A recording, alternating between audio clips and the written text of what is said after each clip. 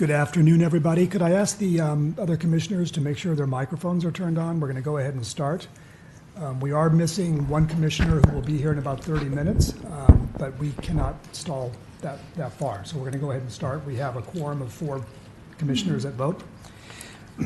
This is the special meeting of the Community Redevelopment and Housing Commission. Today is March 1st, 2018. Would everybody please rise for the Pledge of Allegiance? Ready, begin. I pledge allegiance to the flag of the United States of America and to the republic for which it stands, one nation, under God, indivisible, with liberty and justice for all. Thank you.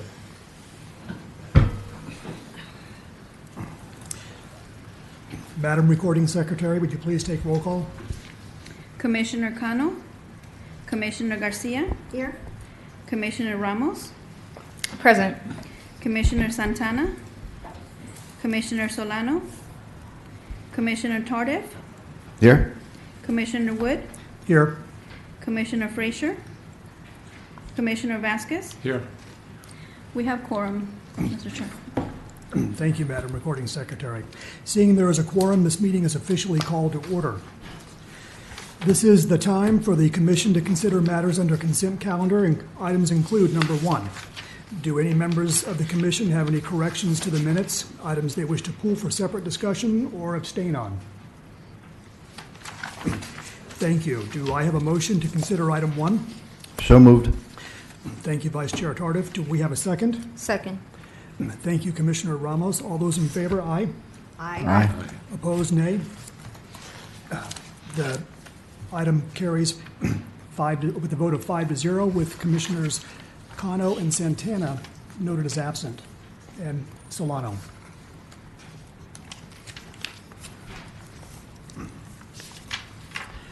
We're going to have a little change to the agenda tonight because Mr. Brown is going to be a little late, so we're going to revisit the business calendar after the public hearing part of the meeting, and that will be in regards to a revision to the home buyer down payment assistance program again. So at this point, we are going to open the public hearing for the Cdbg. Ladies and gentlemen, this is the time and place for the public hearing of the Community Redevelopment and Housing Commission of the City of Santa Ana for the Community Development Block Grant Cdbg program for fiscal year 2018 through 2019. Before we begin and call the speakers, and I'll get to that point in a second, we've agreed to allow 2 public speakers to speak before the Cdbg recipients. They are going to give us public comments that are not related to any of the grant recipients tonight. So at this time, I will read, at this time, we would like to hear from the public. If you wish to speak, please complete a request to speak form and provide it to the recording secretary. Step forward to the podium. You may voluntarily state your name and address, and please be kind enough to limit your comments to 3 minutes. Madam Recording Secretary, do we have any? We have 2, Mr. Alexis Teodoro and Araceli Robles. Thank you. And who would like to go first? Thank you. It'd probably be better if you come up to the front, please.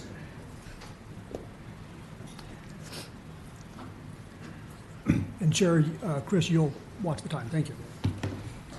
Hi, thank you. My name is Alexis Teodoro. I'm a resident here in Santa Ana. I also work in Santa Ana. So I wanted to make just a quick comment that the public knows that you're going to be hearing from a lot of organizations around the Cdbg funding. I just wanted to emphasize that there's a lot of need for eviction services and tenant rights. So as you're looking at how to do with this funding, I just want to particularly remind you that that is still a very big problem. As a matter of fact, especially in a city that is heavily immigrant, it's been recorded by the Sacramento Bee and several housing lawyers that landlord harassment has increased since this new administration came into office. So I would just like for you to consider and really take that into account when you're making these decisions about how to distribute the money, because we are every day on a daily basis. A lot of us have to deal with new residents, or ourselves that are residents may face some housing insecurity or landlord harassment. As you know, there is no local law to protect tenants, so any tenant can pretty much be evicted, and that has caused a lot of problems. And also, it has overburdened the current legal organizations who have historically provided these kinds of services here locally. So we know that you've funded them in the past. We just would like to really encourage you to really take that into account this time around when you decide, or on the recommendations you're going to make to City Council on what to fund and what not to fund. We still have a lot of issues. Evictions have gone up, and the harassment has also increased, not just in Orange County and the city, but across the state. So please take this into account when you're looking through how do you want to distribute the funds and what the city considers core services. So thank you very much. Thank you very much, Alex. So the city's going to come during Spanish, and I'm going to translate for her. No, thank you. And Madam Recording Secretary, who's our next speaker? What's her name? Araceli. Okay, thank you. Buenas tardes, mi nombre es Araceli Robles. Good afternoon, my name is Araceli Robles. Soy residente de aquí de la ciudad de Santana I'm a resident here in the city of Santa Ana. y estoy aquí hablando el día de hoy porque necesitamos tener apoyo por parte de la ciudad. I'm here speaking because we would like to ask for support from the city. Necesitamos muchos recursos, pero específicamente ahorita tenemos una necesidad de tener apoyo en cuestiones de vivienda. We need a lot of services, but right now, particularly speaking, there is a pretty high need around creating more resources for housing and tenant rights, particularly. Especialmente con personas que tienen condiciones mentales o habilidades diferentes. And also especially with tenants who have either mental health conditions or have children who deal with mental health conditions. Que cuando tienen sus crisis, desgraciadamente, pues no las pueden controlar. There are times when they have crises, Y pues and it's very hard to control. estamos en una situación muy vulnerable de que nos pidan los apartamentos. We're in a very vulnerable situation because sometimes the landlords, as a result of that, and because of the lack of understanding around that particular community, sometimes they ask for the apartments and evict the families, even though they have a lot of need. Y también cuando desalojan a nuestros niños de donde vivimos, pues es un trauma que ellos siempre van cargando porque siempre tengo familias que se han enfermado sus niños porque perdieron su apartamento porque se los pidieron sin motivo ni razón, solamente los desalojaron. I particularly also want to highlight the trauma that's involved in the eviction process, particularly to the children. I have met children who have experienced traumatic episodes from just the fact that a landlord asks for the apartment and evicts the family for no clear lawful justification. Sorry, not lawful, I'll leave that out of the comment, but no proper reason to evict them. Por eso les pido que el día de hoy, pues si pueden hacer un pequeño espacio dentro de su agenda y donde ponen y alojan los fondos, pues tomen en cuenta esas necesidades que tenemos en la comunidad. Gracias. So today when you hear from different organizations or different people, please take this into account and consider prioritizing funding these kinds of services. Thank you. Thank you. Muchas gracias. Could I ask you a question, sir? Yes, actually, if you would both stay for just a second, I would like to ask, at this time, is there any response from any of the commission members? If you'd like to make a comment or a question, could I ask you to raise your hand and we'll call on you? Mr. Tardif can go first. I'm sorry, what's your name again? Alexis Teodoro? Alexis. You said you work in the city, Santa Ana? No, I work in the city, yes. Okay, could I ask who you work for? Yeah, I work for Santa Ana Building Healthy Community, but I came today to speak as a resident. Okay, thank you. Commissioner Ramos? Yeah, since I've been on the commission, we've had very few times we've had members of the public come here to speak. So I want to thank Alexis y gracias Araceli. Es muy rara la vez que tengamos miembros del público que vienen a dar comentario. And I also want to support their comments. I also see this on a daily basis. I see this in my neighborhood. For many of you that have lived in Santana all your lives, I'm sure you've seen this as well. So thank you for bringing this to the commission. Dije que yo también he visto esto en mi tiempo viviendo en Santana y gracias por traerlo a la atención. Yeah, thank you. Gracias. Thank you for both very much. We'll take that into consideration. Thank you.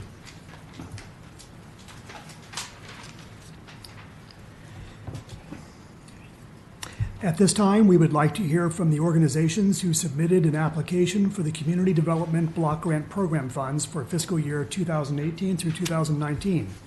The staff have prepared a schedule of speakers from each organization.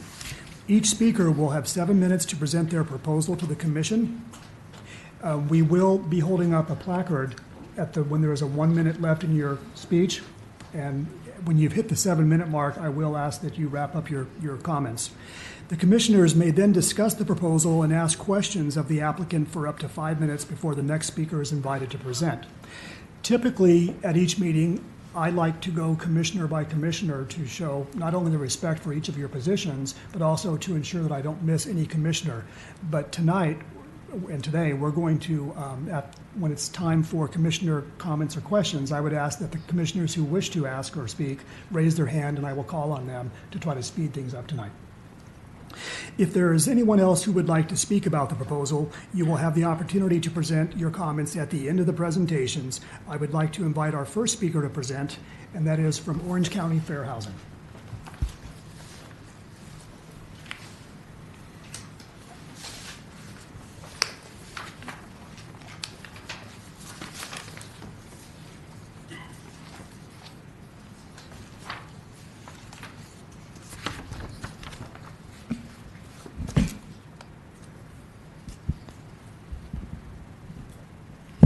Good afternoon. Can you hear me? Yes, ma'am. Yes. Hi, my name is Denise Cater. I'm the president and CEO of the Fair Housing Council of Orange County. We hold your contract at this particular time. We are centrally located here in Santa Ana. Basically, I want to tell you, we are a HUD certified counseling agency, not a agency that's affiliated. That means that we got our standing on our own.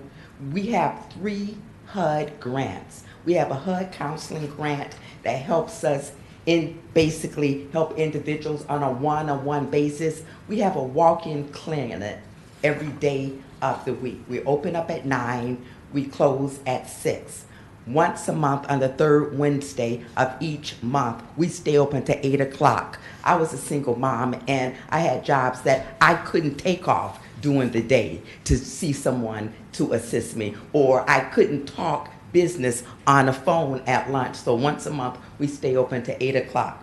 We also have an EOI grant, that's outreach and education, that if you look in your books, basically all these grants we have is like the icing on the cake for basically Santa Ana. At the back of your book, it basically shows you all the outreaches that we did. Our contract basically says that we're obligated to do 8. With this, we were in your city 37 times. We fulfilled our grant and obligation. You know, we talked to people that's in after-day school programs, back to school night, in order to get our residents basically there.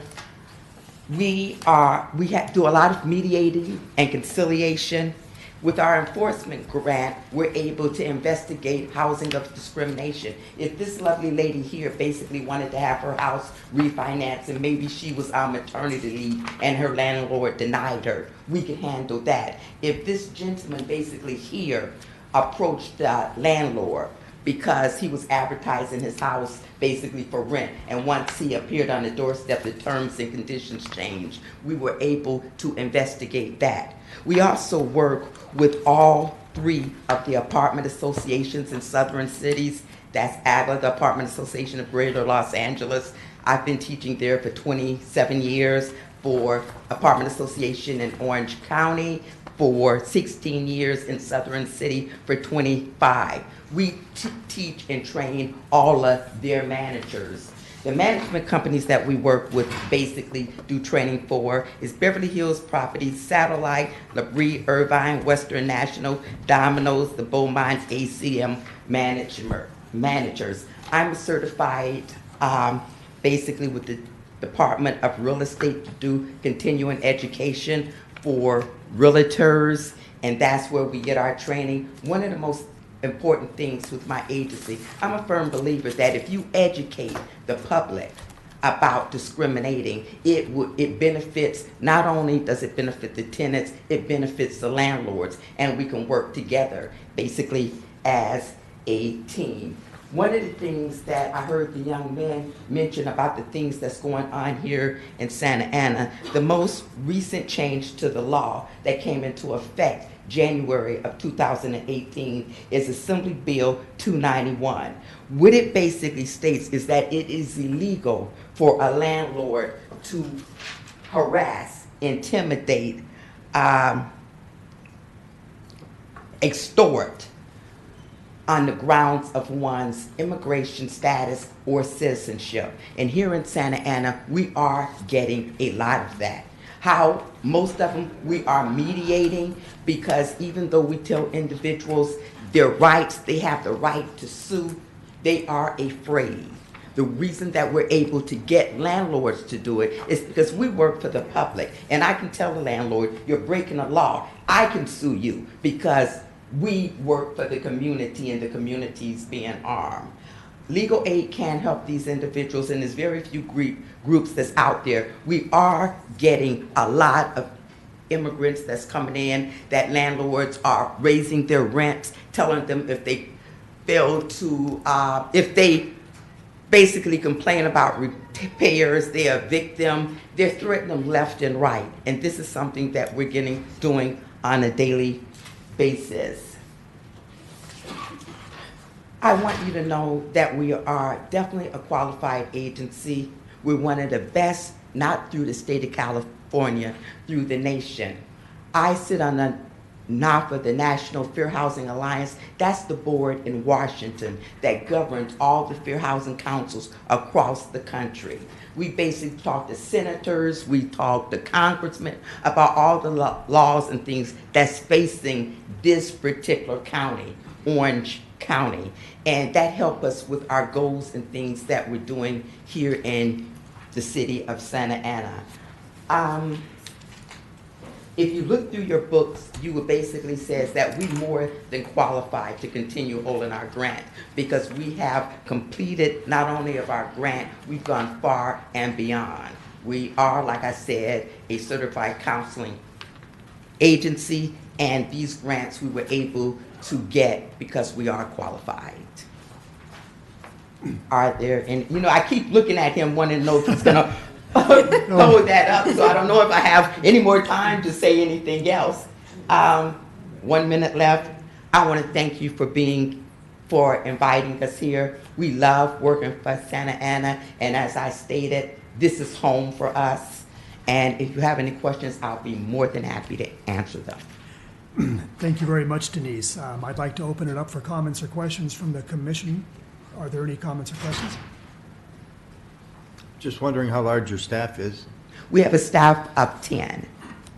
And where exactly is your office? Our address is 1516 Brook Hollow Drive in Santa Ana, 92705. Thank you. You're welcome. Thank you, Vice Chair. I just want to remind everyone to raise their hands so I don't trip over people. Commissioner Ramos. Thank you for your presentation. I have a few questions. So based off your application, and please correct me if I'm wrong, in this last year, you served 1,160 less Santa Ana residents than the prior year, and I'm wondering... I'm sorry, I didn't hear the question. So correct me if I'm wrong, but based off the application, I think what I saw is that in this last calendar year, fiscal year, you served 1,000 less residents in Santa Ana than the previous year. So I'm wondering if there's a reason for that. The reason is that with the new administration, people are afraid to come in. So even though they come in, they don't want to give us their names or their addresses. And at my agency, I'm never going to turn a person away because they're afraid to get that type of information. And as I said, a lot of statistics, someone to give a name, not a last name, whatever. Do we still service them? Absolutely. Thank you. So you're providing services that you can't report? Absolutely. Okay, thank you. And then my second question is, what type of assistance, if any, can you all provide with unlawful detainers? Oh, I'm sorry, we didn't mention that. We basically answer unlawful detainers for everyone, regardless if they're documented or not. That's not ever asked. And then one follow-up question. Do you have attorneys? And if you do, are those attorneys able to represent tenants in those unlawful detainer cases? Absolutely. We have one attorney that represents for that. Also had ability for issues that property that's falling apart, but we work with a slew of attorneys when it comes to discrimination. Thank you. That's all. You're welcome. One question. In your handout, you mentioned in 2017 you conducted 44 education and outreach presentations. Do you have the same plans for this year, or are you going to do more with the fact that your tenants are afraid to come out and We report? are basically doing more because if people, it's not as many people walking in our doors, we need to go out to them to let them know that we are there to assist them. That's the only way that we're going to do it, because I can't imagine how individuals feel that their housing is being jeopardized. You know, when you think about it, housing is a core of an individual. Where you live basically determines where you're going to go to school, the type of job your parents might have, basically your medical conditions. And if you don't have housing, it's hard to basically deal with any of the three that I mentioned. So yes, we do a lot of outreach. And one thing that we've been successful for is going to the PTA meetings, going to back to school night, and working with the after school programs, because a lot of mommies and daddies are there to pick up their children where we can say, hey, this is what we do. Right. If you need our service, you don't have to worry. We don't have to report anything. Right. We are there to assist you. Great. And Denise, thank you very much for your presentation. You're so very well welcome. done. Thank you. Oh, sorry. May I get some water, please? Absolutely. Thank you. Our next presentation is from Wise Place.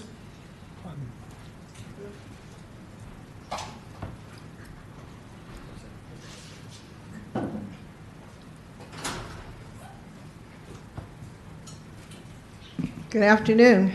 Good afternoon. Thank you for allowing us to be here again to make a presentation to the Commission for Wise Place. The Wise Place mission is that Wise Place saves lives. We inspire, support, and empower women to become positive contributors to the community. So WISE is actually an acronym: Inspire, Support, and Empower. And our tagline is a community of housing and hope for women. Oh, I went in the wrong direction. I picked it up upside down. About Wise Place, we have provided shelter and services for unaccompanied women here in Santa Ana for 31 years, as of this month. We've housed and rehabilitated over 7,600 women since 1987. We house about 90 to 100 women each year, and the largest percentage formerly resided in Santa Ana. And that's formally resided, and that's about 30%. But as we all know, people from all over the county gravitate to Santa Ana. So even if they didn't formerly live in Santa Ana, chances are they came from the streets of Santa Ana. Wise Place is the only program in Orange County that focuses exclusively on unaccompanied women. And an unaccompanied woman is one who doesn't have children or doesn't have children with her, and also is either not married or not living with a spouse. And so we play the unique role here in Orange County for the women who fall through the cracks, because if they don't have a child, which is their ticket into most agencies, they literally fall through the cracks. So the role that Wise Place plays is that we get the women into our program, we get them stable so they can in fact be reunited with their children. So it's a very important part in that continuum of care for the homeless here in our community. And we do collaborate. We have a very small staff. We have 5 people on our staff, but we collaborate with a number of other nonprofits and social service agencies so that we can provide a broad range of services for our residents, including psychological counseling, medical referrals, financial and other support for the residents who come into our program. Our staff is very involved in the various homeless forums, both in collaborations, both in Santa Ana as well as Orange County. So we have a small staff that utilizes the resources of a lot of other people. So our STEPS program is for unaccompanied women that have the capacity to become self-sufficient. And I point that out because you probably have heard a lot lately about housing people who have been chronically homeless. And the focus is for a housing first model, which is obviously what everyone needs is a home. In the case of the women that come into Wise Place, they have the capacity to be self-sufficient, so they don't qualify as being chronically homeless, and so therefore they're not eligible for the housing first model. On the other hand, if we allow them to stay homeless, because we're only focusing on the chronically homeless, then over time they will become chronically homeless. So at the time when they come into our program, they do have the capacity to become self-sufficient. So we work with them to become self-sufficient in a 3 to 6 month period.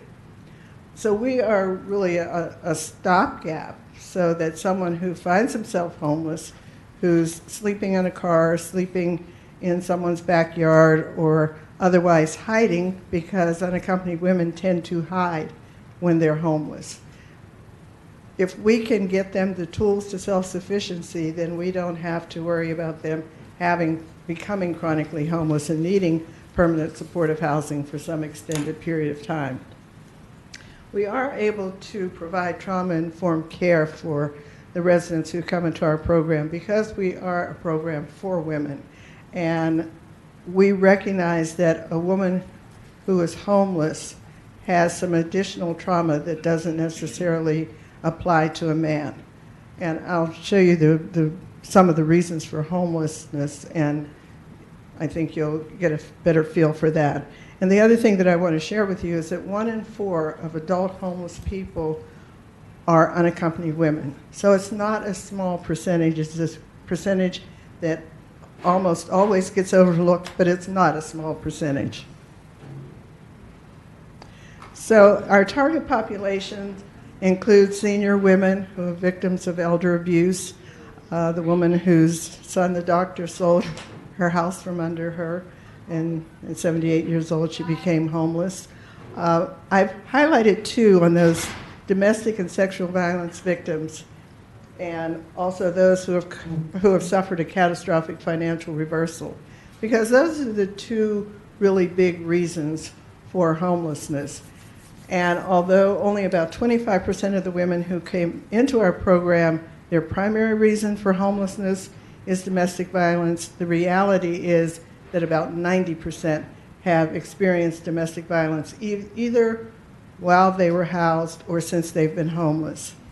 We also have victims of human trafficking, those recovering from drug and alcohol abuse, those with moderate mental health issues, transition age youth, emerging from the foster care system, and those with developmental disabilities.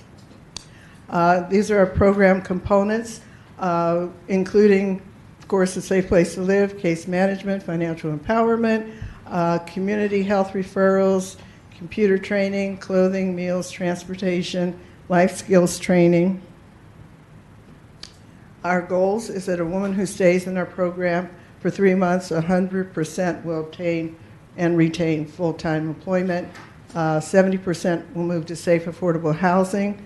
Of those who stay 3 months, 25% will move to an appropriate second stage program.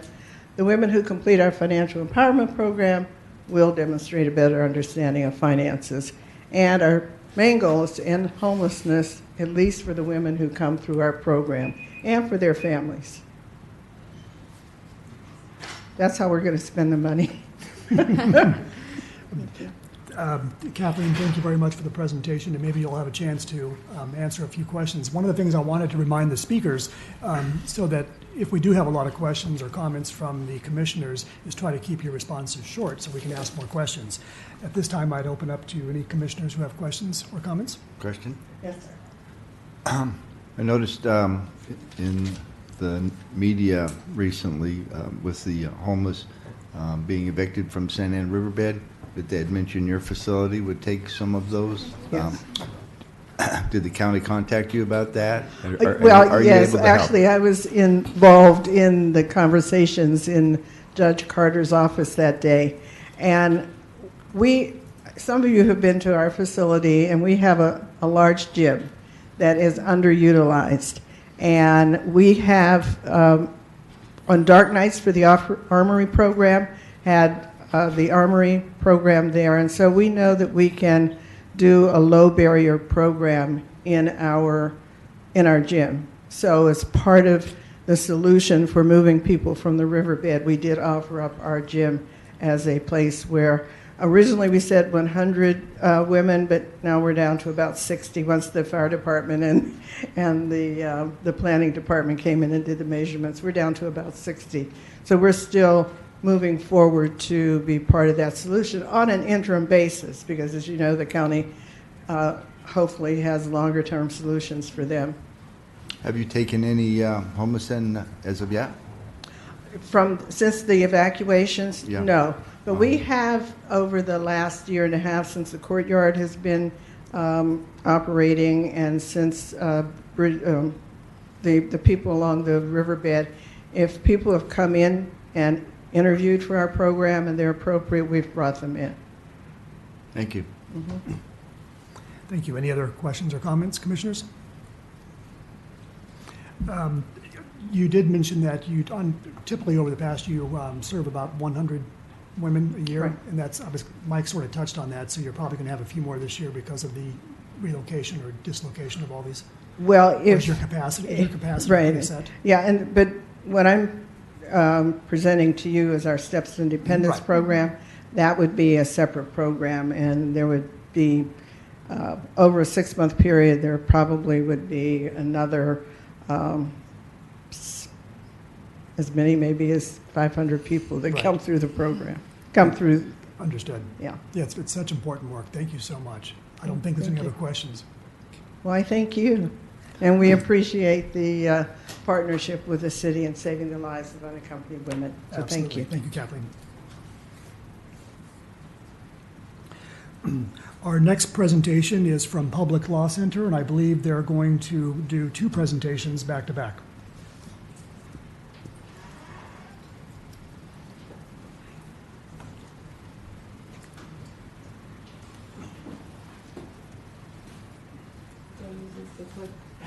Yes, indeed. Okay, great. Thank you.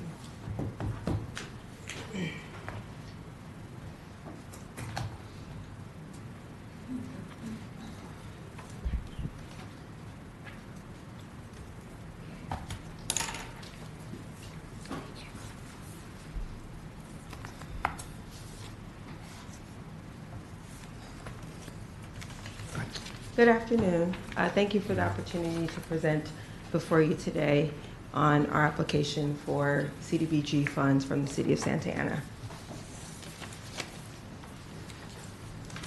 As a preliminary matter, just want to orient the commissioners to who is Public Law Center. We are a nonprofit agency based right here in Santa Ana. We provide free legal services to low-income residents and other nonprofits in Orange County. We serve a wide range of individuals, immigrants, minorities, veterans, seniors, children, and low-income residents of Orange County. We provide counseling services to individuals who are in need of legal services, individual representation in cases, including eviction defense, consumer, family law, and elder and health-related issues. Community education, we educate the community about their rights as tenants.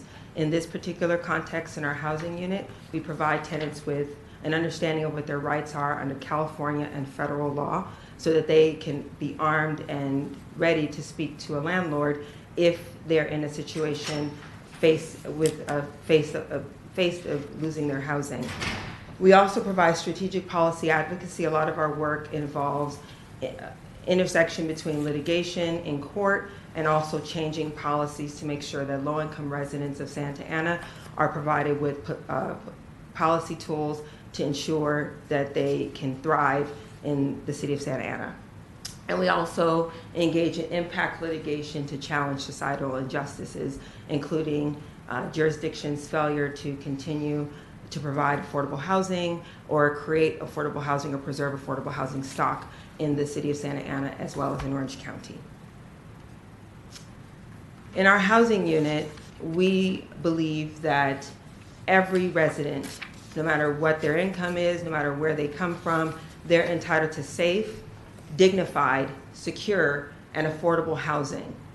So in that, we try to work to prevent homelessness, and we work tirelessly to try to preserve and expand the affordable housing stock in Orange County as well as in the city of Santa Ana. We work hard to protect the housing rights of vulnerable clients, and we do that and hope to empower them through in their communities. In our unit, we provide advice and counsel to tenants. We assist them with responding to eviction defense cases, and we represent them in court. We also sue jurisdictions where they have failed to create affordable housing or preserve the affordable housing stock, and we engage in legislative and policy advocacy. Some of our recent legislative and policy advocacy includes working to ensure that immigrant tenants who are undocumented are provided with a cause of action, as well as rights against their landlords if the landlord wants to engage and evict them on the basis of their immigration status. Some current legislative work that we're doing is working to strengthen the regulations, fair housing regulations in the state of California, as well as making sure that the process of the unlawful detainer procedures in the state of California are really fair to tenants, to ensure that they have a fair and adequate opportunity to fully litigate their case and present their case in a court of law if they are faced with loss of their housing due to an eviction. We believe that the CDBG funds, if granted from the city of Santa Ana, will help us meet the unmet need that is present in the city of Santa Ana. As you guys are well aware, Santa Ana is the 4th most densely populated city in the nation.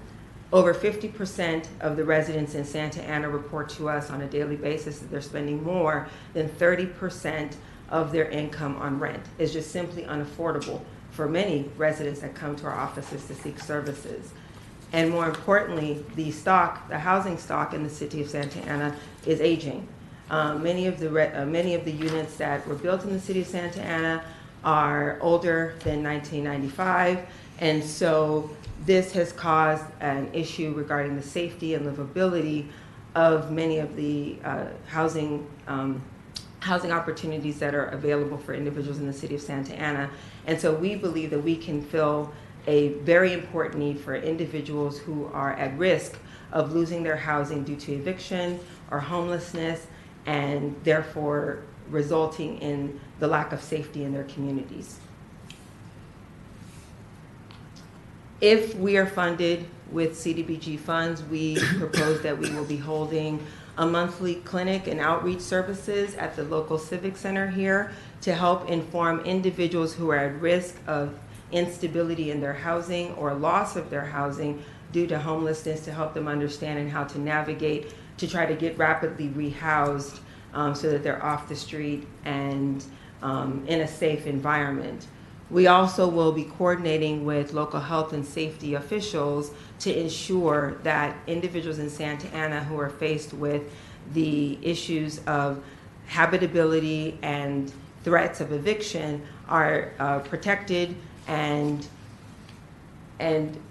assisted with getting their units inspected and repaired and owner sited.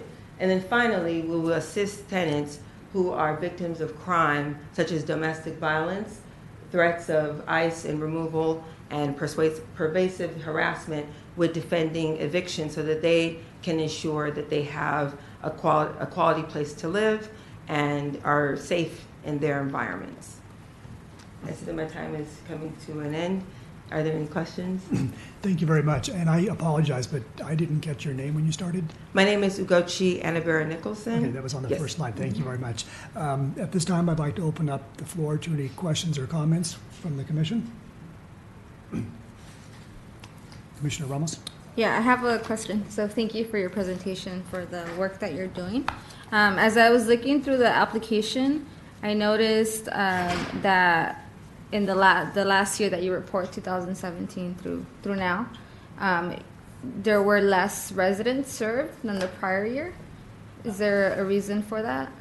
Yes, the reason for that is we were not funded last year through the CDBG funds, And so we have a small staff in our office. In our office, we're assisted with 2 attorneys and a paralegal. And so with the volume of individuals that were coming to our office, we just weren't able to provide additional services, but we did provide services to individuals with the staff that we had. So with funding, we would be able to expand those services. So you had CDBG funding 2 years ago? Yes. Okay. Well, that's very helpful because then the numbers nearly tripled in the amount of Santa Ana residents that were served. That is correct. And then also just to be clear, the Public Law Center is able to provide services to undocumented tenants? We are. We do not, there are no restrictions on the funds that we have to provide services to individuals, and so we are able to provide those services to folks who are undocumented. Thank you. That's all. You mentioned something that I kind of picked up on. Have you actually had cases where you had to represent tenants who were evicted because of their immigration status? I mean, has that really happened? Yes, we actually have a case right now that's pending in court where our client was threatened with ICE, with not only ICE coming to her home, but then the landlord actually did it and called ICE. As well? Mm-hmm. Yes. Interesting. How long have you been with the group, if I could ask? About a year and a half. Okay. Relatively new. Are there any other questions or comments from the commission? Yes, Mr. I'm curious, how do you do intake? Because I've talked to some people that have told me that they've gone to your office and provided their information, but there wasn't any return contact, or so they just basically drifted away. Intake comes in a variety of forms. It can come in person, where the person comes into our office and walks in for services. Mm-hmm. It can come through telephone. We have individuals who man our phones and do hotline intake, or it can come through various referrals through our community partners in the community that we have, and or the court may also make referrals to our offices. So there is some follow-up in your office? Yes. In our unit, for example, we have an individual who assists individuals by phone and does intake by phone. And we also have a wide variety of clinics throughout Orange County where we provide services to individuals. And through that, we might also do additional follow-up based on what's presented at a clinic, for example. And you said you also provide family law. You deal with that? We do. Oh, okay. Okay, thank you. What's your staff number, if I could ask, your count of staff? How many staff members do you have? We have about a total of about 40 staff members total. Okay. Mm-hmm. Thank you. I don't believe we have any other questions or comments on this presentation, so I thank you very much. And are you also presenting the next one for public law, or is there someone else? No, my colleague, Sarah Eftemu, who's walking right up, is going to be presenting that. Excellent. Thank you very much. Mm-hmm. Thank you. Hello. Hello. Okay, thank you for having me today. My name is Sarah Eftemu, and I'm the directing attorney of PLC's Community Organizations Legal Assistance Project. So the second application that PLC submitted goes to Santa Ana's strategic goal of increasing economic community development in Santa Ana.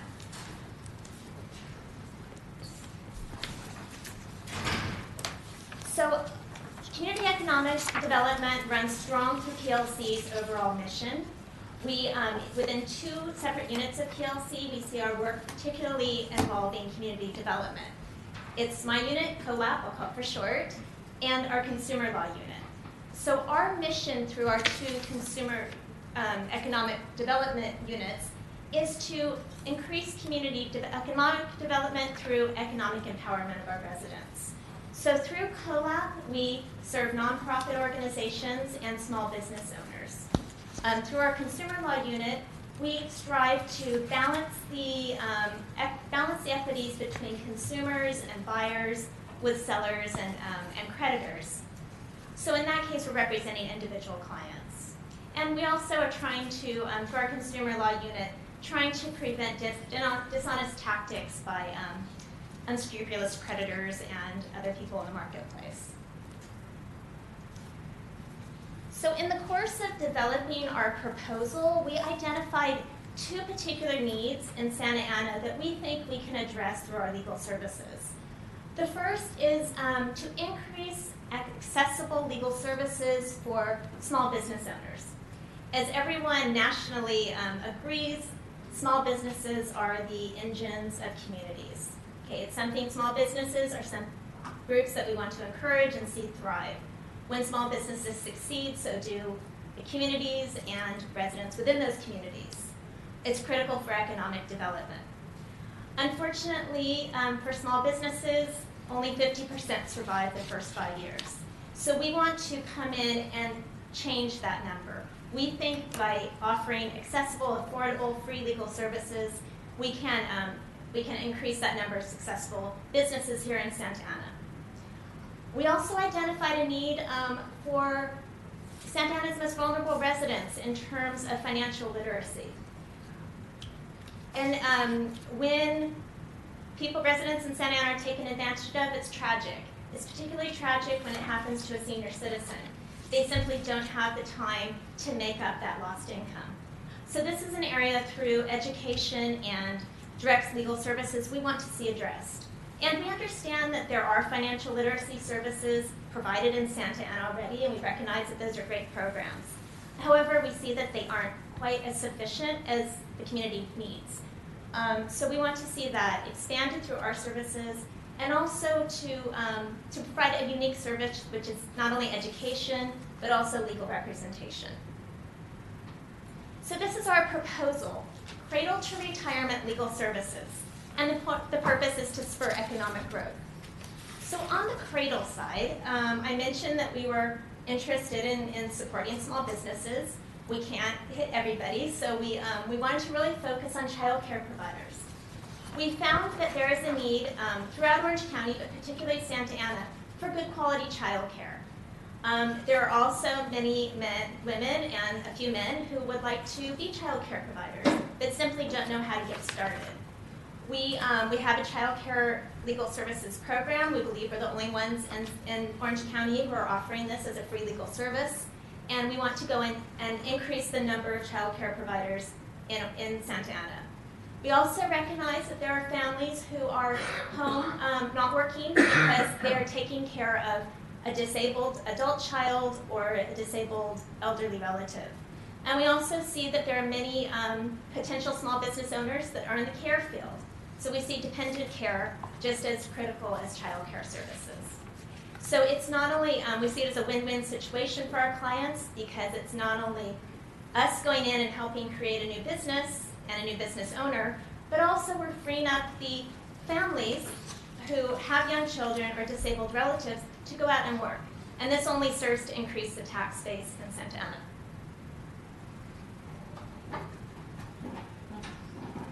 Okay, oh, I'm sorry, just let's really mention quickly on the senior side. So the second part of our proposal is to increase financial literacy services.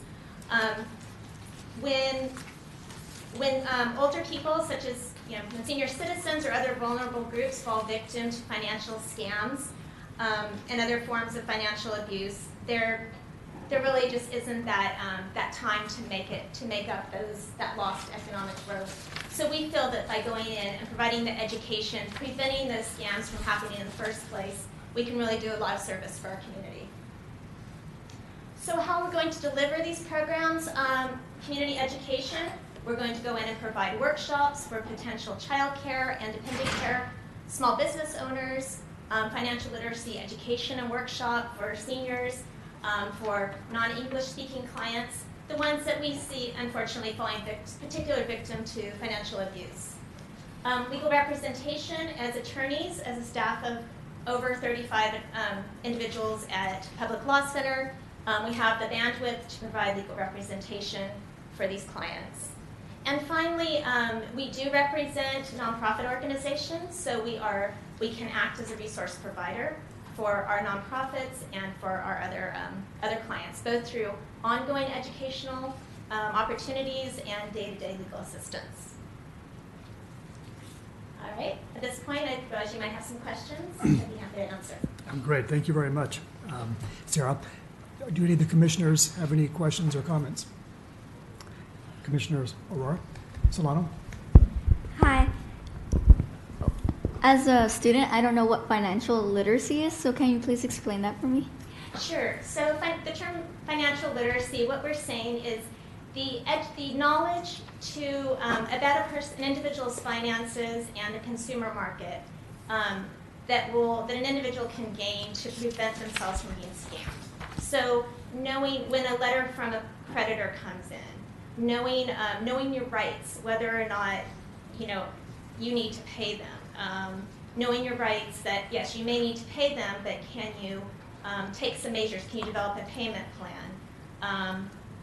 When you might get a phone call from someone saying they're the IRS, okay, which is happening a lot right now, coming up to tax season.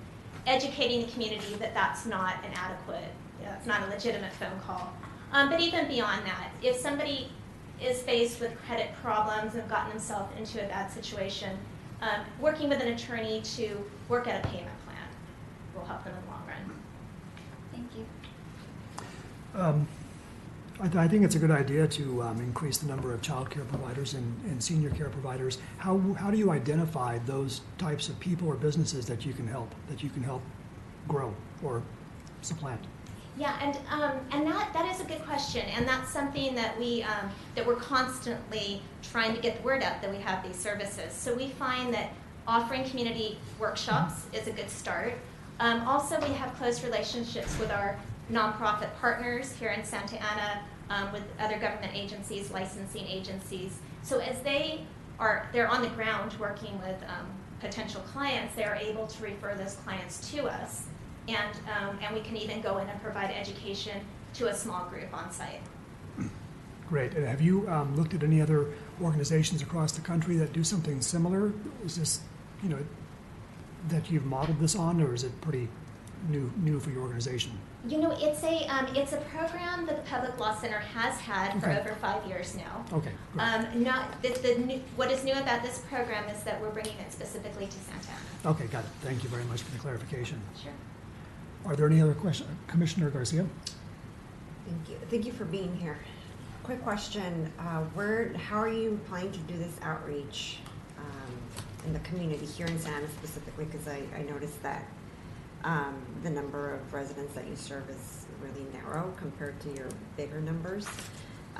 Specifically, the outreach to small business owners. How do you plan to go out there and reach them? Okay. Well, we have very good relationships right now with a number of small business mentor counseling groups that work here in Santa Ana. So we work with the SBDC very closely. Okay. We work with Cielo, who is a Huntington Beach-based nonprofit, but they are also have a reach all within Orange County here in Santa Ana as well. We work with Delhi Center. They've been a good partner of ours for quite a number of years. So our plan is to bring our legal services to where the clients are, rather than requiring them to come to us. And we find the outreach has a much greater effect that way. Thank you. Any other questions or comments? Sarah, thank you very much for the presentation. Oh, I'm sorry. Yes, I missed it. I'm sorry. Usually LC corporations and acquiring that in nonprofit status is very expensive, but a lot of prospective small businesses consider it. Do you propose to help them, or doing so presently? To help nonprofits and small businesses? Well, a lot of people that are prospective, to use your terminology, small businesses do ponder whether, I think it's an LC status, and then there's also a nonprofit status where you can conduct some business in the arts. There is, for example, you can run a gallery, things like that then help the organization. But it's pretty expensive. I did that once on my own to save myself $2,000. Yes, so setting, and on both sides, setting up a nonprofit or setting up a small business can be expensive depending on the levels and the different choices that an individual would take. So that's exactly where a lawyer would come in and be of assistance to a client. We do plan, in addition to getting some small businesses started up who can be child care providers, are to work with existing nonprofit organizations who want to offer that additional child care option to their clients. So leveraging on nonprofits that are already there. Mhm. But there are ways to start up a nonprofit that are, particularly a small group, that's relatively inexpensive. So under $300, which might be more suitable for the clients that you're thinking of. And you would provide that supervision? Yes. Our through our community organizations legal assistance project, probably about 75% of our work is nonprofit assistance and 25% is small business work. Okay.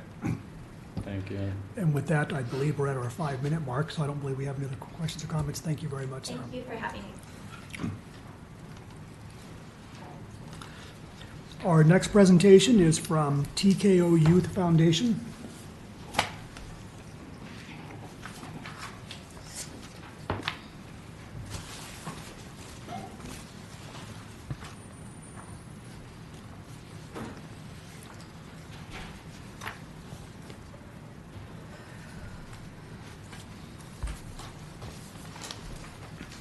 Hi, my name is Mary Lara. I'm the director of the TKO Boxing Club. TKO is a 24-year-old nonprofit gang prevention program. It was started in 1994. I have been there 23 of the 24 years, and I never liked boxing, but I liked what the club presented. It was an alternative to joining gangs and using drugs. And TKO is located right in the center of the Townsend, or the Townsend and Junction, I think is what it's called, exists still. So it's a pretty high crime area. Many times, or oftentimes, we've heard gunshots a block away. Yeah, a lady got killed 2 blocks away last year. So it's a dangerous neighborhood. So we give the kids an alternative to hanging out in the streets, and so the parents are very happy to bring their kids to us because it keeps them from, we hear this a lot, the kids sitting in front of the TV or playing games or videos, and it gives them an opportunity to be with other kids their age. The club is for kids from ages 8 to 18 years old, and so we average probably, like last night, we had 50 kids in the gym, so that's a lot of kids we're keeping off the streets and busy. When they leave our gym, there is no way they have energy to create chaos out in the streets. They're exhausted, and the parents are really happy about that. This past year, we had a first. We had 3 dads bring their kids in. They stood in front of me and asked me if I recognized them, and I said no, because here we are 20 years later, and they are bringing their kids to the gym. So they've gained weight, they're bald and all this other stuff. They don't look at all like they looked 20 years ago. So they're bringing their kids in because they loved what the program did for them. We brag about having kids, having champions in the ring and out of the ring. In the ring, our main coach has been there 22 years, 1 year less than me. We are all volunteers. None of us gets paid. For the 24 years we've had an all-volunteer staff. We've not gotten paid a dime, and we're not there for the money. We're there because these kids need us. But so in the ring, our main coach is responsible for 53 national and international champions. So we've been all over the country with these kids. One of them went to Russia, to Italy, and the Ukraine to compete when he was 16. He's now a professional boxer, but when he was with us, he was a champion. Out of the ring, our champions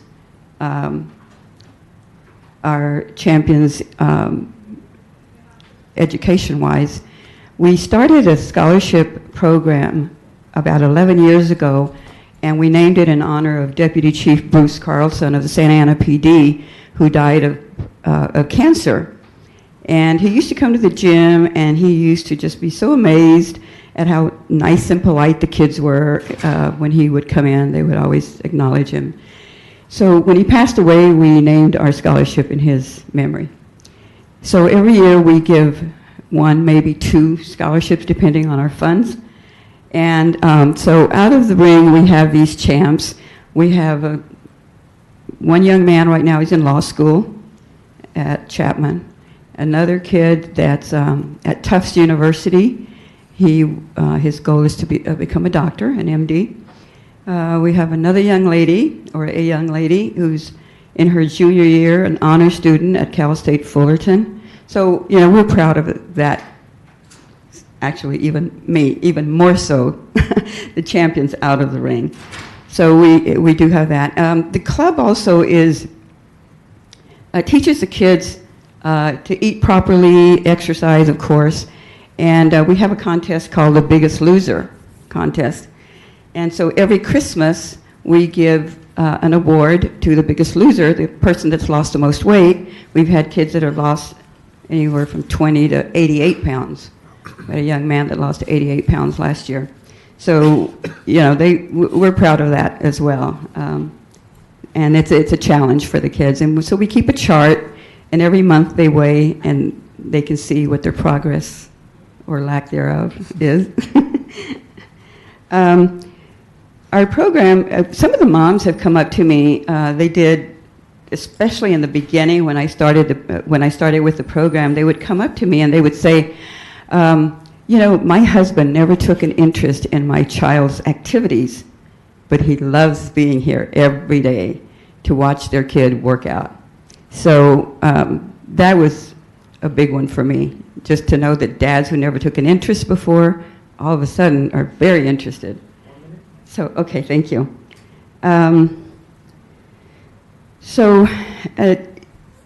think our program is just so badly needed. It was started in 1974 because in 1973, there was a record number of homicides in the city of Santa Ana, which were 73 homicides that year. So John Raya started the program the following year, 1994, and we're still there, operating on a very limited budget, but that's okay. We make it work. Thank you very much. Thank you very much for the presentation, Mary. I'll go ahead and start with a couple quick comments, if I may.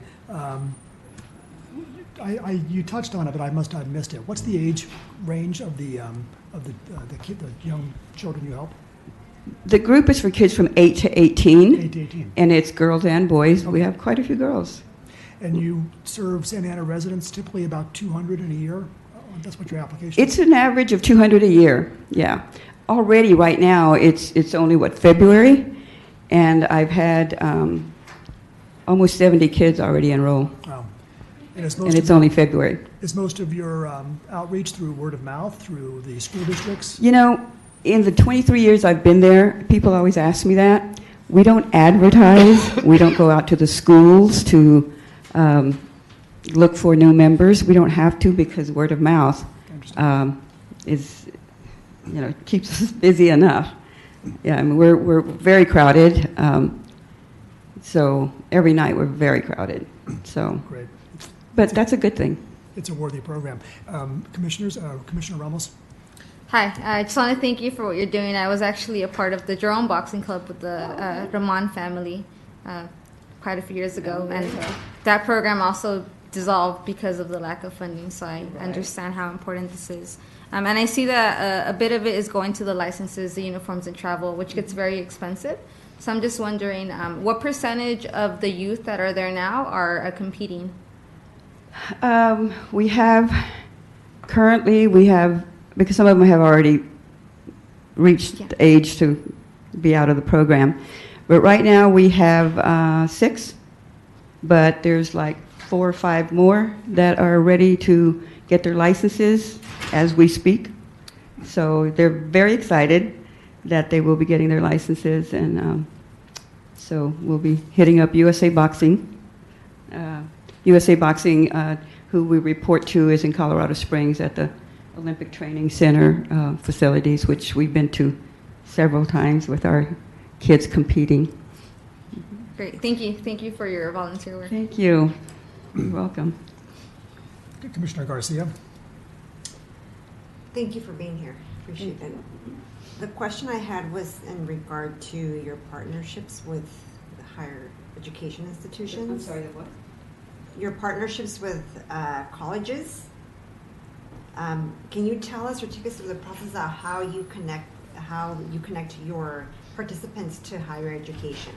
Like, how does that work? Because it says here that you partner with them. Like, for example, Chapman, UCI, Cal State Fullerton. How do you work with them? We don't partner with them. We don't partner with them. The kids, pick the school that they're going to go to. The kid in Tufts University, we had no idea. He got partial scholarship. So we don't really partner with any of the universities. I mean, these are the schools that the kids have chosen to, that accepted them, I should say. Okay. So, yeah. Because your application says you partner with them. That's why. No, we don't partner with them. No. We help the kids, and almost every one of these kids that are in college right now are the first in their families to go to college. So with our little $1,000 scholarship or whatever, that gets them started. Sometimes if we hear about a real hardship the following semester, then we'll help them out again, with a partial scholarship. So, I mean, our main concern is these kids stay in school and they do well. As a matter of fact, talking about doing well, our coaches check these kids' grades periodically and, just surprise them and say, okay, I need to see your progress report. So, that encourages them to do well in junior high school. And that way it's easier for them to get into college. But no, we don't have a partnership. Okay, thank you. And we are at the 5-minute mark, but I believe Commissioner Solano, if you have a quick question or comment. Yes. So you said that right now you have about 70 students, and I saw that summer break is usually an important time for you guys. About how many students do you get during summer break? It's not really any different during summer break. I mean, we get kids all year. I mean, it's like I said, it's only February and we already have 70. So they don't really come in the summer, they come all year. Okay. And really. Yeah. And then I saw that you've participated for some 5K run. So this is just a little promo for y'all too. Saddleback is hosting a 5K run called the Noble Event. So April 21st. Mark it on your calendars. Thank you. Oh, when is that? April 21st. 21st? Mm-hmm. So on a Saturday. Okay, if we don't have a competition. We like to encourage our kids to get involved in community activities. They do some 5Ks. Always do very well. There's one that we go to in Dana Point every year that they hate to see TKO coming. Is that the turkey trot? Is that the turkey trot in Dana Point or no? The name of the 5K? No, it's a Sarah DeMille. Okay. I was just curious. Sarah DeMille. It's a okay. Rancho Santa Margarita. Excellent. Well, thank you very much for the presentation. Thank you very much. Thank you.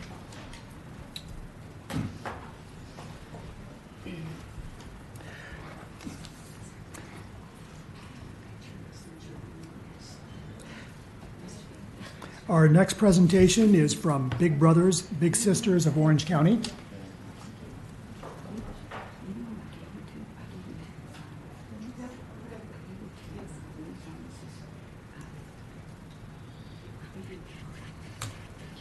afternoon, everyone. Good afternoon. My name is Megan Hartman, and I am the Director of Grants for Big Brothers Big Sisters. Thank you so much for inviting me here to talk to you today about our organization and for considering our application. Big Brothers and Big Sisters of Orange County is part of a national organization called Big Brothers Big Sisters of America. We are one of about 300 affiliates across the nation serving youth. And while we are a part of a national organization and an affiliate, we are independently run. So we have local leadership as well as local funding. And we're located based in the city of Santa Ana, serving all of Orange County, and we've been serving Orange County for 60 years. This is our 60th year. And a large majority of the residents that we serve are from the city of Santa Ana. We were started by a men's group in Santa Ana who were concerned about the number of kids in the community who were becoming involved in juvenile delinquency. And at that time, they decided to form a Big Brothers chapter, and we continue to carry out the mission of that group 60 years later. Our program is recognized as being evidence-based. And again, the mission is focused on vulnerable and at-risk youth and providing them with mentorship.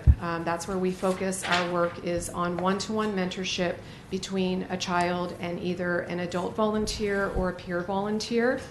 And we work with our mentors to help the kids thrive socially, emotionally, make better choices in life, and ultimately reach their potential.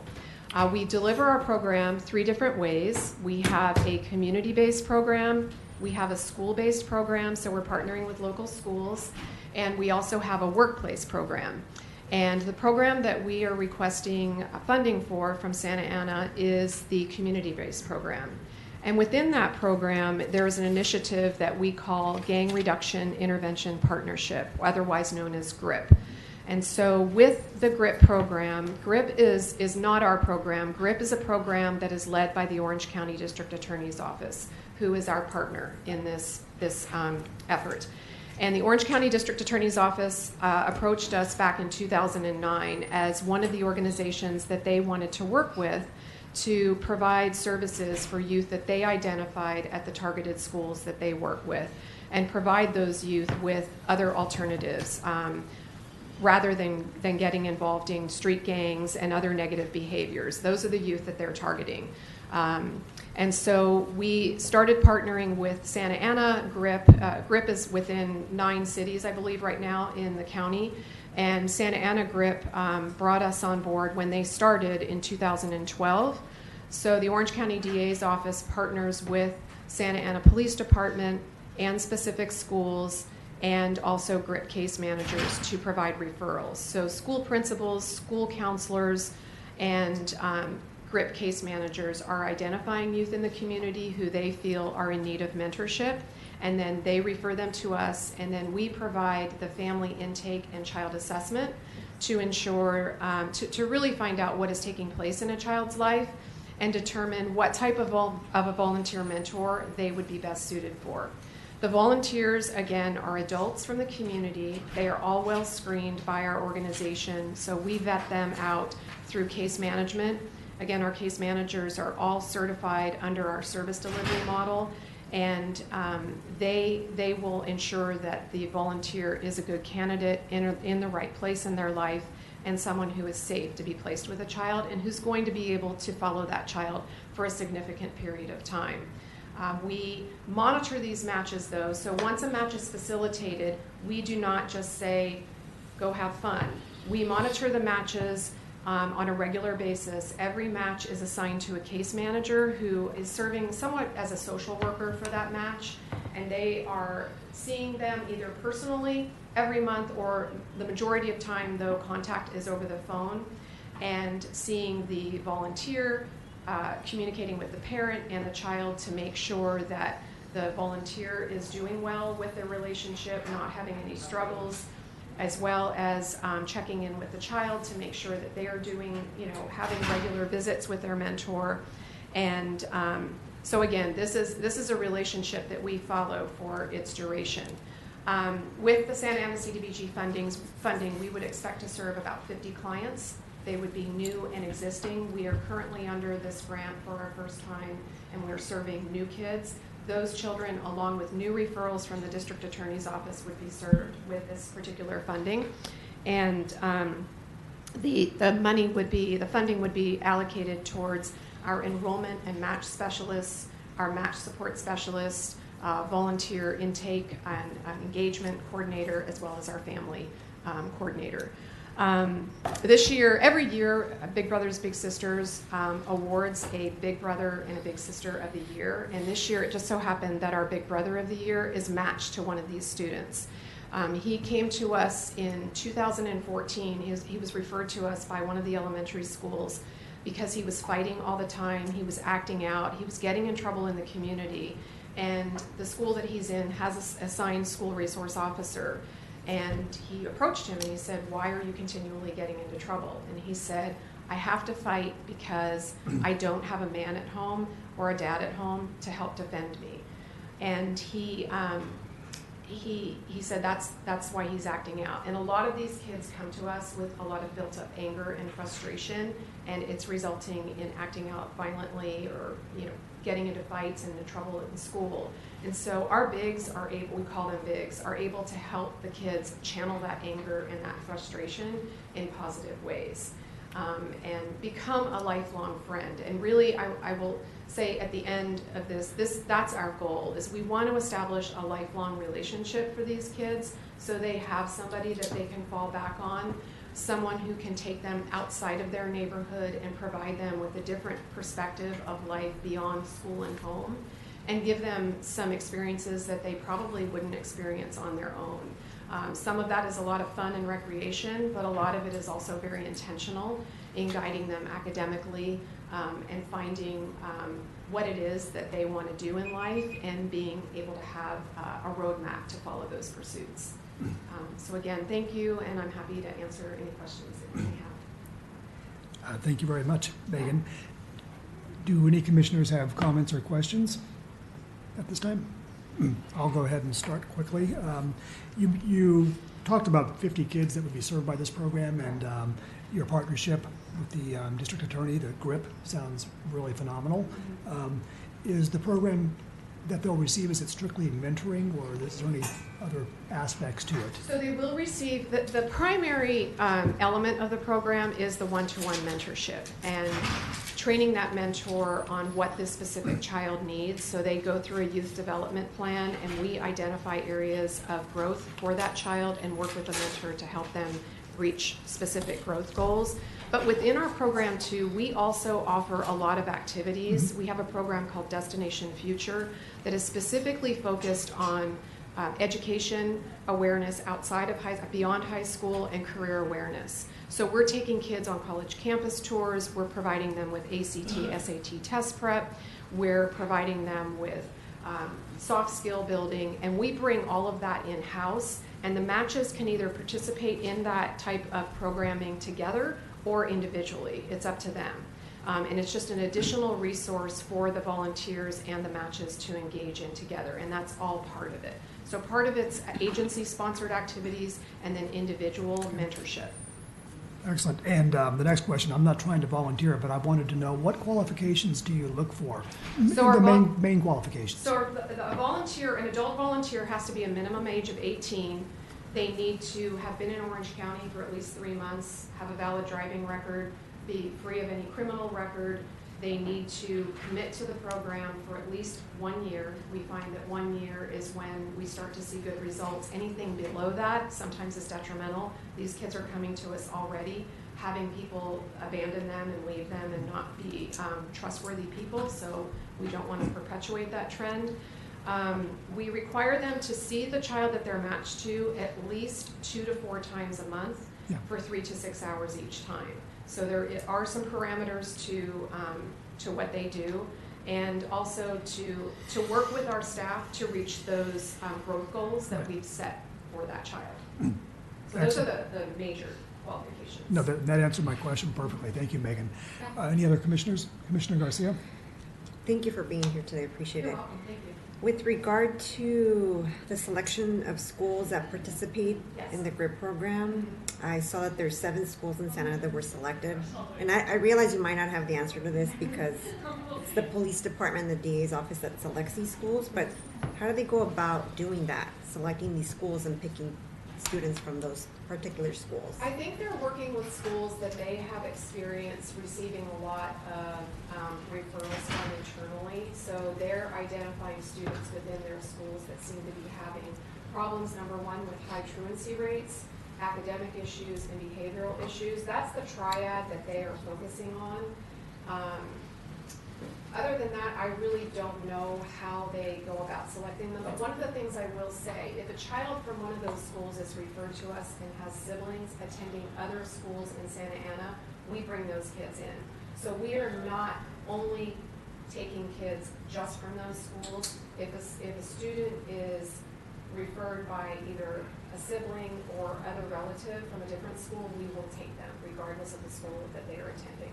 Yeah, I was just looking closely at the schools, and I some of these, like for example, via fundamental middle school, a fundamental school. Sometimes there's other schools that I could think off at the top of my head that would need more help than those. So I just wanted to know what the process was for. Yeah, choosing it's them, not so. a process that we, in terms of identifying the specific school. They do have some schools, and I don't know what school you have in mind, but they have schools that they call GRIP 2 schools. Those schools are also receiving service, but not necessarily having referrals directly to our organization. So they are serving other schools. They just call it GRIP 2. Thank you. Thank you. We are at the 5-minute mark, but we do want to have all the questions and comments, but try to keep the reply short if you could. Commissioner Ramos. Yes, just very quickly, do you currently have a waiting list for students that need to be matched, or what does the demand look like? So our demand is high. We have always had a waiting list, and this is not a local problem, this is a national problem, and it's somewhat of the result of having great partnerships like GRIP, because we are receiving referrals of kids who are not going to come to us on their own. So we have an organic group of kids who just come to us by word of mouth, but also as a result of partnerships like the GRIP partnerships, we do get more kids referred, and we don't necessarily at all times have as many volunteers coming in the door as we do children. So there is a wait list. We do, however, prioritize our GRIP kids. We realize that they are coming to us with significant needs, and because of this partnership, it is a priority to us, and so those kids tend to be placed in the front line. Thank you. Thank you for your work. Thank you. Any other quick questions or comments? Megan, thank you very much for the presentation. Thank you for the opportunity.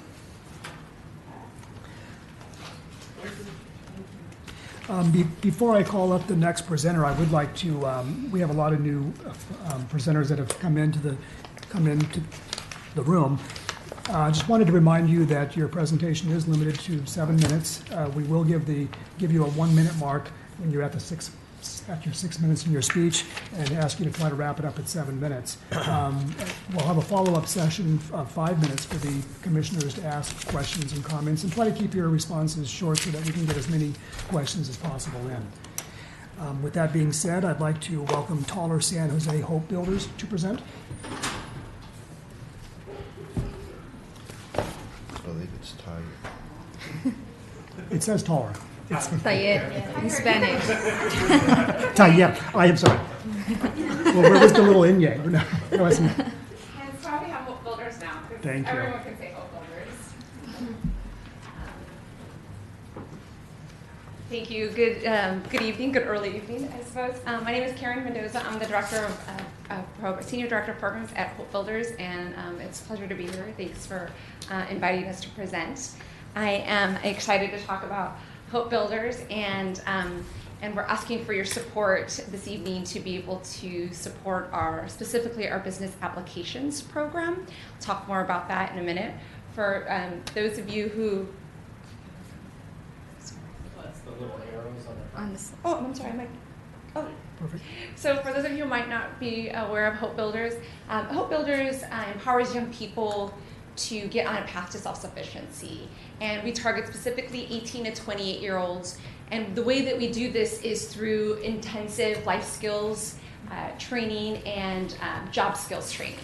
And so young people come to us and select a specific sector that they want to get trained in. For example, construction, healthcare, our information technology, or our business applications program. So I'm going to talk to you a little bit more specifically about our business application, which is where we're asking the request. I'm sorry, I keep doing that. First, I'll take a step back. In Orange County, research has found that there's 43,000 disconnected youth, those are youth between ages of 16 to 24 that are neither in school nor work. Hope Builders believes we have a unique opportunity to impact those youth.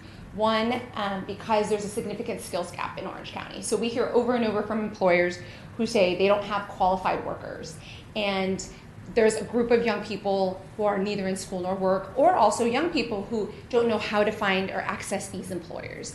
And so we do intensive outreach throughout Orange County.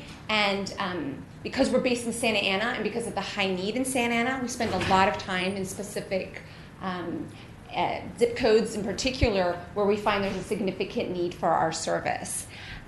Our goal is that we will serve through our work, particularly our business applications program. We will impact the lives of at least 45 youth in this particular program. Santa Ana residents, we anticipate we will be serving 25 Santa Ana residents. In total, though, Hope Builders served more than that, and I'll talk more about that in just a second. I'd like to just give you a little more foundation about how we do what we do. I mentioned to you that we do the hard skills training. We provide the comprehensive support services. So that looks like intensive support to ensure that young people are ready to work so that they're addressing any barriers that are preventing them from being able to be successful on a job, increasing life stability. We do counseling, life skills workshops. We also prepare them so that they feel confident when they go to interview for a position, how to dress, how to talk about themselves, give their 60-second elevator speech. And then we believe it's really important and essential that young people understand the career trajectory, right? So if you're coming into our business applications program, understanding business and the different avenues that they can get on so that when they complete our program, they're prepared for understanding the different opportunities that exist. What's unique about the business applications program is that we do this in partnership with Santa Ana College. And so the young people who come through our program are actually concurrently enrolled in Santa Ana College and ourselves. So this is what makes it really unique. We use the expertise of Santa Ana College and the office management, the staff that teach the office management certificate. And then we couple that with all of the intense support services that young people need to do to get ready to work. This is kind of what it typically looks like for a young person who comes through our business applications program. They're with us Monday through Friday. It's basically like a job. It's what we tell them. This is like your job. So you're in classes, you're receiving the workshops, you're meeting with people. We're helping address the barriers, as I mentioned, that they might have. And are continue to develop their social emotional skills to be able to be great professionals. These are the different things that we do to support young people: transportation, child care stipends. Basically, we take a whatever it takes approach. And this works great because some of the young people that even come to us maybe have not been successful at Santa Ana College, but because of the added support that we're providing them, they're able to complete up to 17 units toward an AA degree within one semester. And I'll just go back to this slide. I think I've articulated the different elements of the program. But I also want you to just point out what we're driving toward, which is really significant, aside from the training. It's that we're driving toward these specific outcomes, and I'll point to just the bottom right-hand corner that says program completion outcomes. When young people are with us for that 16 weeks, that's not it. It's not over at that point. We work with them for up to 2 years, and that's in order to make sure that they're putting their knowledge to work. That if their car breaks down, they got kicked out of their home, they got fired because maybe they didn't get enough of what they heard from us when they were here, that we're with them and we ensure that they stay with us, or we stay with them until they're making at least $12.50 an hour. They stay in their job for 6 months. They're on a career path job. So if you've left our program, our business applications, and you say, I think I'll just go to Forever 21, for us that's not good enough. It's a great first job, but we believe you've come to us because you wanted to get a job that maybe you is beyond a minimum wage job. And so we'll work with them for up to 2 years until they get to that point. So sorry I jumped back, but I thought I wanted to make sure that you got that. These are some of the goals of our business applications program, that 75% of the youth will complete our program. There's going to be demonstrated improved basic skills, and we look at that by their reading and math scores that we use a particular assessment tool. 85% will receive employment within 1 year, and then 40% will continue at Santa Ana College. We believe this program aligns perfectly with the goals that you have, specifically because we are in the city of Santa Ana. We over 50% of the young people we serve are Santa Ana residents. Last year we served over 500 youth, and we had great outcomes. That's my timer to say I'm supposed to stop.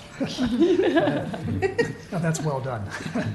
Thank you very much, Karen. I don't know if you heard me talking faster and faster. Can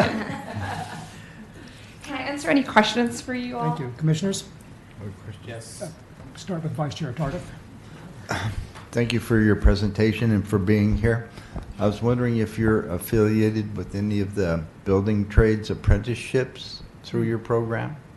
Yeah, so one example of that is like the Carpenters Union. We actually have a MOU with them, and they will work with the top 5 of the youth that are, I think they call them like the top 5 performers. Basically, they'll give them a direct entry letter for the construction youth. That's very good. Yeah, we have a lot of great construction folks that aren't also non-union who are also very amazing. Sure. Thank you. But yeah, sure. You had a question? Commissioner Santana? Thank you. Oh, Can you sorry. expand more on the stipend that students receive to be enrolled in school, please? Yeah, so every young person that's enrolled in our program receives a $100 stipend a week. In addition to that, if they have children, they'll receive up to another $250. So and then they can also receive transportation stipends. So that looks like either a bus pass or gas cards. So a young person could be with us if they're a parent. In fact, 50% of the young people we serve are parents. Nearly all of them receive some sort of additional stipend. So it depends on the number of children that they have. They could receive up to $250. That's great resources. Thank you. Yeah, and I think that's what actually makes them able to be in our program. Commissioner Yes. Ramos? Yes, thank you for being here and thank you for the work that you're doing. One quick question. Are the youth that are enrolled in your program, are they able to hold a job throughout the program, or are they required to let go of any jobs that they may have? No, they're not required to let go of the job at all. 100% of the young people we serve are very low income, so many of them do have to work. We just ask that they work around our schedule, and we try to be as flexible as we can in terms of, not flexible in that they have to miss class or whatnot, but flexible in understanding where sometimes if they're tired or, if they don't seem, really that's a big one. I worked last night until late and then I came home and did homework, right? So we try to be very understanding of that because a lot of them aren't able to completely leave work. They have children, they have to pay rent, so yeah. Thank you. Sure. Your program, is very focused and it takes, it encompasses a small number of students. How do you, or applicants, how do you pick the 25 per se in Santa Ana? How do you find those applicants? Yeah, so and that's just in that specific program because, like I said, we served 553. So in total, in our business application program, we will see approximately 45. So in the year, so that's over 2 semesters. And how are they selected? Yeah, so they go through a 5-step admissions process. So basically, we can receive, for our business application program, I think we receive approximately 60 to 70 applications for any one class. And they go through a 5-step, so they apply, then they take a basic skills assessment test, then they go through an interview, and then they go through a drug test. And then after they go through the drug test, then they're invited to orientation. So that can be like a 2 to 3 month period. And so sometimes what happens is that folks just kind of like drop off at those points. They don't maybe pass a drug test. Right. They don't make it to the next step. Okay. So and they're selected through really the interview is really essential, because part of that is really helping us understand, while this person has a significant need, are they also able to participate in an intensive program? If you still have an ongoing drug addiction, for example, then we want to make sure we link you up with our partners to help you get somewhat stabilized to be able to do what the program entails. Thank you. And just real quickly, how long have you been with the program or with the group? I've been with the organization for 9.5 years. Okay. Can you just real quickly pick a success story that you can, without naming names, a success story of someone? Oh my gosh, yeah, there's so many. There's so many. One of your favorites. Well, let me give you an example of somebody that came to mind right away, because I was just talking to her, and she works in a program. She went through our business applications program, and she's okay with me sharing her story. So Cynthia is a great example of someone who graduated from Santa Ana High School and didn't go to college right away because she didn't think college was for her. So what she did is she did a lot of babysitting. 2 years later, she's still doing kind of babysitting, and she tried to get different odd jobs, but couldn't really get any job. Nobody was really hiring her. So she had heard about the program through our organization and did this specific program. And what it did to her was get her into a really great job. She actually got hired. She interviewed for one of our internships, and then because we liked her so much, we kept her. So she's been with us for about 2 years, almost 2 years now. But why I share this story is because I was just with her, but also because it's a story of a lot of our young people who, if you don't go straight to college, you just can get lost and off track. And if you don't have that family member who can sort of show you, or a network of people to say, here, talk to my friend, he can hire you because he's got a business, or like, hey, I've got an in at this company. It's really hard for folks, for young people to get in. And so the fact that she found out about us, then she was able to get the skills she needed, and she thrived, right? And she's making $15 an hour right now. Excellent. Yeah. Commissioners, any other comments or questions? Karen, thank you very much. Thank you. My pleasure. I appreciate the time. Our next presentation is from the Illumination Foundation.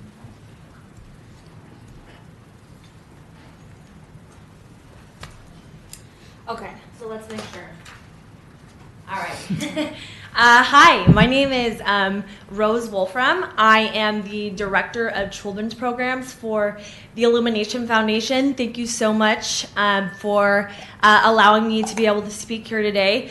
Before I start, I just want to commend everyone else who's presented before me. I'm just so impressed at what wonderful resources we have here for the residents of the city of Santa Ana. And it just makes me really happy to be able to work here and be a contributing part of what I really see as a really vibrant, thriving community. So, as I mentioned, I might take this off because I move around a lot. So, as I mentioned, I am the Director of Children's Programs for the Illumination Foundation.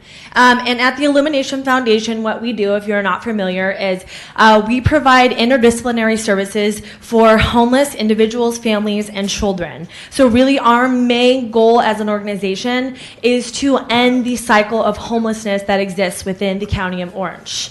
Now today, what I'm going to further be speaking to you about as the Director of Children's Programs, we actually have our Santa Ana Children's Resource Center located within the Willard community. We have been in this community for over 3 years, and what we do at the Children's Resource Center is provide critical care and services for children and families who are at risk of experiencing homelessness or are just living in pronounced poverty or vulnerability.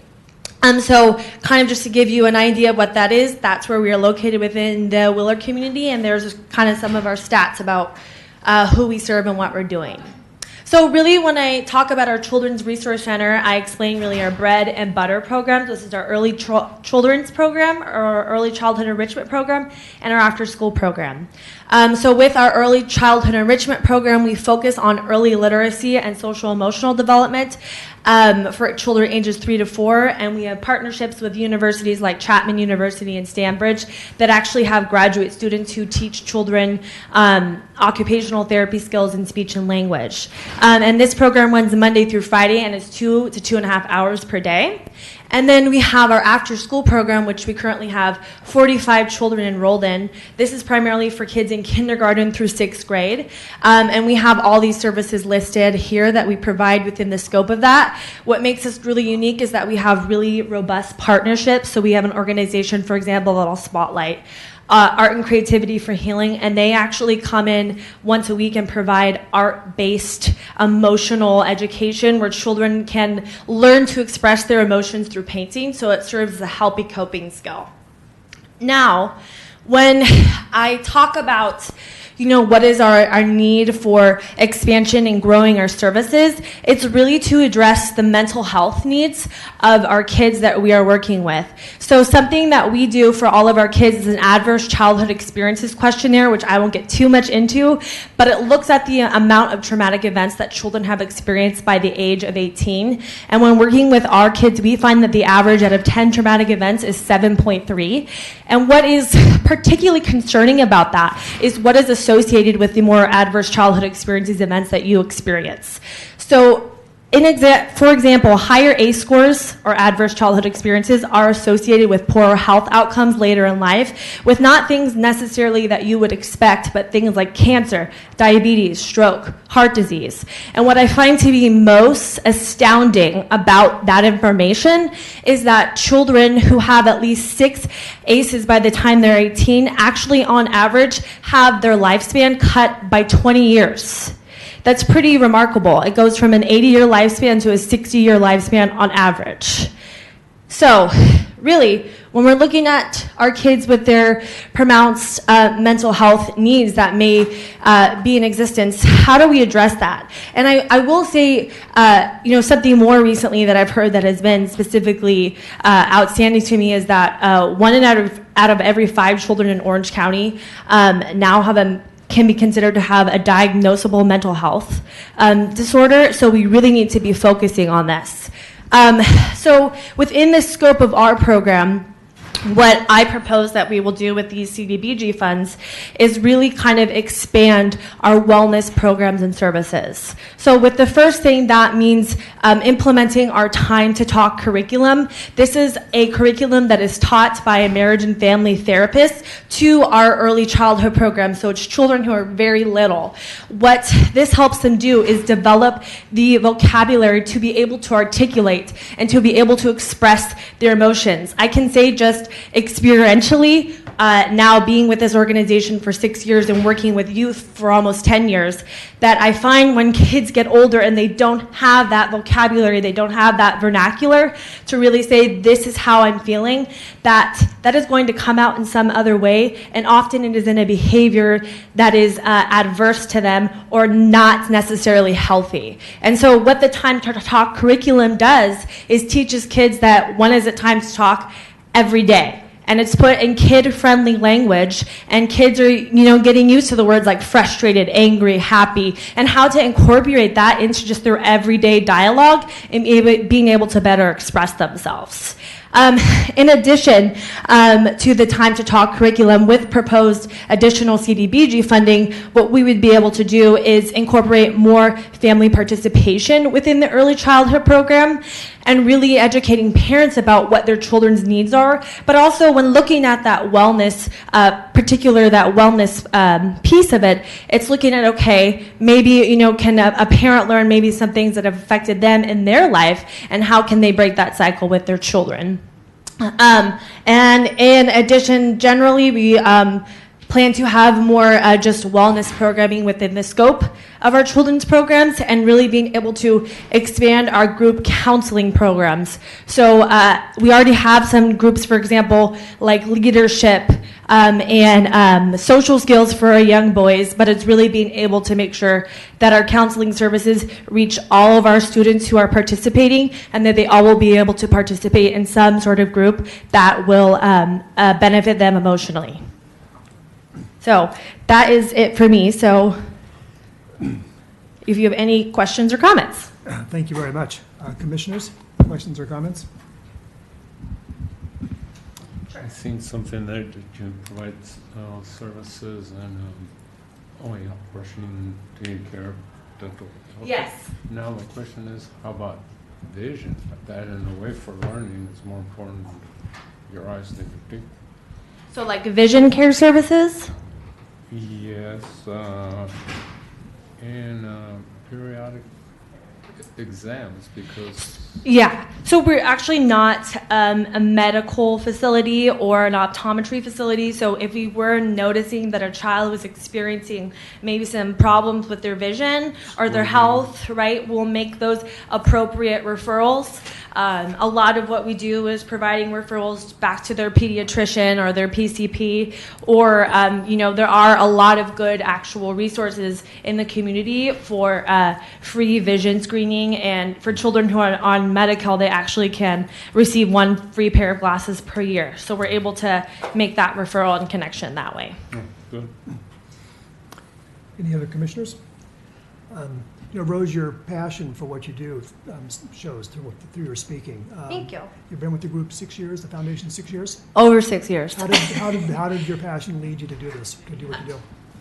I guess, I see for me that, and I'll be kind of personal here in saying that working with children and youth, I always say, like, I didn't find it found me. And I actually started 10 years ago now, straight in college, working out of the Boys and Girls Club. And I really just say that working with children and youth kind of saved me. And how I particularly got into the Illumination Foundation, I had been kind of educating myself further on the issue of homelessness, and the issue of homelessness specifically in children, because that's not often what we perceive or think of as the face of homelessness. And I realized how these traumatic events were affecting these children, and how these, were becoming these adults who really just, have a lot of this unresolved things that have happened during in childhood. So I know that was a convoluted answer. No, it was great. Commissioner Ramos. Well, thank you for everything and the work that you're doing. And I noticed that in the application, it states that you provide enrolled children and their families with access to Masters of Social Work interns. So I'm wondering if these families are also able to receive the various forms of therapy that you provide, and if so, how many of those families are utilizing, and what change have you seen in the overall well-being of the child as a result? Yeah, so depending on, because primarily most of our families are monolingual Spanish, so because we do have Masters of Level Social Work interns, sometimes their bilingualism varies. So when we do have a therapist who is bilingual, and we have a family or a parent who is in need, or we want to do parent and child therapy, that is very much often something that we implement.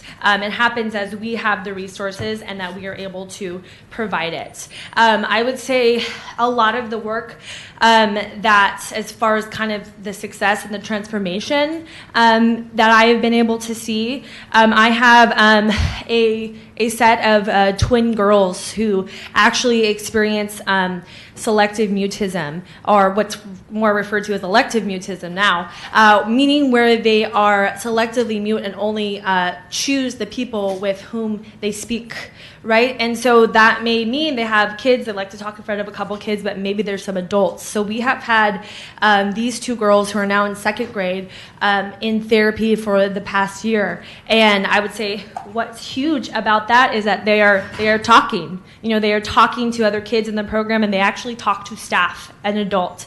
And maybe something that seems like a small feat, but in my opinion, that's huge, because if you're not able to speak and talk to others in your community or your teachers, or you think about in school, how are you going to be able to succeed academically? How are you going to be able to function in the world? How are you going to be able to get up in front of a room and speak, right? So it's all those things, these little milestones that happen that I think really affect them long term into the future. Thank you. We're close to our limit. Do any other commissioners have a question or comment? I don't believe so. Thank you for an excellent presentation. Thank you. Our next presentation is from the YMCA.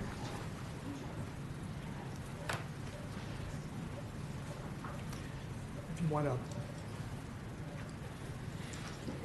Hi, good afternoon. My name is Dolores Staley, and I'm with the YMCA. I'm currently the COO who oversees programs. And I'm going to talk to you today what we're requesting for the Santa Ana Cdbg funds. What we're requesting is primarily for 3 programs, and it's through our financial assistance program. So in Santa Ana, what we'd like to use the funds for is to support our swimming program at our Santa Ana facility located on Alton. And then for our after-school program, or after-school child care program at Loma Vista, and then also at Loma Vista is our tutoring program that we just implemented as well with the school. So to tell you a little bit about our Santa, as many of you may be familiar with our location on Alton, but it's a soccer park and an aquatic center.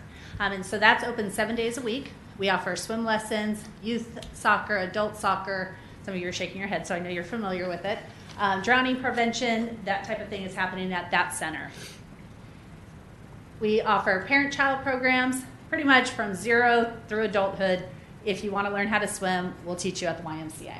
That's been used. Is it really? Yeah. That was not on purpose, I swear. That was not on purpose. We're not that good. This is just an example of our swim team. They compete in leagues. They compete across the state in YMCA leagues and that. So that's just a picture of our local Santa Ana swim team. We have youth soccer. We have preschool, fundamental classes, leagues, all of that at that facility as well. And then we do also recreational swim. Huge during the summertime for Santa Ana families. They come out, are able to cool down. We have swim lessons going on, but then we all family swim. We have a splash pool, so it's very family friendly and open to the community. Here's just a couple testimonials about our program. So at the YMCA, we really believe that we offer high quality programs, just like all of the nonprofits here. High quality programs, and one of the things that we're proud of is it doesn't matter what community you're in, it's open to everybody. So whether it's a South County program, a North County program, wherever it is, we offer the same quality program. The difference is that we do all of our fundraising that we do, or the grants that we receive, 100% of those funds go to provide financial assistance for families that can't afford the normal fee. Some families can afford it, some families can't afford it. And so that's really what we're talking about here is just single moms who, they don't have the funds to put their kids in swim lessons, or they don't have the funds for the kids to participate in soccer programs. And we never want to turn anybody away for the inability to pay to participate in just normal activities that we want everybody. So this is just a couple examples of how that impacts local families. So talk a little bit about our after-school programming. Our after-school programming at Loma Vista, it's a licensed program, licensed by the state of California under Title 22 regulations. We serve about 50 to 60 children per day. It's open Monday through Friday. Basically, we have a curriculum that we and I'll show you a little bit, that we do what we call HEPA, Healthy Eating Physical Activity. And it's basically limited the amount of screen time children are spending, whether it's in front of the computer on an iPad, that there is physical activity in their day, what they're eating. So now in all of our programs throughout the county, we do healthy snacks. So we make sure that they're getting 2 food groups and they're getting healthy snacks after school and all of that. So that's something that we've implemented throughout all of our programs.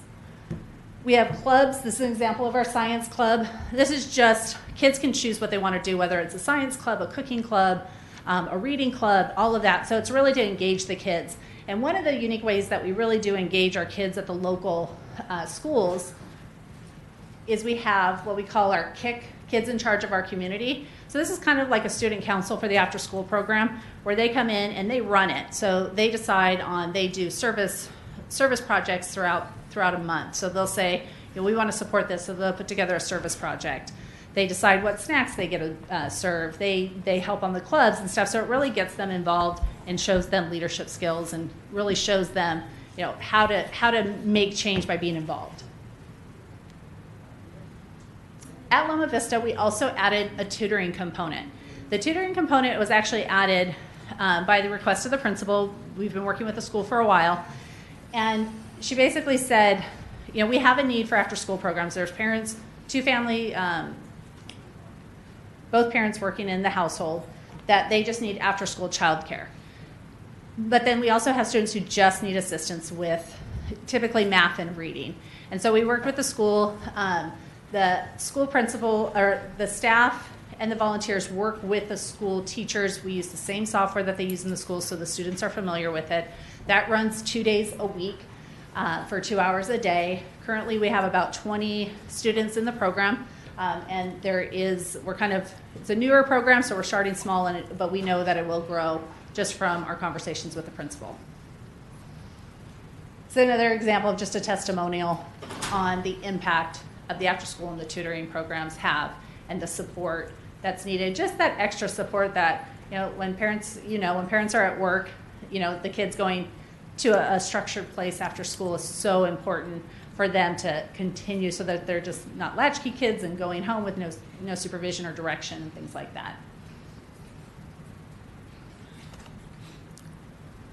So with the additional funding, we're obviously going to be able to serve more adults, more children in the swimming program and the after-school programs. 1 minute. Thank you. That's pretty much what I have. Do you have You still had a minute. I still have a minute. I'm fast.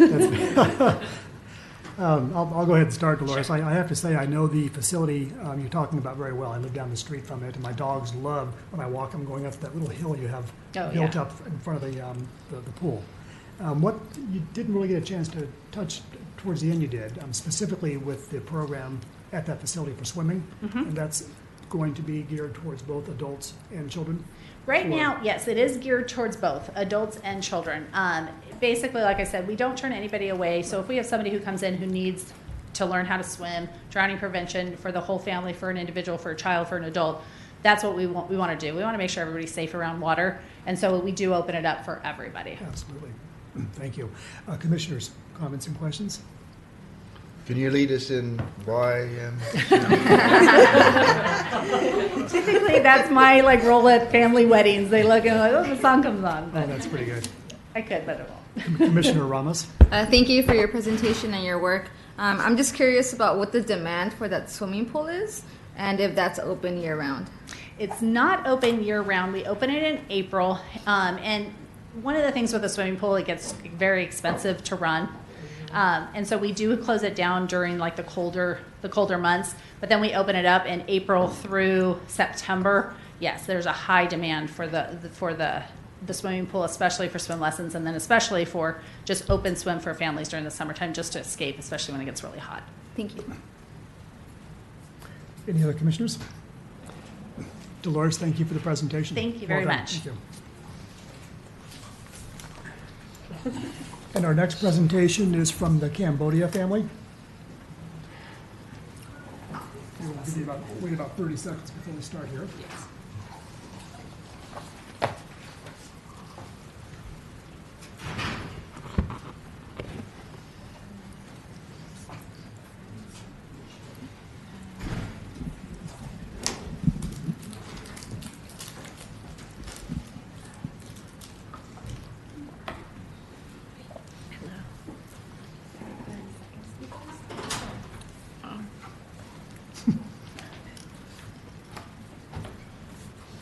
Thank you.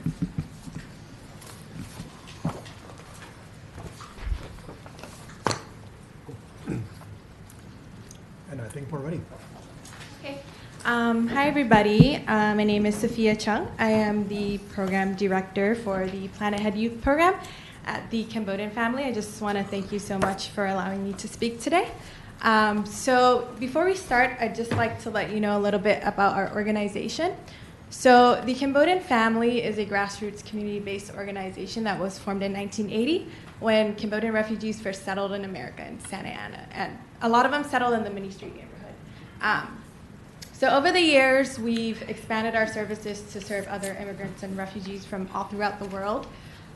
So currently, our services include community health programs, our after-school Plan Ahead youth programs, civic engagement programs, and our immigration relief services. If you'd like to know more about our organization's programs, I've provided an infographic, so you can take a look at that a little later. And just a brief history about our Plan Ahead youth program. So Plan Ahead has existed for just about over 27 years.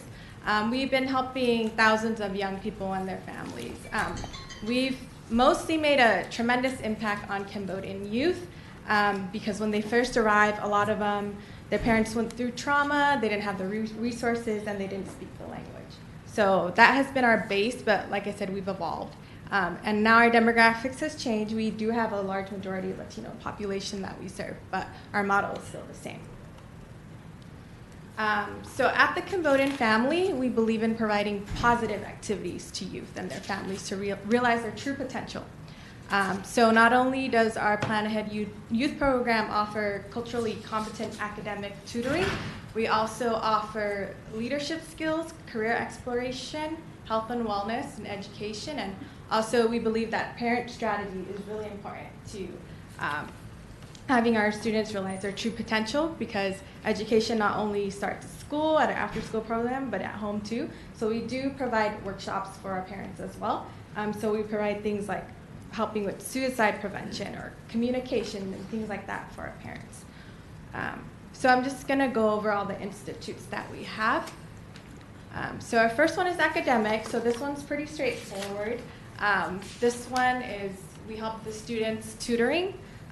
So 4 times a week, we offer tutoring 3 times on our site and once at Mini Street FRC. We try to keep it small, so we like to have kind of like, you know, that nice feeling where they feel like there's a lot of quality being put into what the assistance that's given to them. So just a quote from one of our parent participants that felt thankful that we helped their daughter, encourage their daughter to read, and just the picture from our past promotion, 2017. And then our next institute is the Career Institute. So students expand their interests in identifying career goals. We do this through workshops, and we also ask the community to come in, and like you can see here, we have a police officer, we have a business owner. They come in and they talk about what they do as their career to encourage the students to pursue higher education or go towards the right career path. And a lot of times we do get youth, because we've been around for so long, that have grown up and come back and have spoken to the kids in our program. So that's always good to have. And then the next one is our leadership. So these are some of our student leaders. We do have a leadership training course. We call it CamFam Student Council. So they make decisions once every week. And this is just a picture of one of our students of the month, and that's our student of the year from last year.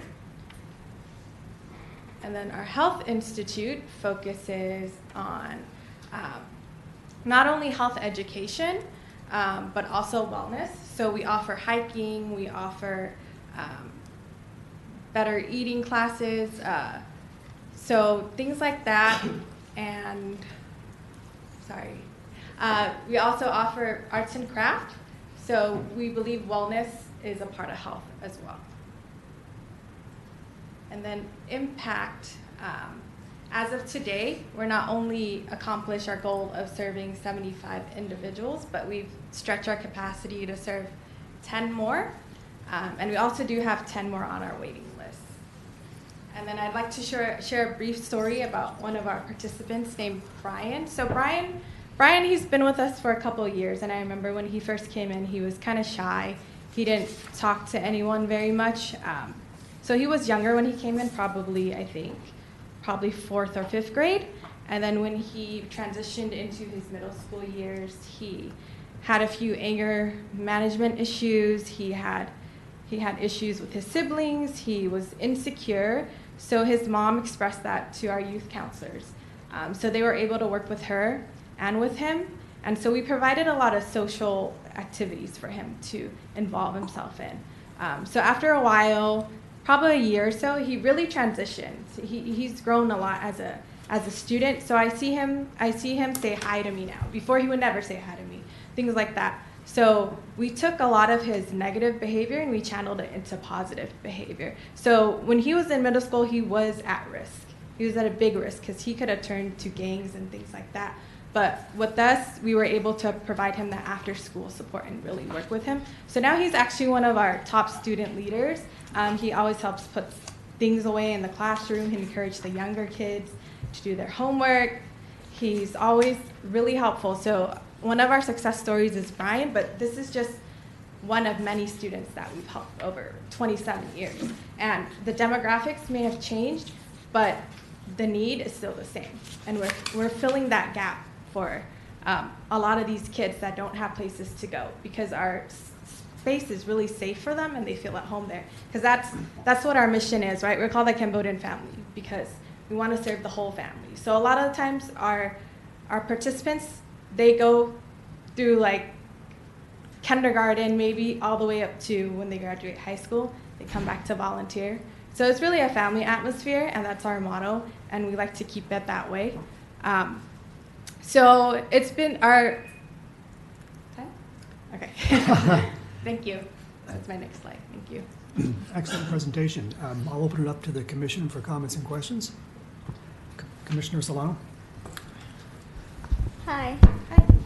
I had a question, and do you receive any special needs? If so, do you teach students who aren't affected by a specific genetic mutation or anything to like help them understand that this is to not bully and stuff, you know, and stuff like that? Special needs? Special needs like Down syndrome. We do have a few, like we have a few that have ADD. And do we teach the other students not to bully them? Mm-hmm. Is that your question? Yes. Yes, we actually do have anti-bullying workshops, and the youth counselors have worked extensively with the students to really show them what is bullying. So they'd even go into things like cyberbullying, and they do a lot of little activities like crumple up a piece of paper and see what happens. And this is what happens when you bully people. It leaves marks and things like that. Thank you. Yes. Commissioner Santana? Sure. So can you tell us what areas you cover? We serve everybody, but when we first started, we served a lot of the Mini Street area. But a majority of our people in our program are from Santa Ana, but we serve anybody that would like to join our program as long as we have the capacity to serve them. And Commissioner Ramos? No, go ahead, please. Thank you.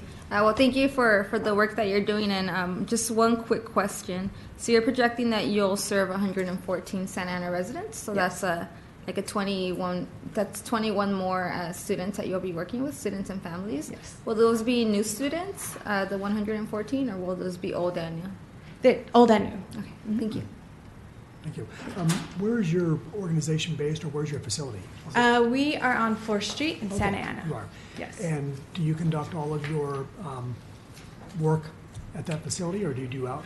We do 3 outreaches? of our sessions there, and we do 1 at Kennedy Elementary. Oh, great. Okay. Yes. Excellent. Any other questions, Commissioner Garcia? Quick question. So it says here in your infographic that 51% of your clients are between the ages of 26 and 64. Yes. What kind of services are they looking for when they come to you? We have a wide range. So we have exercise classes. We do health navigation where someone doesn't speak English well, and we'll help them go to the doctor and things like that. So we get a lot of those. We have our after-school program that I mentioned. We have immigration relief where we help look at documents and naturalize people. So we have various programs. Are you wondering what that range No, is? because it's 51% of your. Yes. Yeah, yes. So a lot of it is older specific. adult. After the youth program, then everyone else comes in for all those other things. Okay. Thank you. Thank you. Thank you very much, Sophia. Thank you.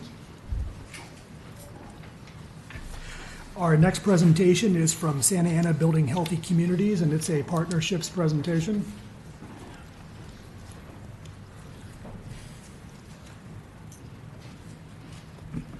Hi, good afternoon.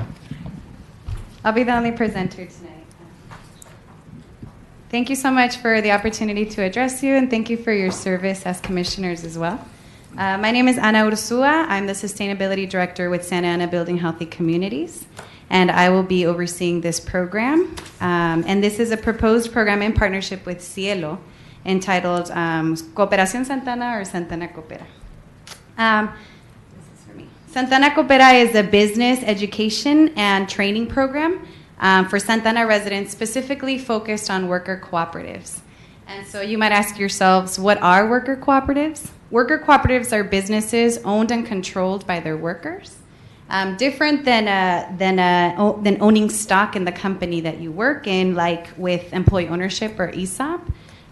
Worker cooperatives have two distinct characteristics. One is that workers have a voice in big picture, long-term planning of their business, like sustainability planning, and they have a say in the direction of the company. And also the profits and gains of the business are distributed amongst the workers according to time worked. And so the gains and successes of the business are shared with everyone. And as far away as worker-owned cooperatives might seem, there are several examples across the country, across the world really, but even across the country. And here are a few. Worker cooperatives include Equal Exchange. It's a coffee roasting company, and they're located in Madison, Wisconsin. They've been around for over 30 years. Red Sun is a printing company, it's Red Sun Press, and they've been a worker cooperative in operation in Boston, Massachusetts for over 40 years. Broadway Bicycle is another example. They've been around since 1972, so over 40 years as well, and they're in Cambridge, Massachusetts. And so even in the West Coast, in California, we have a more recent example with Green Broom Brigade, and they're a cooperative that started in 2013, and they do professional cleaning services. So those are a few examples of worker cooperatives that we may or may not be familiar with. The benefits of having worker cooperatives are tremendous. For workers, there is a better pay and benefits. You can imagine if they have a say on those kinds of things, they'll make sure that they have a good pay and compensation. They build assets as business owners for their families for the long run. They have a voice in key decision making as well. For overall business, it's a benefit in that there's higher productivity and growth. Employees stay longer. There's lower turnover. And there is improved longevity in the business. So some of these businesses have been around for decades, as you can tell. And in general, for the broader society, you can multiply your local spending. So your business is contributing to the local community, as are the workers. There's higher voting levels and civic engagement, and other correlated benefits like health improvements and overall quality of life. Why Santana is the right place for worker cooperatives. As you know, Santana's largely Latino immigrant population supplies much of the labor force for the county, and at the same time experiences twice the poverty rate than the county average. The jobs that are projected to grow in Santa Ana over the next 10 years are paying low-wage jobs, and so even with the availability of jobs, the cost of living is increasing. Anaheim, Irvine, and Santa Ana is this metropolitan area that's the second most expensive in the country to be able to afford buying a home. So these are the conditions that Santa Ana residents face. With worker cooperatives, they can demonstrate and fulfill a need for good livable wages, for example, and building assets so that there is an opportunity for permanence of residents in their communities where they grew up in. Additionally, the City of Santa Ana has already taken a stand in support of worker cooperatives because our city leaders have seen that this can bring great benefit to Santa Ana residents. In August, the City Council passed a resolution in support of worker cooperatives, making our city the first city in the county to take this position. And we see this program as a continuation and a contribution to those efforts. And with your support, what we see that we can make happen is that we would be able to open up this training for more residents. Already in Santa Ana, we have an interest in worker cooperatives, and with our support of the Building Healthy Communities, 3 businesses will be ready to incorporate this year as worker cooperatives. Also this year, through your support, we would be able to open up that opportunity for more businesses and more residents that can learn about cooperative businesses and how to prepare their business idea. So through our partnership with Cielo, we're going to cast a wider net. We're going to offer technical assistance and business education for regular business of any kind. We will reach out to at least 100 new residents with things like how to start a business, how to register your business, how to create a successful business plan, etc. And from there, we will additionally invite folks to a worker cooperative track if they are interested.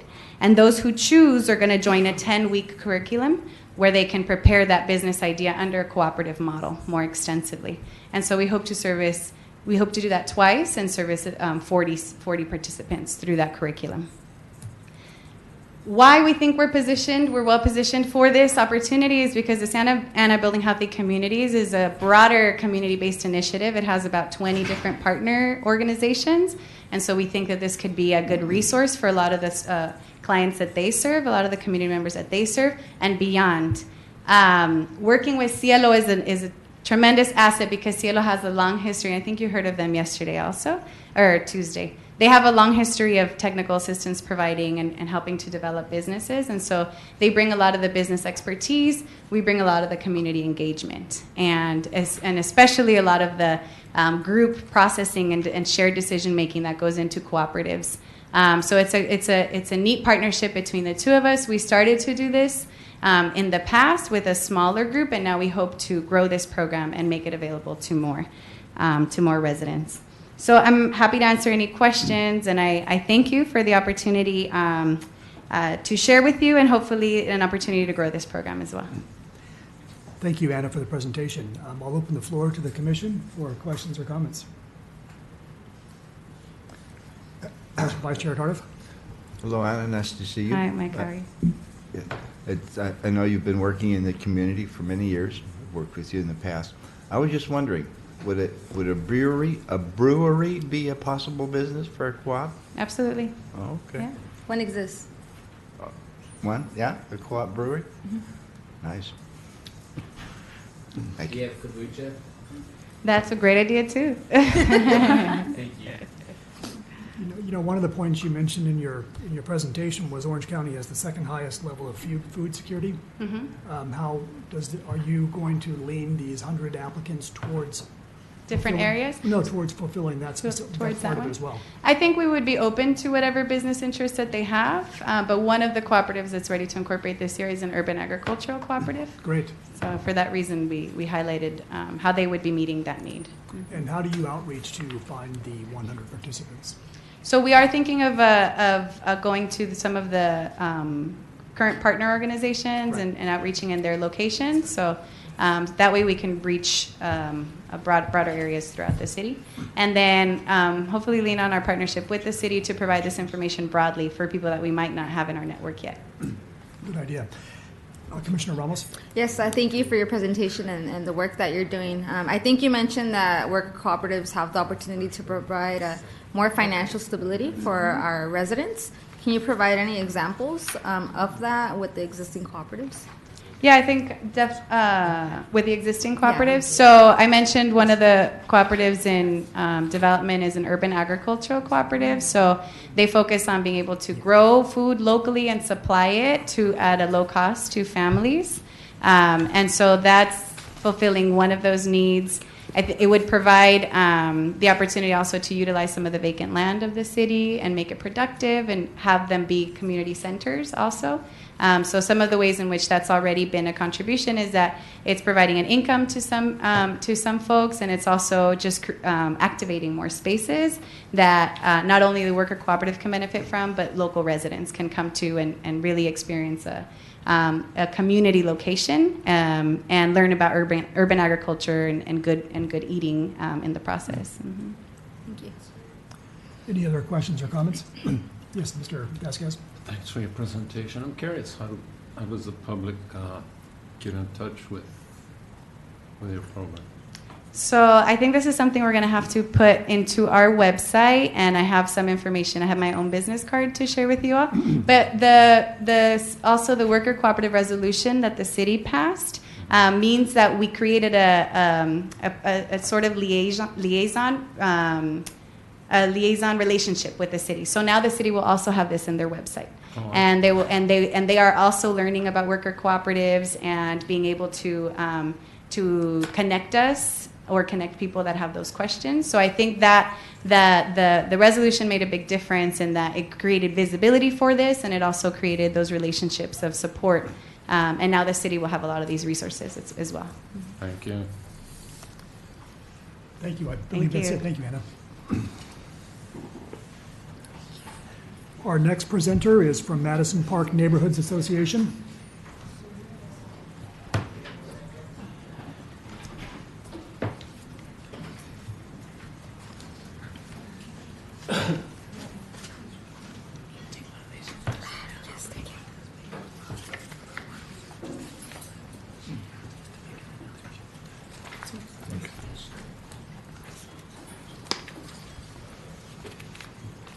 Do you know if this control has a laser? It does, somewhere on there.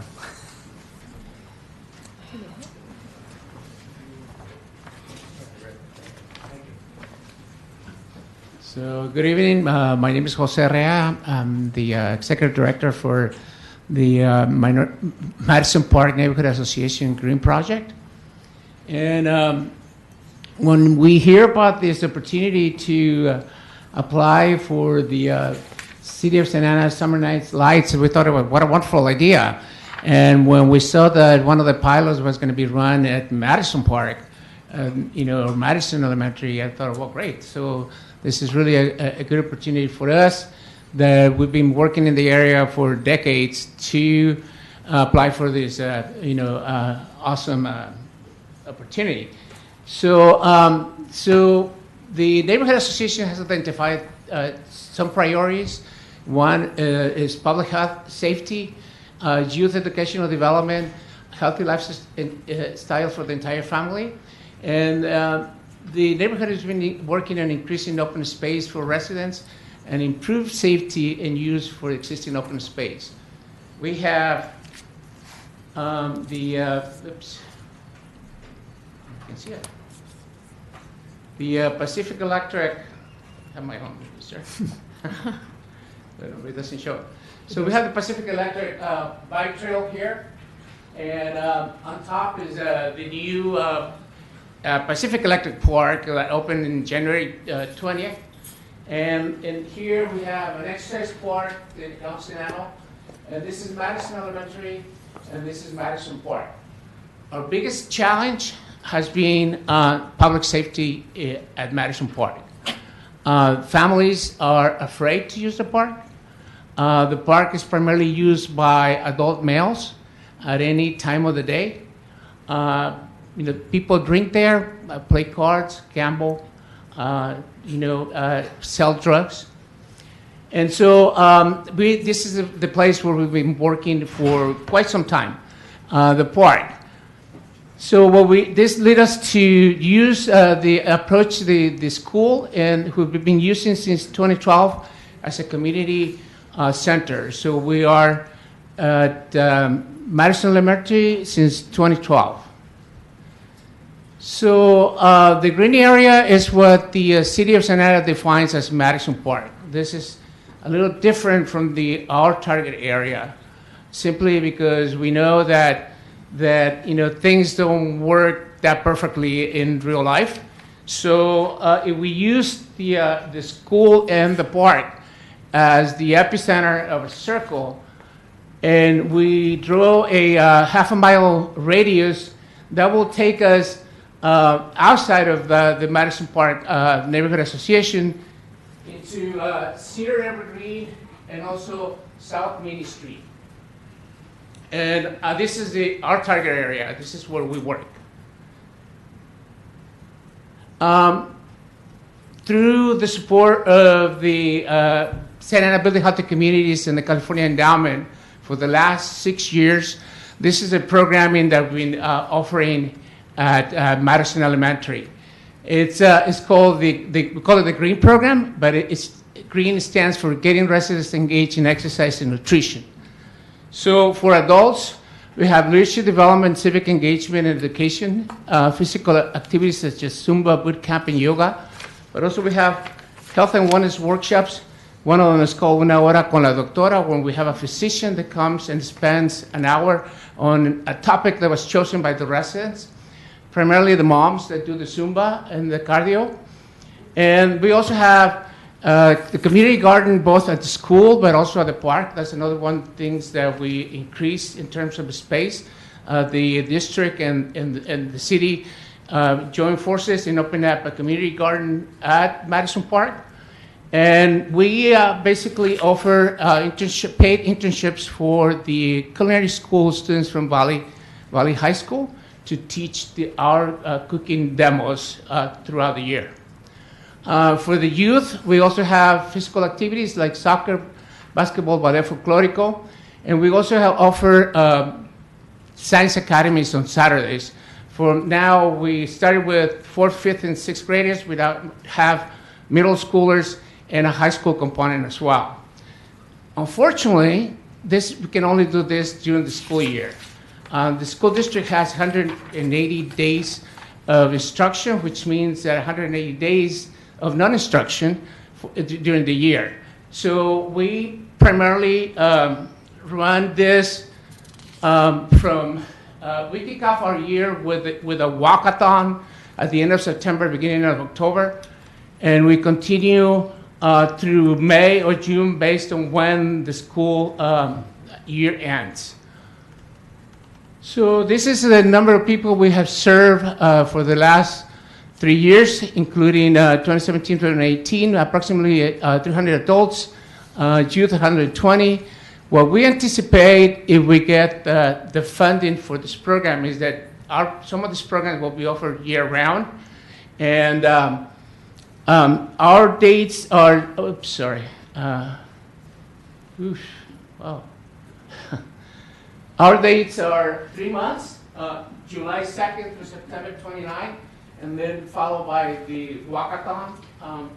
And we anticipate to recruit 180 adults and 135 youth, and then the participation in the walkathon is between 1,200 to 1,800 people from year to year. This is what the summer nights weekly schedule will look like. We'll be there Monday, Wednesday, and Friday from 6 to 10 p.m. And this is what it's going to be like. So, it is summer nights. And then these are our principal collaborators. So we've been working with that school since 1987. We have partnered with Santa Ana Parks and Rec for the last 16 years. So this year is going to be our 16th annual Walkathon Community Resource Fair. We also partnered with the UCI Pediatric Exercise and Research Center. They have provided countless numbers of undergrads, grad students, medical students, and faculty for the health education wellness programming. We are one of the organizations in the Santa Ana Building Healthy Communities. We are the only neighborhood association that is partnered with that group. And we also are a founding member of the Santa Ana Healthy Neighborhood Alliance that was really the driving force behind the creation of the Pacific Electric Park.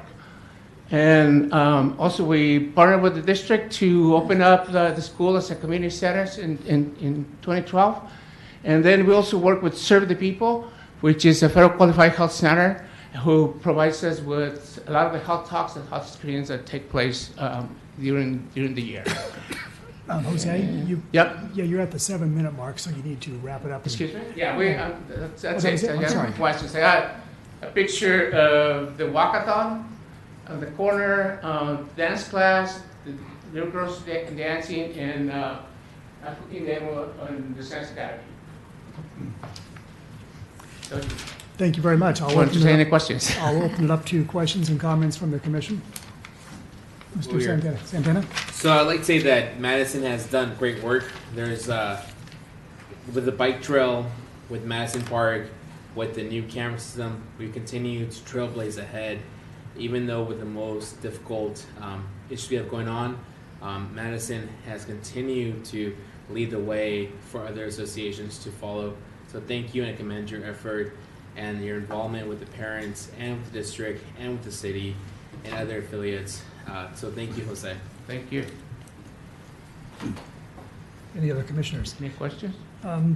As far as the summer nights program, are the classes you're teaching at night, are they taught by volunteers? Are these all? No, we have instructors that work with us throughout the year. There's 35 Zumba instructors that we hire, and we pay them by class. Okay, great. So that's something that we offer, but like I mentioned, the classes are only offered during the school year. And so once the school academic year ends, then we need to stop. We stop and then we begin after they return. And our first activity that we have is our annual walkathon, community resource fair. How do you plan to get the word out at the walkathon for this new program if you are funded? We can do it through the school, but also we have youth that are coming to us and also mothers. That we have a group in the school that's called Madres en Acción that are very helpful on the distribution of flyers and passing the word, in the community. Excellent. Commissioner Solano? Hi, buenos Hi. dias. I love the work. I love the program Una Hora con la Doctora. That's really clever. I like that because I rarely go to the doctors, and it's nice. What positive impacts do you see from doing all of these activities in the Madison community? I think that you can see that in the youth primarily, but also you can see it in the adults. I think that we have a really civically engaged adult community. For instance, yesterday we have a general meeting where we're addressing some issues of social justice and the number of polluting companies that are right behind South Main Street. And so we have about 60 adults that showed up. So we have an engaged community, so we see that the impact of some of the programming and the work that has been done for decades. But also we see it on the aspirations of the students. The mentorship program that we have at the Science Academy is called ALMA, which means soul in Spanish, and it stands for Aspire, Learn, Mentor, and Achieve. And we have a pipeline, an education pipeline that comes all the way from the professional and graduate schools at University of California, Irvine primarily, but we also have students from Fullerton, Long Beach, and other places, Chapman. And then we begin with the kids in the 4th grade to start considering the STEM careers as a potential, and we see that when the moms come back and the kids come back, and I'm in Villa, I'm in Lathrop, I'm in Godinez, and I'm making my science courses. And to us, that's a huge impact. And I want to go into research careers. I want to be an engineer. I want to go into computer science. I want to be a physician. So that's the impact that we have in the community. Thank you. Thank you, Jose. Thank you very much. Thank you. Our next presentation is from Pure Game. Oh, it's a coffee. Okay. But they do good stuff. Oh, sure. We should go. Good evening. No, the parents last night in a meeting with the. Hold off a second. The aircon Yeah. manager was that with the schools selected, there's about 27 factories nearby. So I'll talk to you afterwards, but they're so active, they're engaged. That's good. Thank you, and thank you for having Pure Game here. So I'd like to start off with a question of why do kids play sports? If you think back to your childhood and think back to the memories of your youth sporting events and engagements, what feelings did you get? Think back and feel those feelings now, and I'm sure they'll bring a smile to your face about your involvement in sports.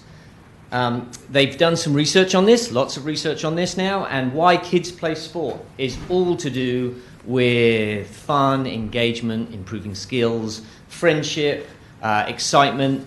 It's all good, positive words. When they participate in after-school programs or in-school programs, very little difference between the two. But you'll see one word or two words come up there at number 8 on the boys' side, and that's to win. Competition only comes in at high school boy level, and they think that's because of the badge that they wear on their chest.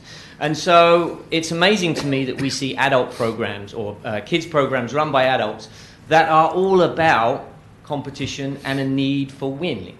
And so this is what turns kids off ever getting involved in sports, or they could drop out of sports. The statistics of kids dropping out of sports at the age of 13 and 14 are horrendous.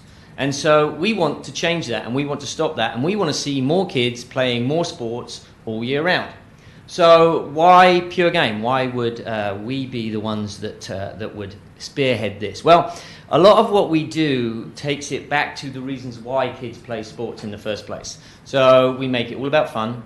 There's no coaching and teaching of the sport. There's no leagues. There's no teams. So there's no major competition. So it's less about the wins, driven by adults. Now, when a kid steps onto the field, she will still play to win, don't get me wrong. Goals are very important when you're playing soccer as a kid, and they keep score, but we don't need to. And so there's no skills and drills, no focus on coaching and teaching. That actually opens the field up to many more kids who want to play. And so instead we focus on that power of positivity and encouragement, engage the kids, grow their confidence, build their self-esteem. This actually helps kids play more and want to be engaged more. So the key is let's do it for the kids, let's not do it for the adults and for the money. We also use the game to teach lessons. I'll give you an example of that. We teach self-control by playing walking soccer. It's the toughest game in the world to play because you can't chase a ball. And so we give them consequence if they get caught running, and that shows them that if you get caught running, there's a consequence. But that moment when you see a kid go to run but stop, we can actually stop the game right there and actually explain that feeling you just had, that feeling's called self-control. We work through a school partnership network. So some of the other reason why kids don't play sport is because of the cost, because of transportation. And as soon as kids leave school and go home, there is very little chance you'll get them back out to a program. This is why our school partnership network is crucial to what we do. We run in-school programs, before-school programs, and we run after-school programs. So when the school is done, they walk straight out onto the field and join us in our sports program. Because of the network that we've created within our school partnerships, that also gives us field space throughout the summer. We've also got partnerships with boys and girls clubs and the likes, so we can continue running a full year round of sports programming. Our main sport is soccer, obviously because I'm English, and it's an easy entry point. You don't need a lot of equipment. Anyone can play. I get a lot of kids saying, well, I don't play soccer. Well, if you can stand up and if you can move and if you can kick a ball, then you can play soccer. And we focus on, again, I say, the power of positivity and encouragement. So if you get a kid just standing around on the field, not really engaging, then we'll just say, well done, you're making standing still look brilliant. Well done. And that actually kind of engages the kids because he's getting positive words.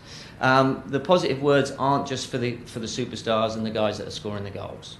And so we engage everyone, we encourage everyone, we're opening the field to players and non-players alike. Much of our differences, we play on 2 fields, makes up one Pure Game field. And the reason we do that is the field sizes are smaller, so that gives us the ability to play anywhere. Like I said, there's no leagues and teams, and so we can play in parking lots, we can play in gyms, we can actually put 4 Pure Game fields on one soccer field. Team sizes are smaller and more flexible. Sessions, so what we do, we run 5-minute game times, there or thereabouts. And then we shuffle the teams around every 5 minutes. And we do that to get rid of that stacked team syndrome. right? The best kids always play together and always annihilate everyone else. Well, the people who are getting annihilated don't want to play anymore because they're getting annihilated. So we like to even the teams and get the bad players playing with good players, etc., etc. There are no coaches and referees, so we let kids play. It's just the freedom to go out there and kick the ball around. And the focus is on the individual child. Like I said, well done, great job, is a lot of what you hear on the pure game field. Like I said, the field sizes are different, which means the team sizes are different. If we have 4 kids, we can still play. If we have 24 kids, we can still play. And so we can mess around with the field sizes, which makes it very flexible. If we have 8 kids turn up to an after-school program, we can still hold the program. We don't have to cancel it because no one showed up. And so that gives us flexibility. We also, like I said, we can change the sizes of the field. So if we need to go into a gym because it's raining, we can go into a gym. If we need to play diagonal soccer, we'll change it up and play diagonal soccer as well. We've had a good steady growth throughout the years. You can see that we started off a couple of years ago with 6,500 kids. We're planning on being next year somewhere up to 8,000 or 9,000 kids. This is part of our school growth program, so we will see more schools, which brings in more kids, which allows us to reach more of the children. And as you can see, there's going to be about 700 to 800 kids of those will be Santa Ana focused. We work on the inner city areas, so 90 to 95% of our individuals would be classed as considered low income. So that's what we do. Thank you very much for letting me share. Excellent. I'll open it up to questions and comments from the Commissioner. Commissioner Santana? Actually, Mr. Tart, if you want me to go ahead first. I'll go ahead, Richard. Oh, really quick. So, Mr. Everett, your program staff, are they local, homegrown Santa? Yes, we actually have kids come through the program. They've been part of the program, we train them, and then they go back out to actually run the programs. We have a couple who are not. One of our staff is actually Joy Fawcett. Joy Fawcett is the lady national team player who won the World Cup in 1999, won 3 Olympic medals. And so she's great to have on the field because she can really play. No further comments. Thank you.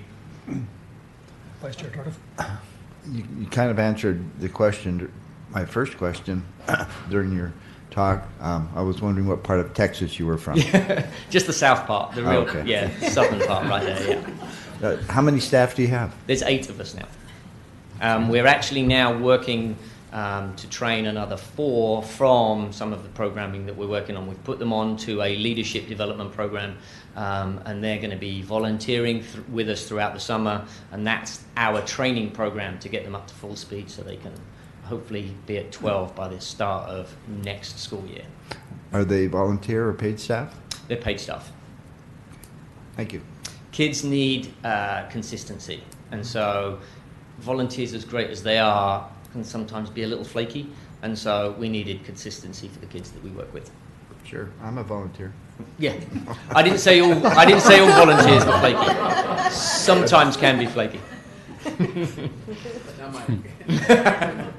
Commissioner Ramos. Thank you for your presentation, and quick question. How many girls are participating in your program at the various schools? We run around about a 45%, 40 to 45% ratio with girls to boys program.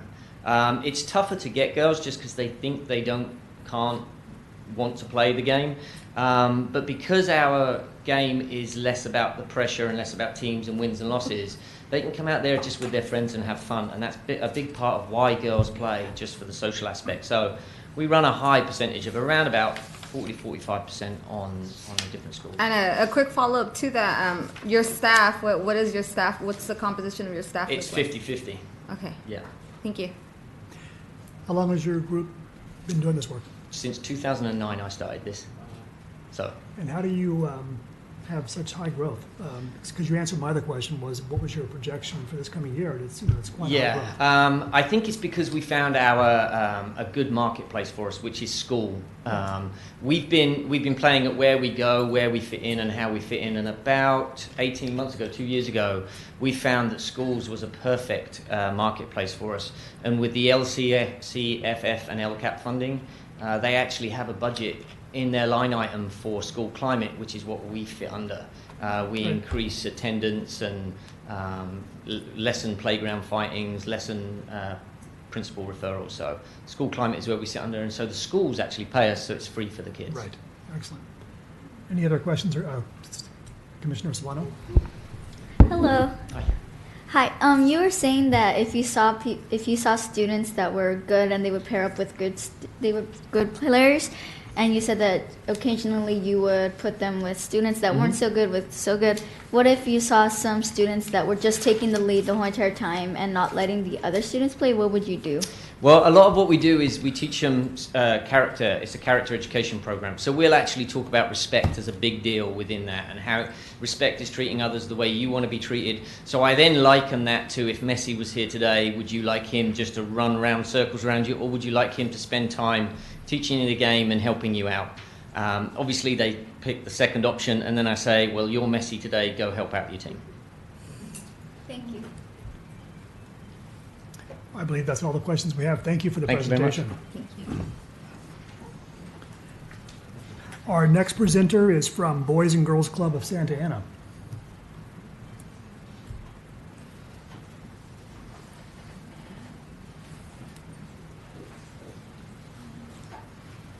Hi, good evening, everyone. Didn't do a presentation today just so I can focus on just speaking. I am passing out a couple of program highlights and the description of the program, which you guys can go ahead and look at. My name is Juan Carrillo. I'm the director of the College Bound program, which is a teen initiative of the Boys and Girls Club of Santa Ana. So College Bound is a college and career readiness program that provides individualized academic advisement, support, and resources to students.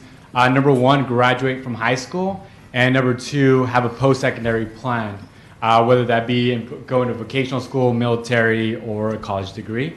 So I don't know if you guys know, but the counselor-student ratio in Santa Ana and just across the nation is about 400 to 1. And so high school students can go 4 years of high school without ever talking to their counselor. And so we saw that as a huge need for our teens here in Santa Ana. So what we do is we provide academic advisors that we position at the actual school campuses. Academic advisors, we maintain a ratio of 50 to 1. These academic advisors work Monday through Friday at the school setting, serving students, and they also collaborate with the counselors and school staff to be not only serving our college-bound students, but being an asset to the school as well. One of the things we focus on, College Bound program is divided into 5 main categories. And so one of the first things we do is really assess the students' academic progress. We do a transcript analysis, making sure the students are really taking the right classes to ensure they graduate high school and meet the minimum eligibility to attend a 4-year university. Another thing we do is help them explore and understand the college entry requirements, helping them through the college actual application, helping them really pinpoint what colleges cater to their individual needs and aspirations. Another thing we do is focus on the study skills, so more technical skills, time management, organization, goal setting. We do focus on the career part as well, career exploration. So we pair students up with mentors and professionals in the community in regards to that cater to their career aspirations and majors. We do career panels where we bring in professionals in the community to talk to our students about their personal experiences. We pair students up with volunteer opportunities and internships. We do the career management component as well, which is a lot of the resume building, interview skills, professional attire, how to speak professionally, both verbal and written. And then we also do the parent engagement. So we provide workshops for our parents, so help bridge the gap between parents, school, and the student. We also, really leverage the resources the parents provide and bring them into our one-on-one meetings that we have with our students. We also do financial aid and financial assistance, so helping the students really navigate the financial aid system, helping them connect to outside scholarships, and we do financial literacy, which is a lot more of the personal budgeting, understanding loans, credit, debits, and what we also do is we provide students financial aid. Since 2015, the past 3 years, we've provided our graduating seniors a total of $47,000 in scholarships. This year alone, we will be providing students $40,000 in scholarships just from our organization ourselves. One of the things that really differentiates us from other programs is the emotional intelligence component that we provide and our students. This emotional intelligence component is really structured under the mentoring piece, but it also really helps build the student's character. So we concentrate on the social competence component. Social competence is really helping the students understand themselves, their personality, their strengths and weaknesses, their values, where their passion comes from. The goal of that is really the more the student understands about themselves, the more they're able to self-advocate and really hit and meet those goals that they place for themselves. The other component is the social competence, which is really the interpersonal skills. So we teach the students the skills they need to not only navigate their school setting, but the setting in their community. And so we teach students how to manage relationships with adults in the community, teachers, and ourselves as academic advisors. And so the core of the program is a one-on-one relationship that we have with the students. This is a free program. It's open to all high school students. There's no minimum GPA. Students just make the only requirements that they meet with their academic advisor at least once a month. That increases once their senior year because the need is so great. Students are meeting with their advisor at least once a week. Besides the one-on-one component that we do weekly workshops. Workshops range from what the life of a first-generation student might be, goal setting, cultural diversity, and then we also hold field trips. So twice a month we engage students and we take them out to field trips, local universities around not only here in Santa Ana, but the local surrounding communities. We have a major event that actually takes place during spring break. We take students up the coast of California, up to 8 universities and San Francisco. It's a free, all paid, and we take about 30 students to that trip. We do SAT prep. We help students navigate the college application and financial aid. We do cultural exploration field trips where we take students to Chinatown, Placita Olvera in LA so they can explore cultures outside of here in Santa Ana. Some of the highlights that we have, we've actually had in the past 3 years 100% graduation rate. We've had 100% of our members proceed to the next grade level. A lot of that is from the work that academic advisors do with the students. We've also, and since 2015, we've graduated 70 high school students. This year, we'll be graduating 78 seniors. We currently operate out of 8 Santa Ana high schools at the moment, and we are currently serving 323 Santa Ana Unified School or Santa Ana students. We have been able to secure one of our biggest accomplishments. We've been able to secure over $500,000 in federal and state aid, $335,000 in school grants, and in private scholarships, we've reached there's a typo on that, $518,000 in private scholarships. So that's a lot of the work that we've been able to connect and leverage the resources that we have with our community. And so we are actually a recipient of the Cdbg grant this previous year. We've actually been able to expand to 3 local high schools in Santa Ana, Century Valley, and Segerstrom. We are on track to hit our 75 students served. With this additional grant, we'll be able to serve an additional 75 to 100 students, expand to more high schools. And last year, we had a donor who was able to give us a matching grant. And we are currently working on that same donor to give us a matching grant for this one as well. So that's my time. I don't know if you guys have any questions. Juan, thank you very much for the presentation. Questions and comments? Commissioner Santana. Just for our fellow commissioners, can you tell us which corporate sponsors you're working with? Like, what attracts high school students to the Boys and Girls Club? It's kind of hard because there's so much things that's pulling away a student from a nonprofit, but what brings them in to the Boys and Girls Club? Can you? Yeah, what it is really the relationship the student has with their academic advisor. What we've decided to do with College Bound is rebrand it. We understand that students, especially teenagers, don't like to associate themselves with the Boys and Girls Club because they associate it with the younger kids. So we've rebranded the program as College Bound and making it easier. So we actually place academic advisors at the school sites. We do have an academic advisor at the teen center, so we try to leverage them into the teens where we have additional resources.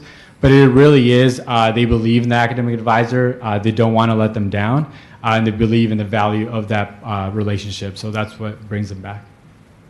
Besides, we have raffles, we have snacks and stuff, so that helps too. I'm sorry. Also, you have a partnership with like Taco Bell. We do. With other great companies and non. So we have with PIMCO, Wells Fargo, Hyundai Capital, YES, which is Youth Employment Services in Costa Mesa, and so we've been able to leverage those partnerships. We have a partnership with Blizzard. We provide an internship for high school students as well, and so. The list keeps going on. You know, we're currently trying to do a partnership with LinkedIn to teach students that LinkedIn component before they graduate high school and enter college. Thank you. Are you able to assist all those who apply, or do you have to have a selection process where you have a cutoff limit? Yeah, that's a really great question. So we do focus on the quality over quantity. So the current ratio is 50-1. We've had the opportunity to expand at certain sites when the need was greater. So there are some sites we're serving about 100 students because of the need. But at the moment, we usually cap out. So the core of the program, the one-on-one component, we limit it to 50, and we're looking to expand that at each site. However, the spectrum of resources we offer, workshops, guest speakers, all the rest of the stuff is actually open to the whole school. So that's the way we're able to serve them in that capacity. Right. One of the comments you had was that it's open to all GPA applicants. Definitely. So how do you draw the line there? Is it just based on a need? Yeah, it's definitely based on needs. So what we do is when we expand to the local high schools, we actually collaborate with the counselors, and we target, our main target is a middle student, which is a 2.5 to 3.0 student. It's often overlooked by other programs that kind of take the top students. So it's a lot of collaboration with the schools and the counselors who recommend students. Excellent. Any other questions or comments? Just a comment. So it's nice that College Bound is part of the Boys and Girls Club. I tried sneaking in one time when I was in elementary school, but I didn't make it in. I was sent back to Lowell. But College Bound is a really great resource for high school students. My friend quit Avid because she's like, why should I take a class every single day if it's not going to help me out as much as College Bound does? Wow. Okay. College Bound is really nice. I attended one meeting because she's like, come on, try it on. And I really liked it. It was about time management and goal setting before finals, which was really great because it helped me out schedule out timing and let me know what I should work on that day. So I have to say that College Bound, I applaud you because it's a really great. It's really great, and Saddleback has many other stuff like it, like academic talent search. So thank you. Thank you. I just had a quick Commissioner comment Garcia. or question. When did your organization become part of this or become Central Orange Coast? So we actually about almost 2 years ago, about a year and a half ago, we merged with the Boys and Girls Club of Harbor area, which includes Newport Beach, Irvine, and Costa Mesa. So the Boys and Girls Club of Santa Ana merged, and we became an umbrella organization called the Boys and Girls Club of Central Orange Coast. So our How has that benefited you? Chapter. Santa Ana, so we've been able to merge resources and capacity, and we've been able to leverage those resources, both organizations, into one, which has allowed us to serve a lot more youth. Santa Ana is one of the top, just to brag, one of the top Boys and Girls Clubs in the nation. And so because of our impact model, the leadership that we have as an organization, so there's a lot of eyes on us. We've been able to show through our impact. Awesome. Thank you. Juan, thank you for the Great. presentation. Thank you so much. Our next presenter is from Orange County Educational Arts Academy. Yes.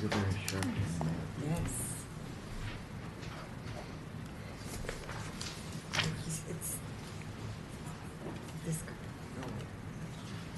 I saw it in finals.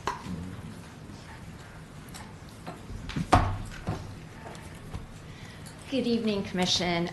It's an honor and privilege to be here tonight to present our Project Access after-school conservatories and clubs for the community. My name is Vanessa Bizak, and I am the Director of Operations for Orange County Educational Arts Academy, otherwise known as OSEA. And presenting tonight is with me will be Camille Hazel, our Student Activities Director, who's in charge of our after-school program.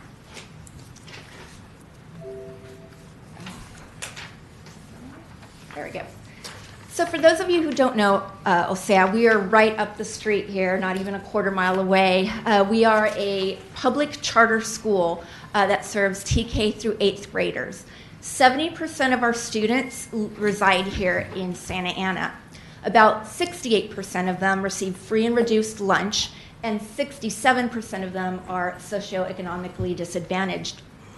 Having been in the community since 2005, we have a lot of relationships, strong relationships in the community, including Second Harvest, who brings food to our after-school program, which we in turn not only give to our students, but we also give to anyone in the community who's under 18 years old. Many of our staff are also born, raised, and reside in Santa Ana. In fact, our arts coordinator who's here tonight, Erica Vicario, is actually a product of Santa Ana Unified School District. So we know the area and the community fairly well. And I'll pass it on to Camille to talk about the after-school program. Our after-school program is called KEDS. It means Kids Expanded Day School. It came into existence in 2005. KEDS offers homework help as well as enrichment activities that are focused on the arts and physical activity. We also have academic intervention as well as group tutoring. KEDS also offers after-school clubs and conservatories, which is under a different umbrella. And those two opportunities have a vast amount of benefits. The clubs and conservatory programs are beneficial in providing students a safe place to go after school. And our program and our clubs also focus on positive behaviors of our students. It provides students with experiences that they may not normally get, that may not be accessible to students and families with low income. If we are provided the funding, we would like to expand our after-school clubs and conservatories to the community as well. The conservatories, we offer vocal music as well as theater. Our clubs include art, capoeira, ceramics, chess, coding, mariachi. I'd like to highlight our mariachi program. We are one of the only elementary TK through 8th grade that have a traveling. We perform mariachi in and around Santa Ana, and our kids are wonderful. We also have mixed martial arts, piano, as well as robotics. So our goals with the clubs and conservatory programs, Camille had touched upon it, but we want to improve student outcomes, right? After-school programs have been shown to not only help students through their social emotional development, but it also helps them achieve higher academically and keeps them out of trouble. We want to provide students with exposure to positive areas to focus on, right? A lot of times there aren't those avenues available to these students, and so we want to provide them that ability. We definitely want to help reduce youth-involved crime in the area. So statistics show that between the hours of 3 to 6, youth are more likely to be involved in crimes or to be victims of crimes. If they're active in after-school programs, they are less likely to be involved in that. We want to provide students with exposure to the arts, specifically performing arts. So one of the things that we've found that's very interesting is that many of the students in the community, or very few students in the community, have actually gone to an actual theater performance. Fewer have performed on stage. So we want to change that. And we want to increase the opportunities for students to perform so they can receive that recognition, that public recognition. And lastly, all of this together improves self-esteem and improves self-confidence within students, which allows them to achieve not only academically, but in life and in the future. So we've been looking at how to assess this because there's a lot of ideas here. And so aside from an income and demographic assessment, we also want to talk to not only the students, but the parents, and find out what the student perception of academics is, and also see what exposure they've had to the arts and have they had the opportunities to perform. At the end of the year, because our program would run the entire year, we would assess these, we would again run these same assessments, but also see has there been any change in behavior or in academics, and see if there's any correlation to the programs that we're doing within these changes.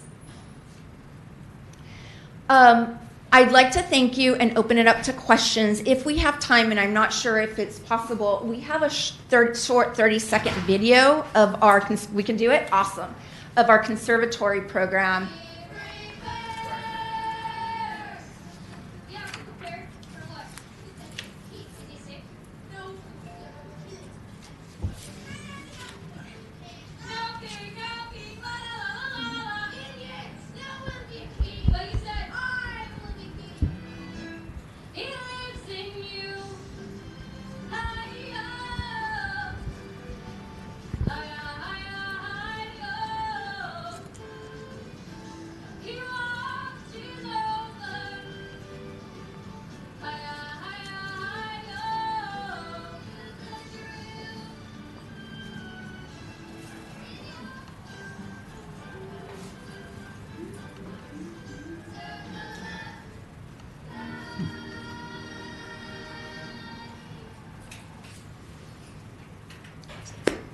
Again, thank you for the opportunity. And if you have any questions, we're here. And Erica, would you mind coming up in case there's questions we can't answer? Thank you, Vanessa and Camille. I'll go ahead and open it up for comments and questions from the commission. Commissioner Santana. So there's $15,000 set aside for a conservatory. I understand that OSEA offers various conservatories. How is that divvied up? So we're OSEA, not OSHA. OSEA. So OSHA offers various conservatories. Our conservatory opened up as an after-school enrichment program last year, and we've only offered two, which is dance and theater, since last year. And vocal and theater. So I'm sorry, three. not dance. Yes, Two, no, sorry. not dance, just vocal and theater. Thank you. Mm-hmm. Commissioner Ramos. Hi, thank you for your presentation and the work that you're doing. And I'm very happy to hear that you're here to request funding to open these opportunities for members of the local community. So in the Willard neighborhood, I know that there's a lot of need. In your application, you project that you're going to serve 280 students. And I believe that in the previous year, you were serving 170. So that's going to be 110 new students. So of those 280, I'd like to know how many will be new students from the community and not students at the school. That's a great question. So we have a marketing plan that we've created to reach out to the community. So we want to try to reach out and have more of those students be in the community. So if right now, if we have about 187 or so students participating in the clubs and programs, the rest of it would be completely open to the community members. So we would, it would maybe be 45, 55, or we would like to, to make it as close as possible, equal as possible. So the students that are already that have participated in the previous year that are students will be returning, and then whatever spots they don't fill will be then open to the community? No, we wouldn't want to do it that way. We would want to open it up so it's first come, first serve. Everybody would be involved. And so if you're interested in the program, you would need to come and talk to either Camille or Erica about the program, and we wouldn't give priority to our students. We would want it to be, Okay, equal. great. Thank you for clarifying. Mm-hmm. That was my main concern. Mm-hmm. And then quickly, what will that outreach plan look like, specifically in that neighborhood where there's very low access to internet and computers, and families that have them don't know how to use them? So we have talked about that, and obviously we were going to include social media, and there was some online aspect, but we've talked about also, we participate already as part of our recruitment plan. We go to community events, right? So we go to Dia del Niño, and we go to a lot of the current events. So we would pass out information, and we also were talking about doing door hangers in the community in both English and Spanish, so that it would be delivered to their door with the information necessary, inviting them to participate in the program. Okay, thank you. Thank you for clarifying as well. And I think the door hanger idea is great, and that's something that can work. Thank you. Any other questions or comments? Commissioner Solano. When I first saw the OCEAA, I was like, OSHA, hello. Okay. happens a lot. So my question would be, since you are next to OSHA and you're working around the same performing arts, visual arts, do you see that students who are finishing the 8th grade, do you see them applying towards OSHA? So we have a really interesting problem at our school where we have, I would say, an average 10 students yearly that leave OSEA to go to OSHA. And they leave around middle school, and we go up to 8th grade. So it's a great problem to have because it shows that we're preparing them, and a lot of them are going to OSHA, but then we have to figure out how to bring other students into the school when they leave. So we feel for a long time, we've had that, we've had a lot of students go to OSHA, and definitely we feel it's from the preparation they get from us. Oh yeah, go ahead. I'm sorry. And we do see sometimes a gap in training that the students have had if they want to apply to OSHA or anywhere else in the community if they want to. So this is what our program provides. It's more hours and more training and more exposure to the arts to give them that experience that they won't get otherwise. So that's what we'd like to provide for them. Thank you. I would just like to add a comment. My past life, I ran 2 facilities that built stage and studio lighting, 2 large factories, and it's great to see you giving a focus on, exposing children, students to the theater because it's often underlooked, so thank you. I don't believe we have any other questions or comments, so thank you for the presentation. Thank you for the opportunity.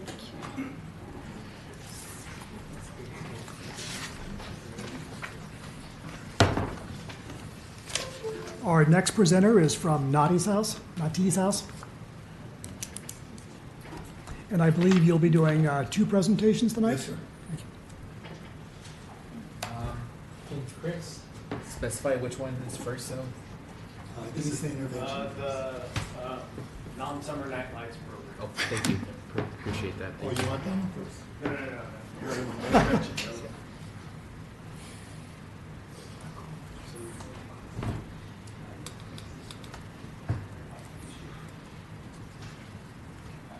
Okay. Just 1 second, sorry. I've got an urgent email here.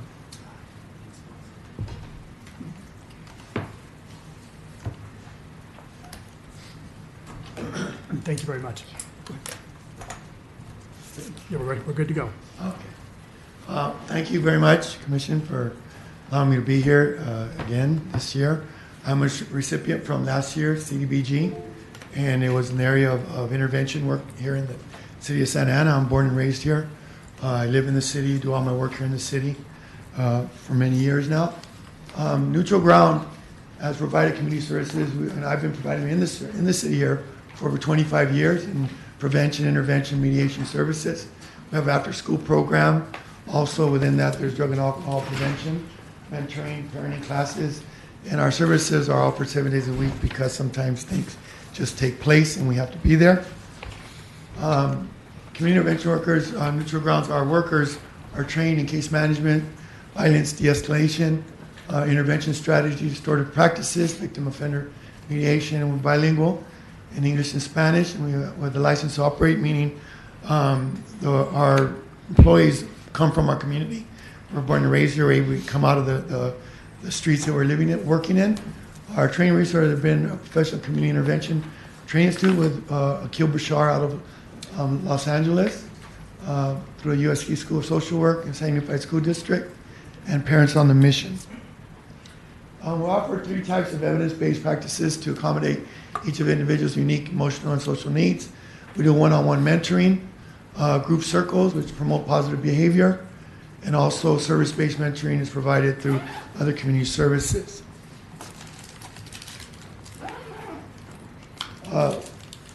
We provide intervention, prevention, mediation services to 3 schools here in Santa Ana: Godinez, Lauren Grissett, and Chavez. We're contracted for that. With last year's, with the funding that we received last year, there's some of the stats that we were able to do, what we brought out, and the work that we were able to do with it. We have 379 restorative practice circles, 355 home visits, 22 crisis interventions, 33 conflict mediations, first responders to the shootings that we've had here in our city, assisted in 6 funerals directly, There's 228 adolescents on our caseload, which that includes working within our schools, that we have the individuals that we have access to in the schools. And also within our Cdbg grant for 2018, we have 68 signed up now. Here's a couple stories here. These are just some guys that were at one of our schools, one of our local schools. Now they were able to go on and have a relationship with them. They went to Valley. They're playing football, on track to graduate. The young man in the middle went through a lot of stuff. We were able to get him in Sunburst, graduated the program. He's over at Chavez, getting ready to graduate, on track to graduate. And the young lady here had a lot of going on. We were able to walk her through her graduation this last year.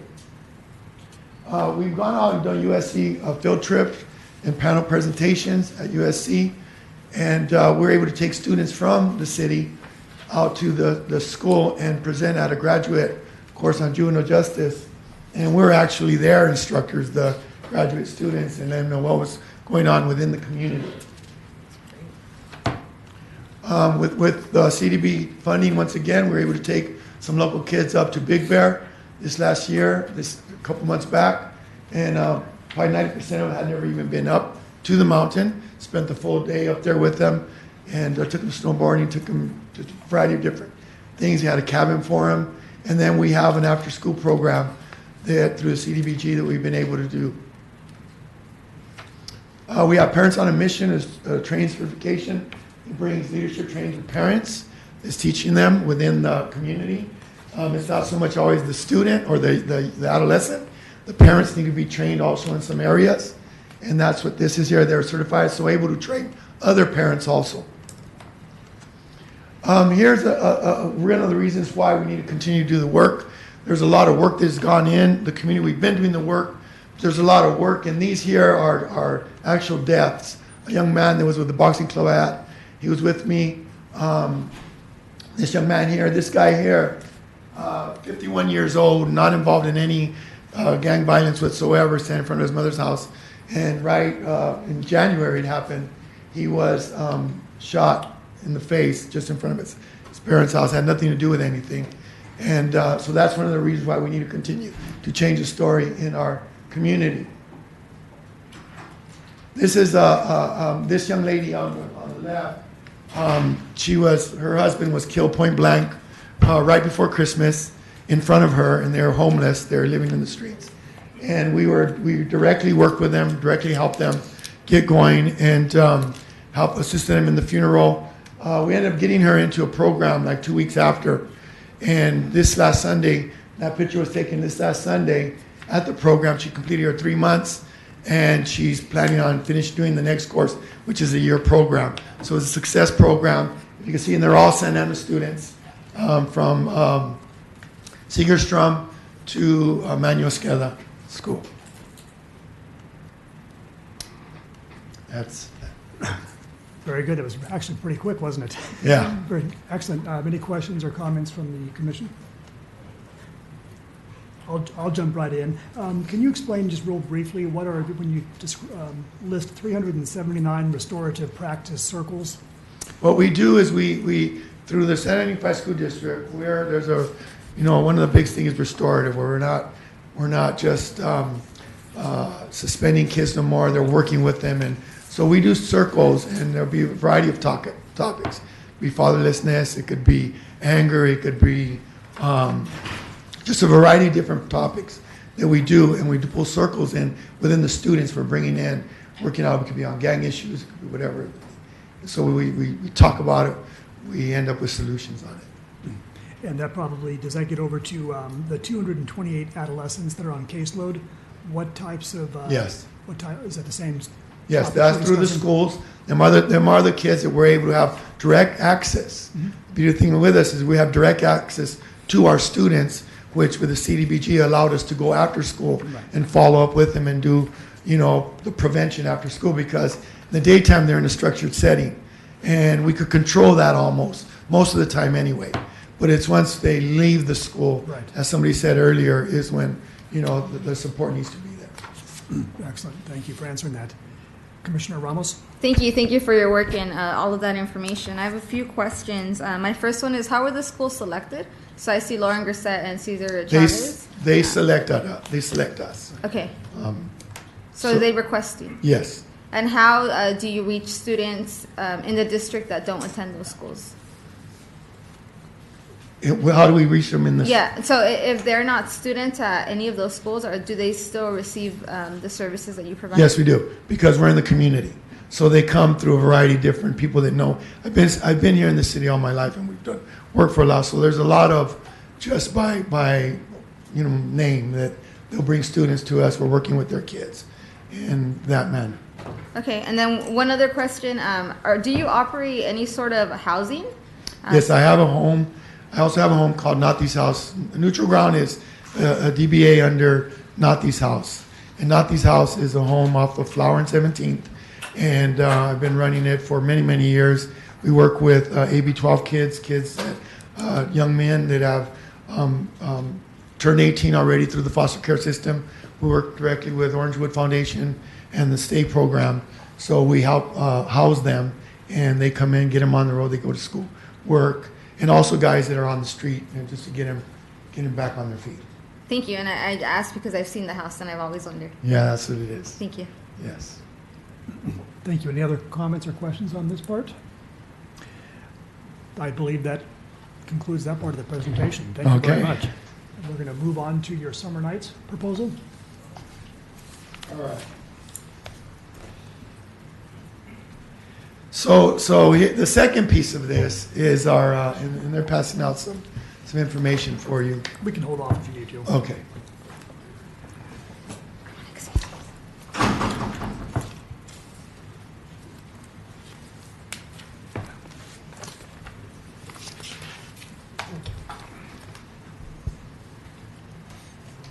There you go. Okay. Well, I'm really excited about the Summer Night Lights program that they're bringing to our city.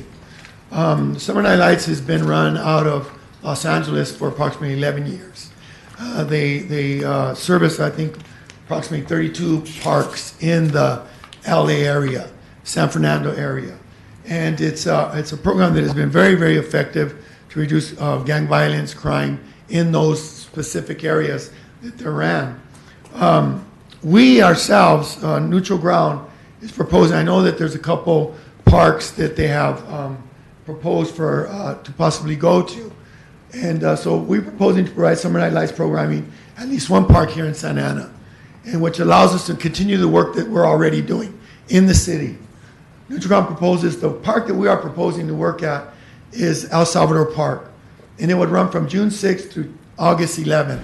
It would start the week immediately following the end of school, San Unified School District, and then it would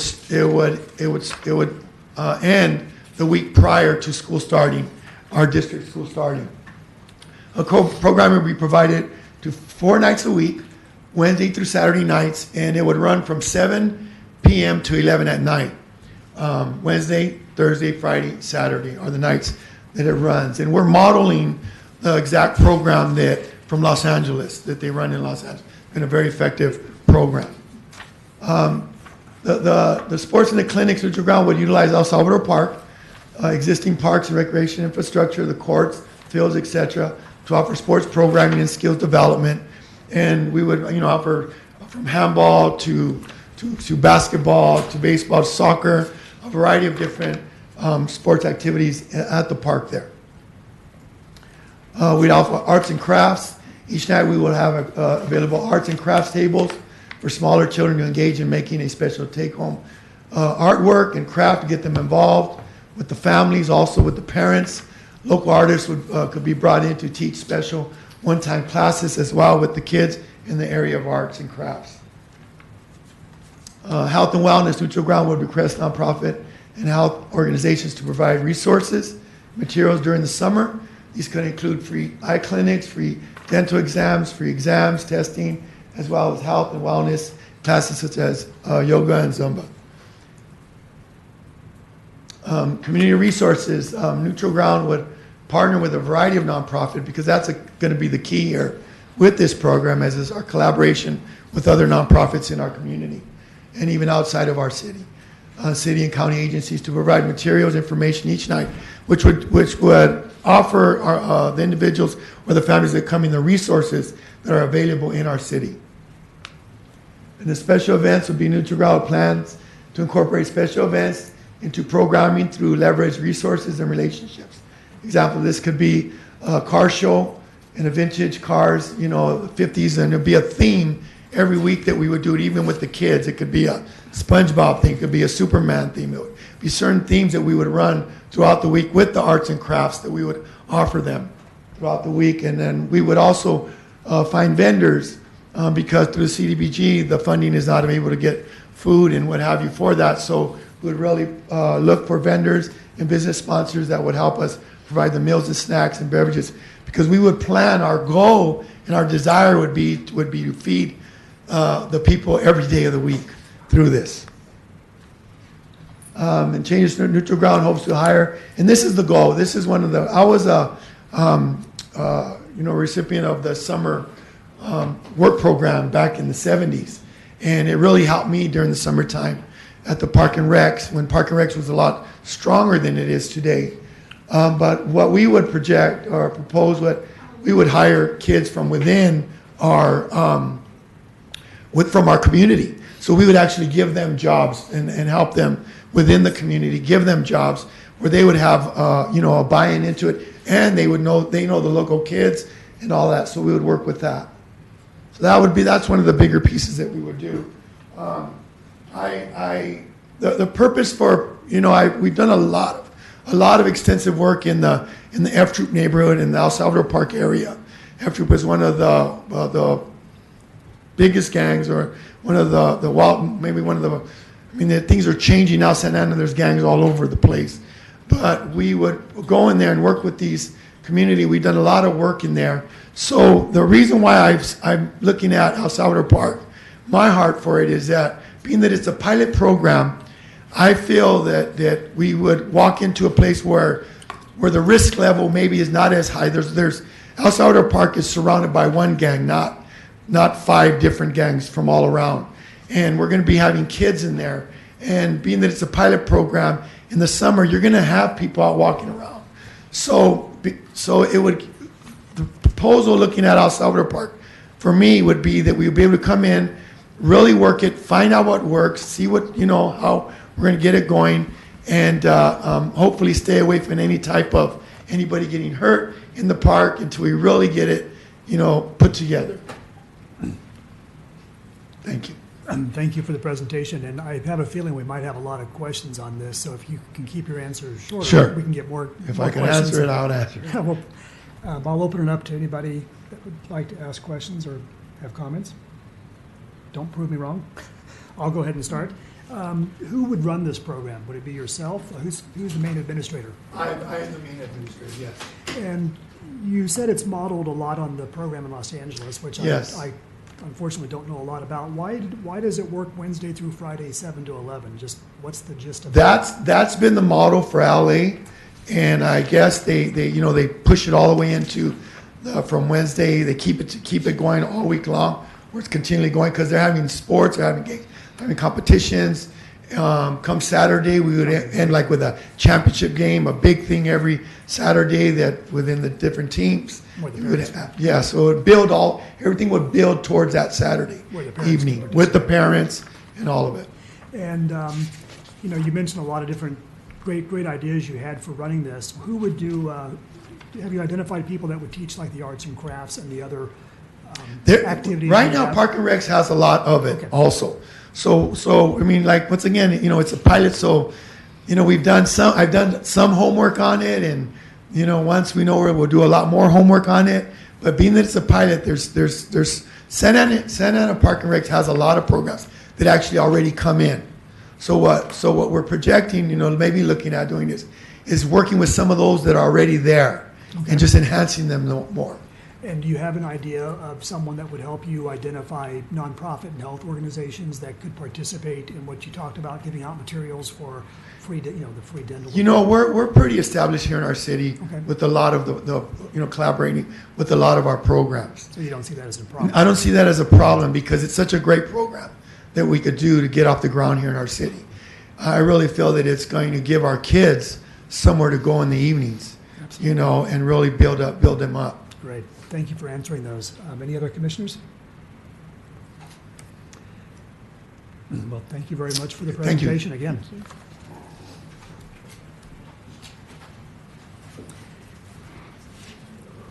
you. And our final presentation this evening is another Summer Night Lights from Project Kinship.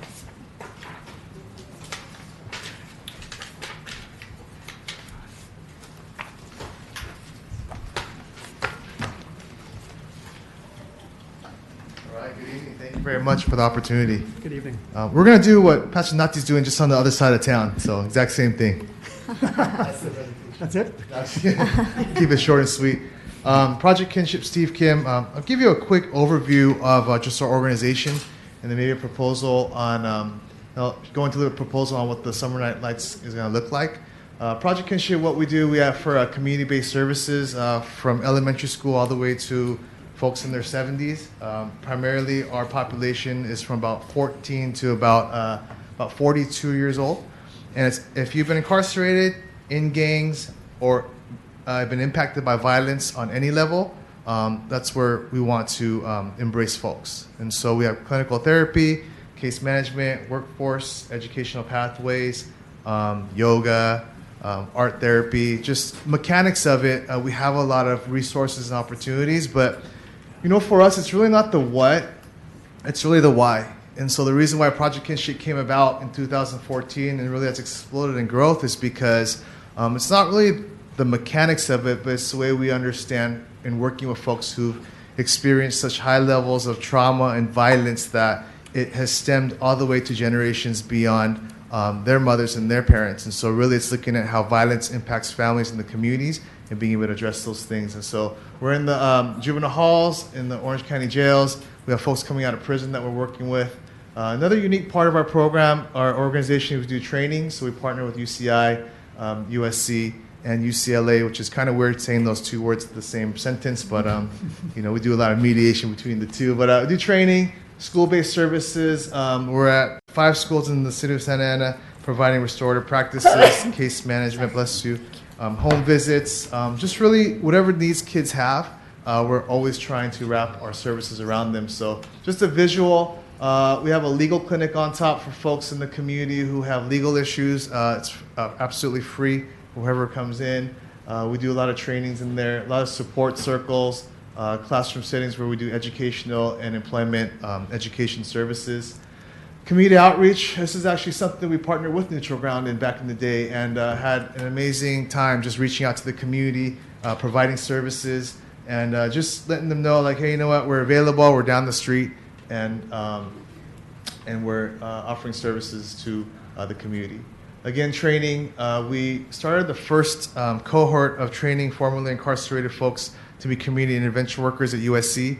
And through that training, we've been able to certificate folks on understanding how to approach the community, how to be trauma-informed, and how to work with some of the most vulnerable populations in Orange County. And so what I like about it is that we've been able to cross-train, bringing some of really the nation's best experts in providing training that we really couldn't even pay for to get in, but we want to train it for folks who've been who have had lived experience. And we've utilized folks who've had lived experience, trained them, and now they're working in schools, working in jails, and also some of them are actually going on to college. And so we have one gentleman who just went to complete his first year of law school, and he went through our program as well. School-based services, and so that's actually the board president. I always like to give him a shout out going into the dunk tank right there. And the significance of that is that this particular school 4 years ago, it was really a trash can school.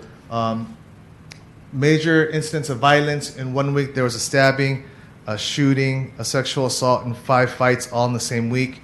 And the school's called Reach Academy. And so we went in there and provided services. And to make a long story short, grew from 1 school to 5 schools, and have also been able to work side by side with some other great partners in the community, as you all have already heard. And so our real proposal for Cdbg is Project Kinship provide evening activities, bi-monthly field trips for Santa Ana youth to promote safe neighborhoods, discourage participation in victimization from detrimental activities. we're walking the streets of Townsend in the evening with our street team, just connecting with the youth and really the gang members in the community. And what's really good is that we're at Valley High School, so we see them at the school and the community, and we're just trying to bring resources. I think in particular, the Jerome Center would be a great location because we're at the schools. We're already walking the community. When violence was happening, when active shooting was happening, we were on boots on the ground, walking through the community, finding out what the needs were, and bringing services to folks in the community. And so just a couple key points. I don't want to drag this out, but I want to show you just a couple important things regarding our proposal. Summer Night Lights program aligns with the City of Santa Ana strategic plan goal. Wanted to make sure we were supporting in that way and that we're not just doing our own thing. Program will meet the objective of providing engagement, enrichment, and educational programs for Santa Ana youth. Our evenings, this is flexible, but we want to go 5 to 9, probably extend a little bit later. Wednesday through Saturday, the people who started Summer Night Lights are a really good friend of ours in Los Angeles County, and we've been able to watch them go from like 30 different parts to a tremendous amount right now. And the data is actually pretty amazing on the decrease of gang activity and violence. Some communities have actually gone to 0% of gang activity and violence because of this program in the summer. And so basically we'll be providing programming. But one thing we wanted to include in there is when we were listening to the community, we said, hey, what do you guys want? And they were like, we want to get out the hood. Unfortunately, we don't have the resources to pull everybody out of the neighborhood. And there's a lot of beauty in the neighborhood. I think people get the misconception that just because they live on Townsend that it's all bad. There's actually a lot of beauty in the neighborhood, but unfortunately there's a lack of resources. And part of those resources is having folks get out to explore and expand.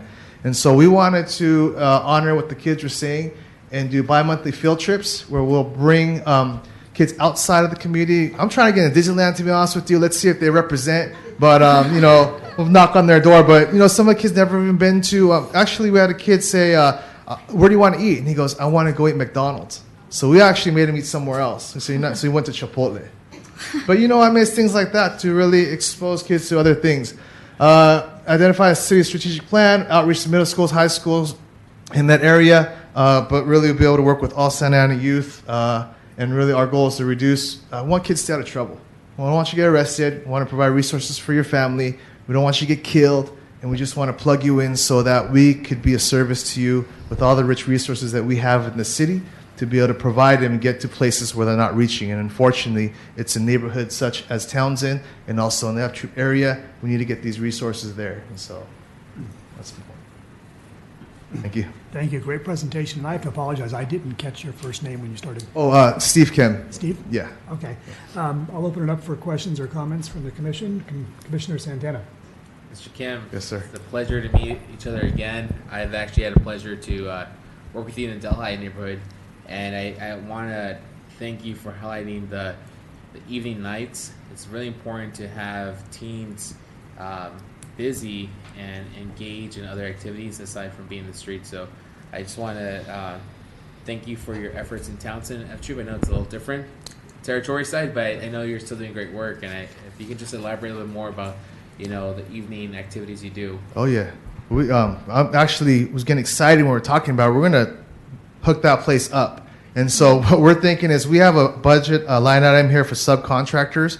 We want to be able to spend that money to really, one, listen to what the kids want. So they're already talking about sports. They're talking about education things for the younger kids. So we want to provide, bring out outside vendors, if not inside vendors, folks within the community, sports, education activities, health,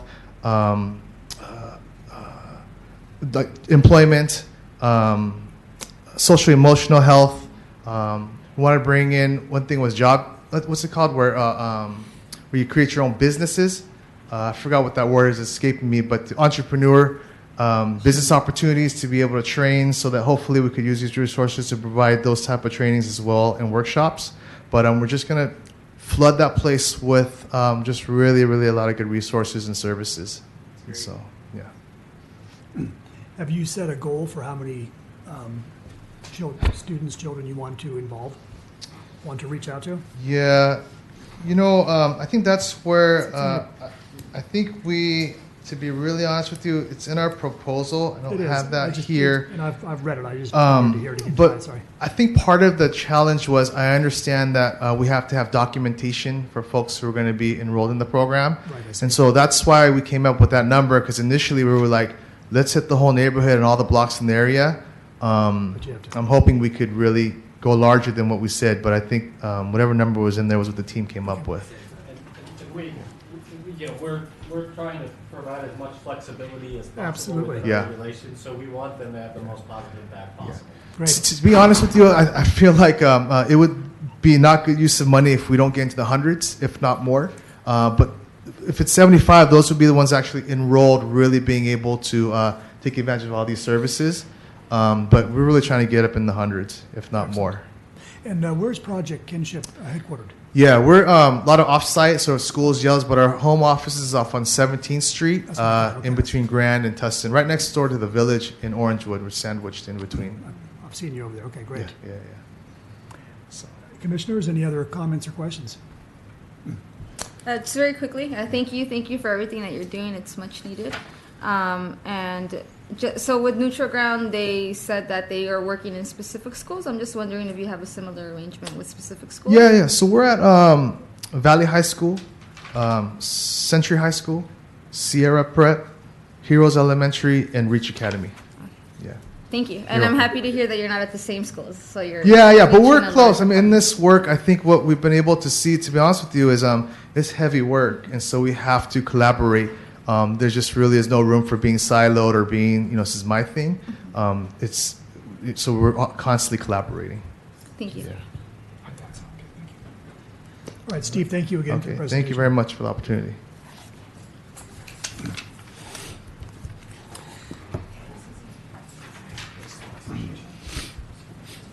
At this time, we would like to hear from the public. If you wish to speak, please complete a request to speak form and provide it to the recording secretary. Please step forward to the podium. You may voluntarily state your name and address, and please be kind enough to limit your comments to 3 minutes. Madam Recording Secretary, do we have any cards? Yes, we do. Lucinda Solórzano. Okay, and can she come on up now? Excuse me? Yep.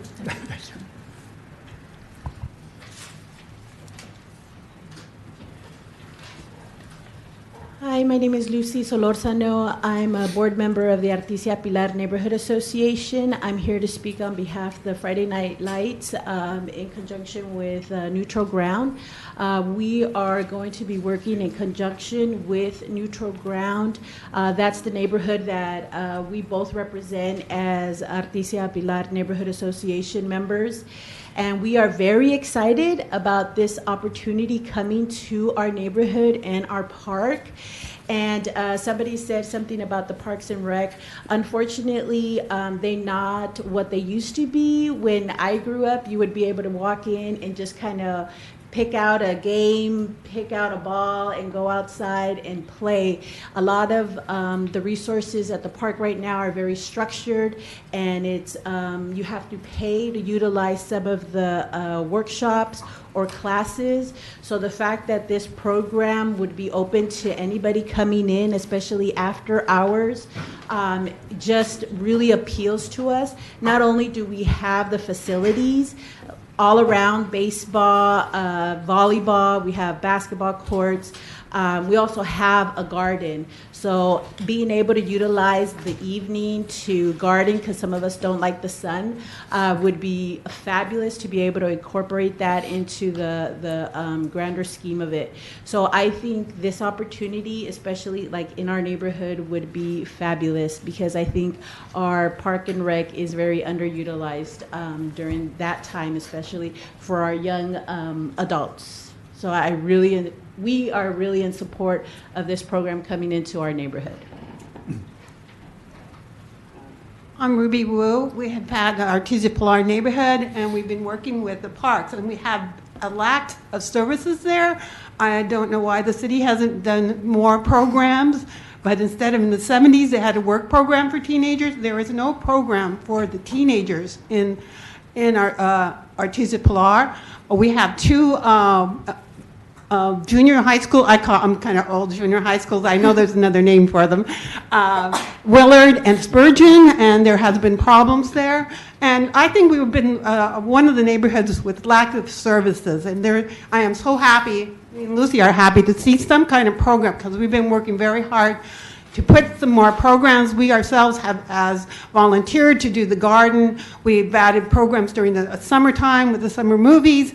I think this can help us because we would like to provide some summer movies during the week. Also resources for the garden. Also, we have a member, Trish, who we could also use as working with arts with the kids, and she really loves working with the kids. So I really want you to really support us with the summer program. Thank you.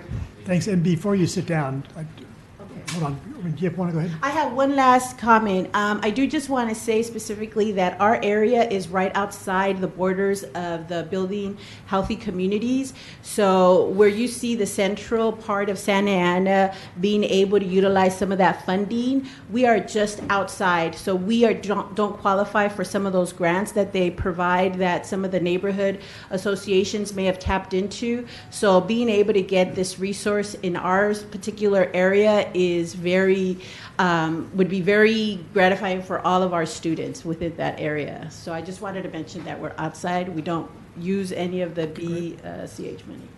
And Madam Recording Secretary, are these both the speakers or is another speaker? Yes. We have two more. Okay, if you want to wait till the end, after all the public comments, we will ask the staff and commission if they would like to reply. So thank you. Joel Cázares. And Javier Cabrera? Oh, one more. Hello, good evening, members. Good evening. Representations today, from the little time that I was here since 5 o'clock, I was amazed by all the programs and projects being put forward to you. Not to say, I want to say a little bit more about Santana Building Healthy Communities and the Santana Coopera program. But beyond that, I wanted to speak on behalf of a group of moms who do babysitting, childcare for a lot of the nonprofit partner organizations that we work with who wanted to be here, but the daughter of one of them had twins today, so they're all supporting that. And I'm going to go right after this to, just to meet the twins. But on their behalf, it's been challenging for them to develop their own business as childcare providers. And Santana Building Healthy Communities is also working with the Economic Development Department here in the city to find an easier way, an easier route to obtain business licenses, get their incorporation, get them going off the ground with their business. But in that, there's also the challenges of having some exposure. Right now with the current situation, where they have to put the name forward and being afraid that they might get calls or visited by some immigration agents, it could be because of their status. The Santana Coopera program will help them set their own business as childcare providers and provide services all across to the partners with events happening with the city, and as well as develop their own curriculum for children of ages from 5 to 15 that also includes tutoring and just doing a little bit of civic engagement. So just wanted to mention that this will help not only this group of moms, but for many other aspiring group of Santana residents that want to get their business started and set it up as in a cooperative model. That's all. Thank you. Thank you very much. Javier Cabrera.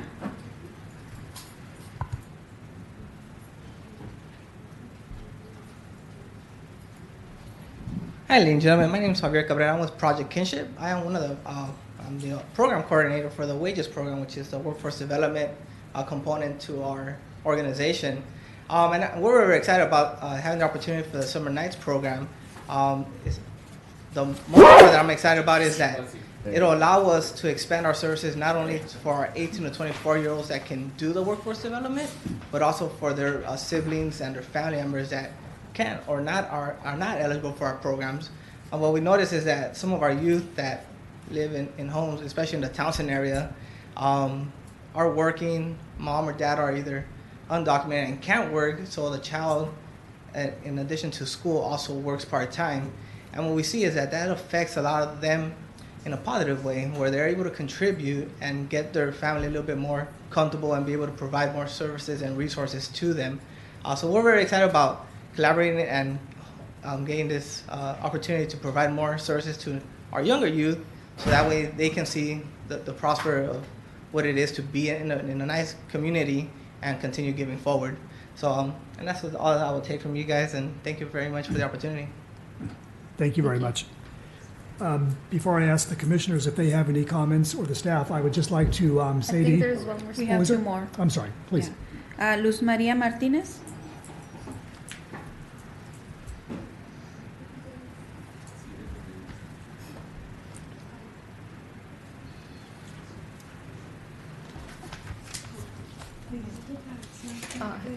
I can help with translation.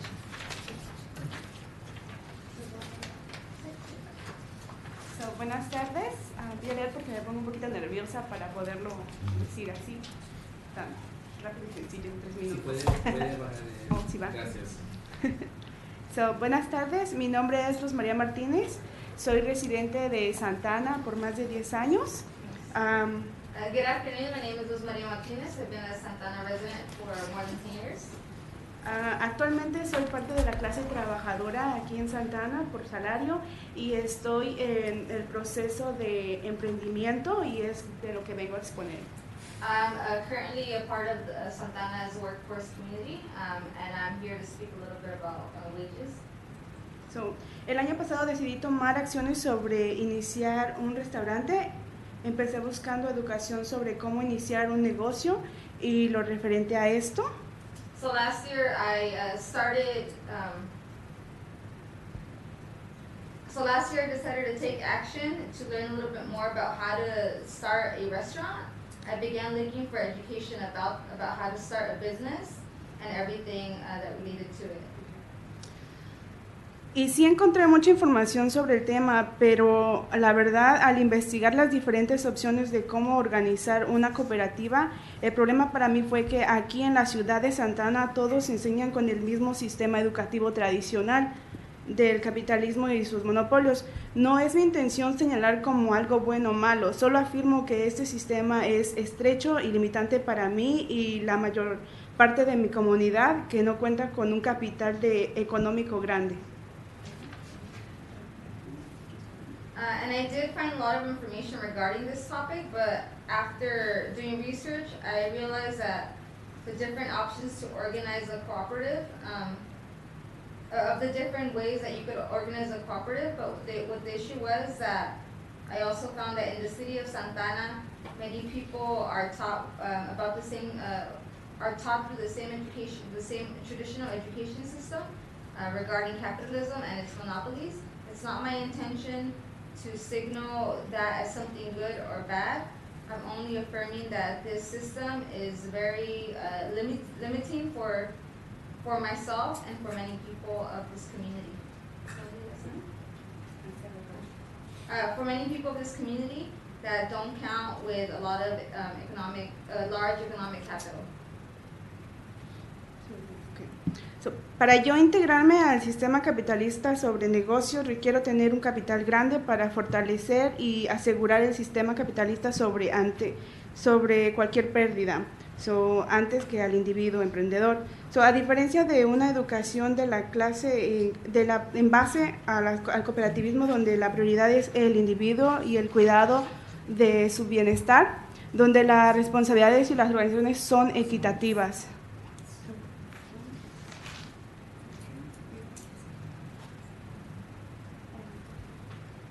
So for me to integrate myself in a capitalist system with businesses, that requires that I have a large capital to strengthen and secure, to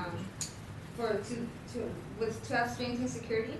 A difference with this type of education and the education on cooperatives, where the priority is the individual and the care of their assets, where the responsibility and profits are equitable. So I'm just going to translate it on English. Now I am here to comment about the importance of having an education about cooperatives in this environment of entrepreneurship and businesses in Santana.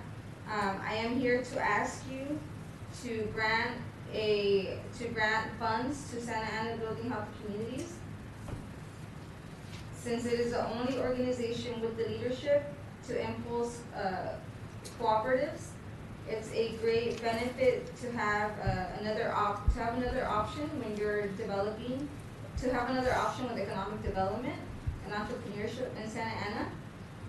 Through the cooperatives, if you all grant these funds, myself and many other entrepreneurs will have the ability and access to educational cooperatives here in Santa Ana. And the next step would be to finish that curriculum of 10 weeks, to secure another gathering, and there will be cooperatives that will be using these funds. I think that this is a great first step for the reconstruction of a community that can prosper in Santa Ana. Thank you. Thank you. Would you tell her thank you for coming up and speaking to us? Muchas gracias. Madam Recording Secretary, do we have another speaker? One more, Abel Ruiz.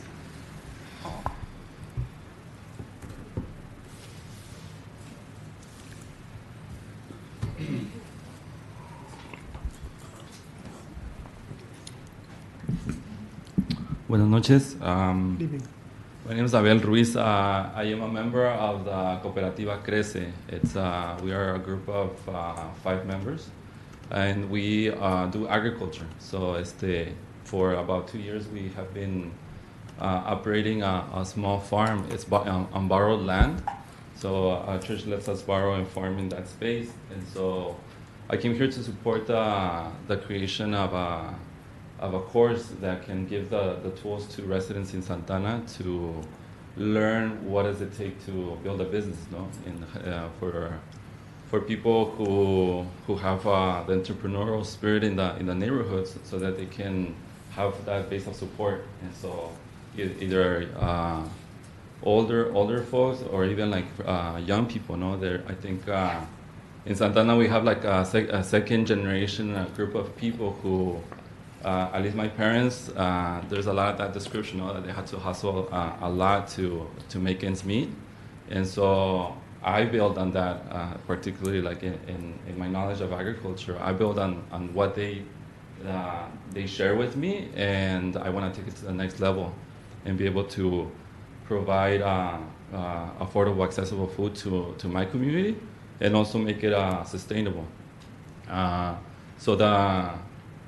So I'm here to support that grant, and I'll end with that. That I think at least in the neighborhood where I grew up, there was a lot of I think there's this discussion about residents, particularly like in Central Santana, as like there's a lot of need, in which there is. But I think we also have a lot of visions, we're visionaries too. There's a big number of my neighbors who do mechanic work, who also do all kinds of stuff to come up on a little extra money. So I think that all those are entrepreneurs in the making, if you think it in that way. And so this course will help us provide those resources. The last thing I do want to say. There is a course similar to this one. It's called the UCLA Academy for Social Entrepreneurship, which I was also a part. I used to work for a nonprofit. And so it's been a big case as nonprofits also talk and approach economic development.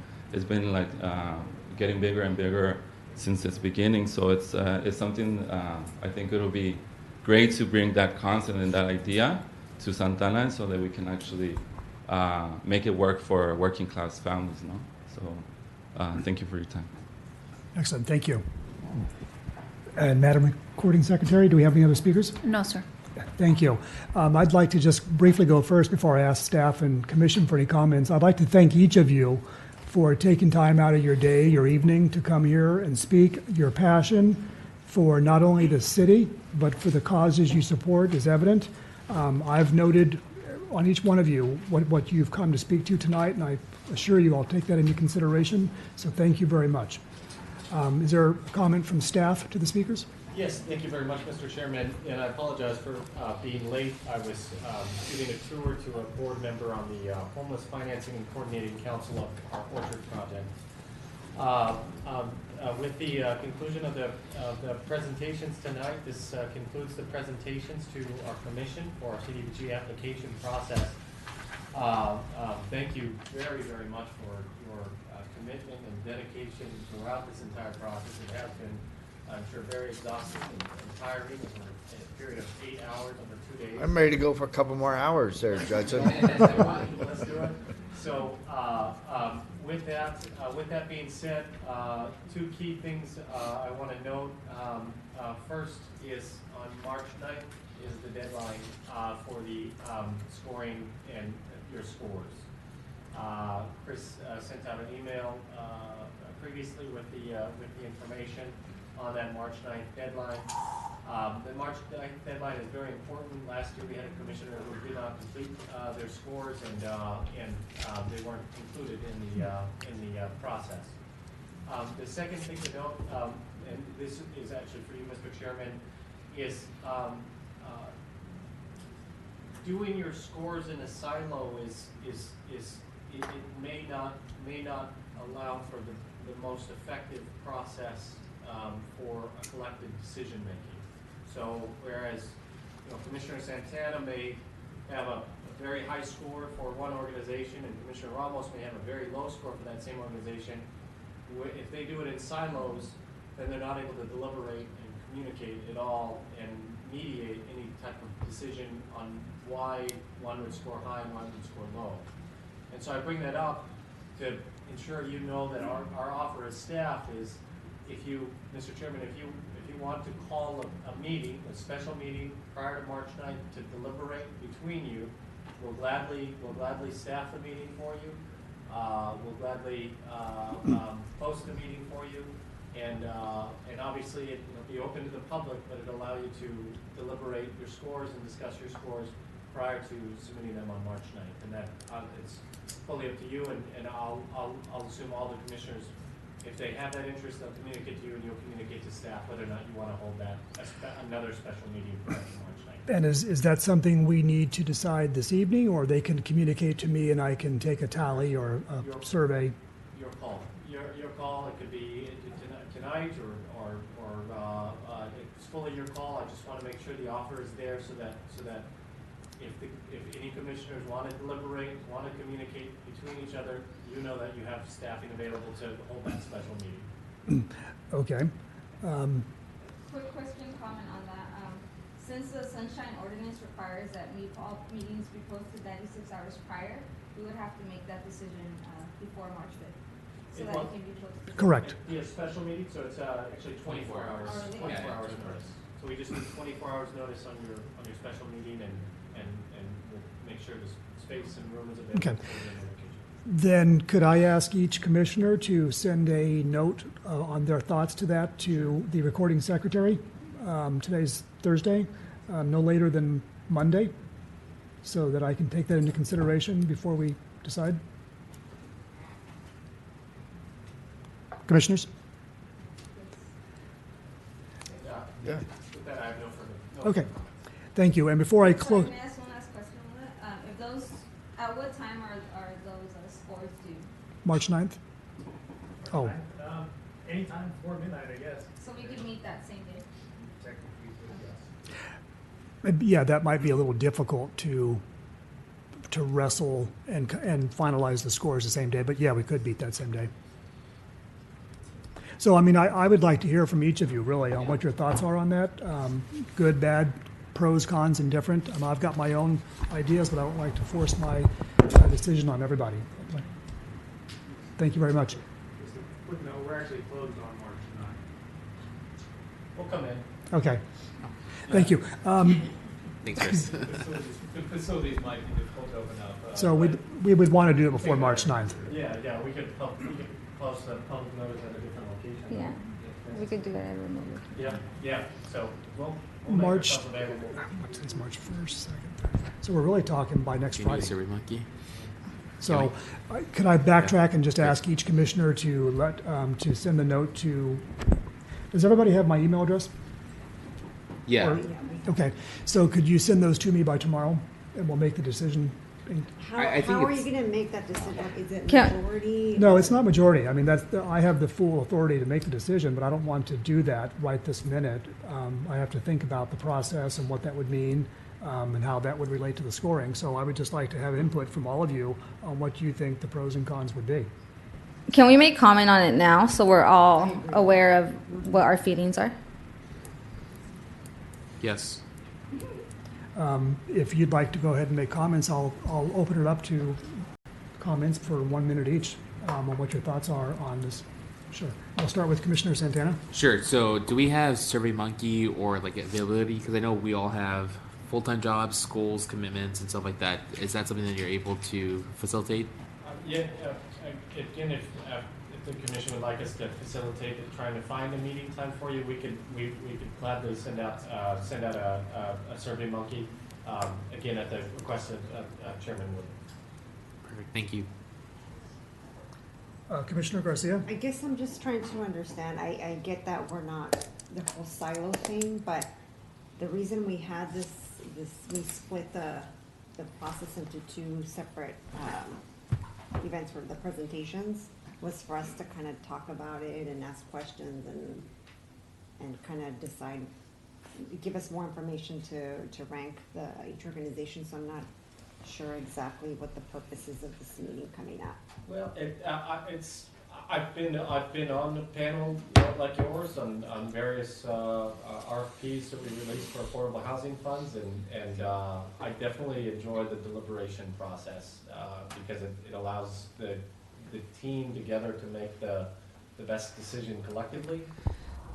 If you simply hear the presentations and then do your scores, of course that's what we've done in previous years. It's just as easy. It's just you may have organizations and proposals you definitely like, and you won't have the opportunity to deliberate with somebody who definitely is not interested in the same kind of scoring that you would have. That's all the thought is. I like the approach we took last year, where after we had we had the tally and the rankings and everything, and we talked about it afterwards, and then we kind of. In a public meeting, in our commission meeting, we did. I guess I'm saying I'm More so that was with the extra funds there was like $8,000 or $10,000 left over, and we deliberated on what we would do with that extra, and that was a collaborative effort. So I mean, I've certainly noted your point on that. I guess I'm saying I don't feel that meeting is necessary. So. And Vice Chair Tardif? I agree with Monica. I don't think it's necessary. I'll jump right in since I'm next in line here. I guess I can see where it would be beneficial, but I guess my frustration is that the city is just bringing this up to us now. If it's something you've known all along, that it's something we should entertain, why wasn't this brought up a month ago? It's a great idea. I mean, but he's giving us, Just the idea. Yeah. I wish to offer it. But I wish the idea would have. We didn't have to offer it all. But No, but I wish the idea would have been offered much sooner, because then we could have moved this sooner into the process, I think, and had more time than we're having to deliberate this. My frustration is that now we have to, I think it's probably a good idea, but then we would have to pick a day early next or middle of next week to do that, and I'm not sure if it's conducive for all the members. We could try to make it that way. So I'm sort of in the middle here.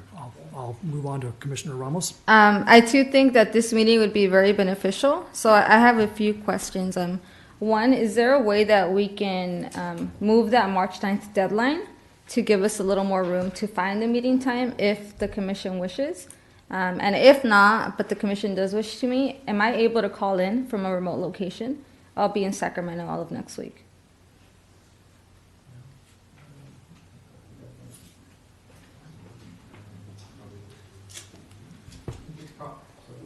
push it maybe a week, if that was the request. So the deadline March 9th, as I mentioned, so I think it's March 16th. On March 7th. Yeah, I'm proposing 7th. Yeah, so March 16th, we could, if that was, again, coming from you, Mr. Chairman, if that was the desire, your desire to push back the deadline by a week, we could do that. Okay. And for all... Not to interrupt, just yes, a sir. real quick answer, second part of the questionnaire about remote access to the meeting. There are special noticing requirements for off-site availability. I would have to confirm on how those work with special meetings, just because of the shortened timeline.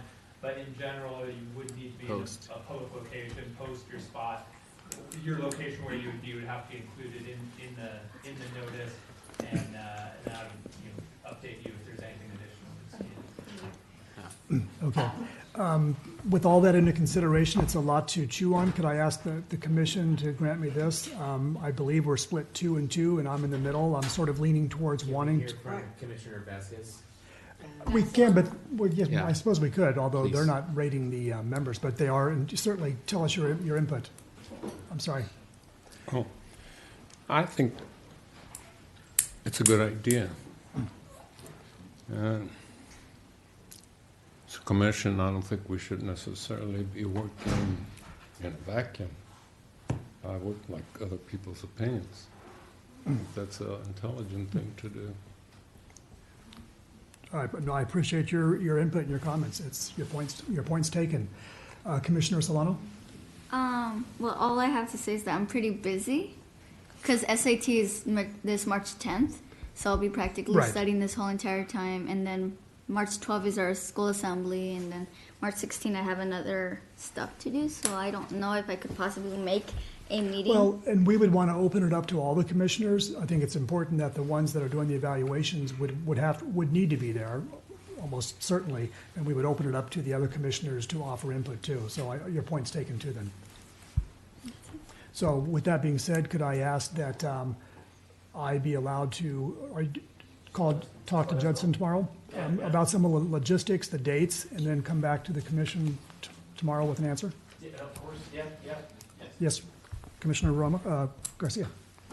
Can we, even if we don't make that meeting, can we still submit our scores independently? Oh, you have to. Okay. Yes. Okay. Yeah, we want you to. I'm just not Yes, this yes. is very drastic changes that it's like we went from one way of doing things to another. So it's like not incremental, it's just one, and then to the. It's a lot to wrap our minds around, but. I get it, the collective feedback and discussion and all that. I feel like we're complicating things by a lot, so. No, initially, I have to say, I hear you loud and clear, and I was leaning that way, but, part of me says that if the scores are so, opposed, and you have one way up here and one down here, there's sort of a dynamic that needs to be, discussed, I think, to maybe see why that was the case, what someone heard that someone else didn't, to give it the full fruit. But I'd like to just be able to at least talk to the city tomorrow, Judson, and get some logistics worked out if we chose to do that and come back to the commissioners. And if we did that, we would have to extend it a week so that we would have the time to finish our ratings, because the commissioners were expecting to have till the 9th to do the ratings, and then we would have the subsequent meeting to go ahead and turn them in, okay? Of course, thank you, Mr. Chairman. Thank you. Do any commissioners have any other comments on the public hearing portion or from the speakers that spoke? Most of them have left, I believe. Yeah, very quickly, I just want to thank the members of the public. I know a few of them left just a few minutes ago, but I want to thank people for coming out and sharing your opinions with us. At this time, the public hearing is now closed. We do have some unfinished business to return to on the special meeting agenda.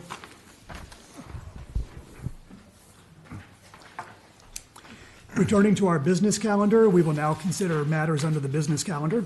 The first item on the business calendar is item number 2, the update to the Homebuyer Down Payment Assistant Loan Program Non-General Fund. Is there any member of the public that would like to speak on the matter? If so, you may fill out a request to speak form with the recording secretary. You have 3 minutes to speak. Also, we will not accept any additional requests to speak cards once we have begun the public comment session. I don't believe we have any public speaker cards turned in. Will the staff give us a report on this matter? Yes, thank you, Mr. Chairman. And we do not have a staff report on this matter, but, Ryan, if you could help me out here to make sure I say this correctly for the record. We thank you for your approval of the revisions to our down payment assistance loan program that you approved on Tuesday. We had one minor change to that staff report prior to going to City Council next week, and that is to make an exception to our live and or work preference for U.S. military veterans. Okay. It is again, in terms of everything else stays the same except that minor exception for U.S. military veterans to the live and or work preference. They obviously still have to purchase a home in Santa Ana, but U.S. military veterans could apply from outside Santa Ana and to qualify for this program. With that, we do recommend approval of this live and or work preference. If the commission decides not to approve it, then we would need to pull the staff report for next Tuesday's meeting. Thank you very much, Judson. Do the commissioners have any questions on this? I do. I'd like to understand the live aspect of the assistance program. So someone that currently lives outside of the city, they're not eligible to apply, even though they would be buying a home inside of the city? Yes. So on Tuesday, the commission voted to approve the changes, and among those changes is a live and or work requirement, where any applicant who's applying for our down payment assistance needs to live and or work in Santa Ana, and if they work in Santa Ana, they have to work at least 32 hours for the last 6-month period. This was a change to the program guidelines. We were not requiring applicants. The applicants could come from outside Santa Ana, apply for our assistance as long as they were purchasing a home in Santa Ana. That was of course the requirement. But now we've implemented this live and or work requirement that they must live and or work here in order to also qualify for the assistance. It's a Santa Ana preference. So it's a restriction. We're restricting it from outside, people that are currently living outside that are not working in the city. Yes. They're not eligible to apply. They are not eligible to apply. Okay. Yeah. Just wanted to understand that. Thank you. Yes, and this today you're just voting on making an exception for Right. U.S. military veterans. Right. To that requirement. 32 hours, right? What? 32 hours a week. A third CR. They work 32 hours a week. Yes. Are there any other questions? Commissioner Ramos? Yes, a quick question. I'm wondering why this exception isn't also being extended to U.S. active military? It actually applies. It's when we say Okay. U.S. military So it veterans, we includes mean both? active military Great, as well. thank you. Yes. Yeah. Good clarification, though. Thank you. If there are no other questions, do we have a motion to approve item 2?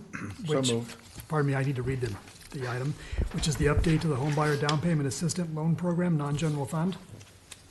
So moved. Thank you, Vice Chair. Do we have a second? Second. That motion. Okay. Seconded by Commissioner Garcia. All those in favor, please say aye. Aye. Opposed? The motion carries 6-0 with Commissioners Cano and Solano noted as absent. Thank you. Wrapping up our meeting, does the public have any comments they wish to share with the commission? Please know you have 3 minutes to speak. Sure, I'll go really quick. Oops, oh, sorry, that was the public part. Sorry. Does the staff have any comments they wish to share? No, again, thank you so much to the commission. I know it was a change, a significant change to the process this year. I think it went really well.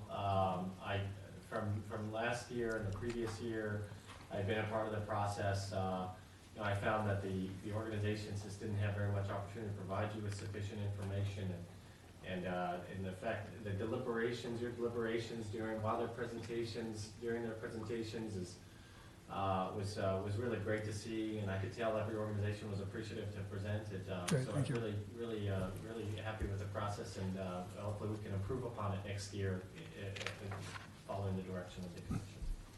Absolutely, thank you. Commissioner Santana. So, quick question. A lot of the organizations we've had close ties with because we work with them. I think this goes more towards our city attorney, as far as like associations and nonprofits.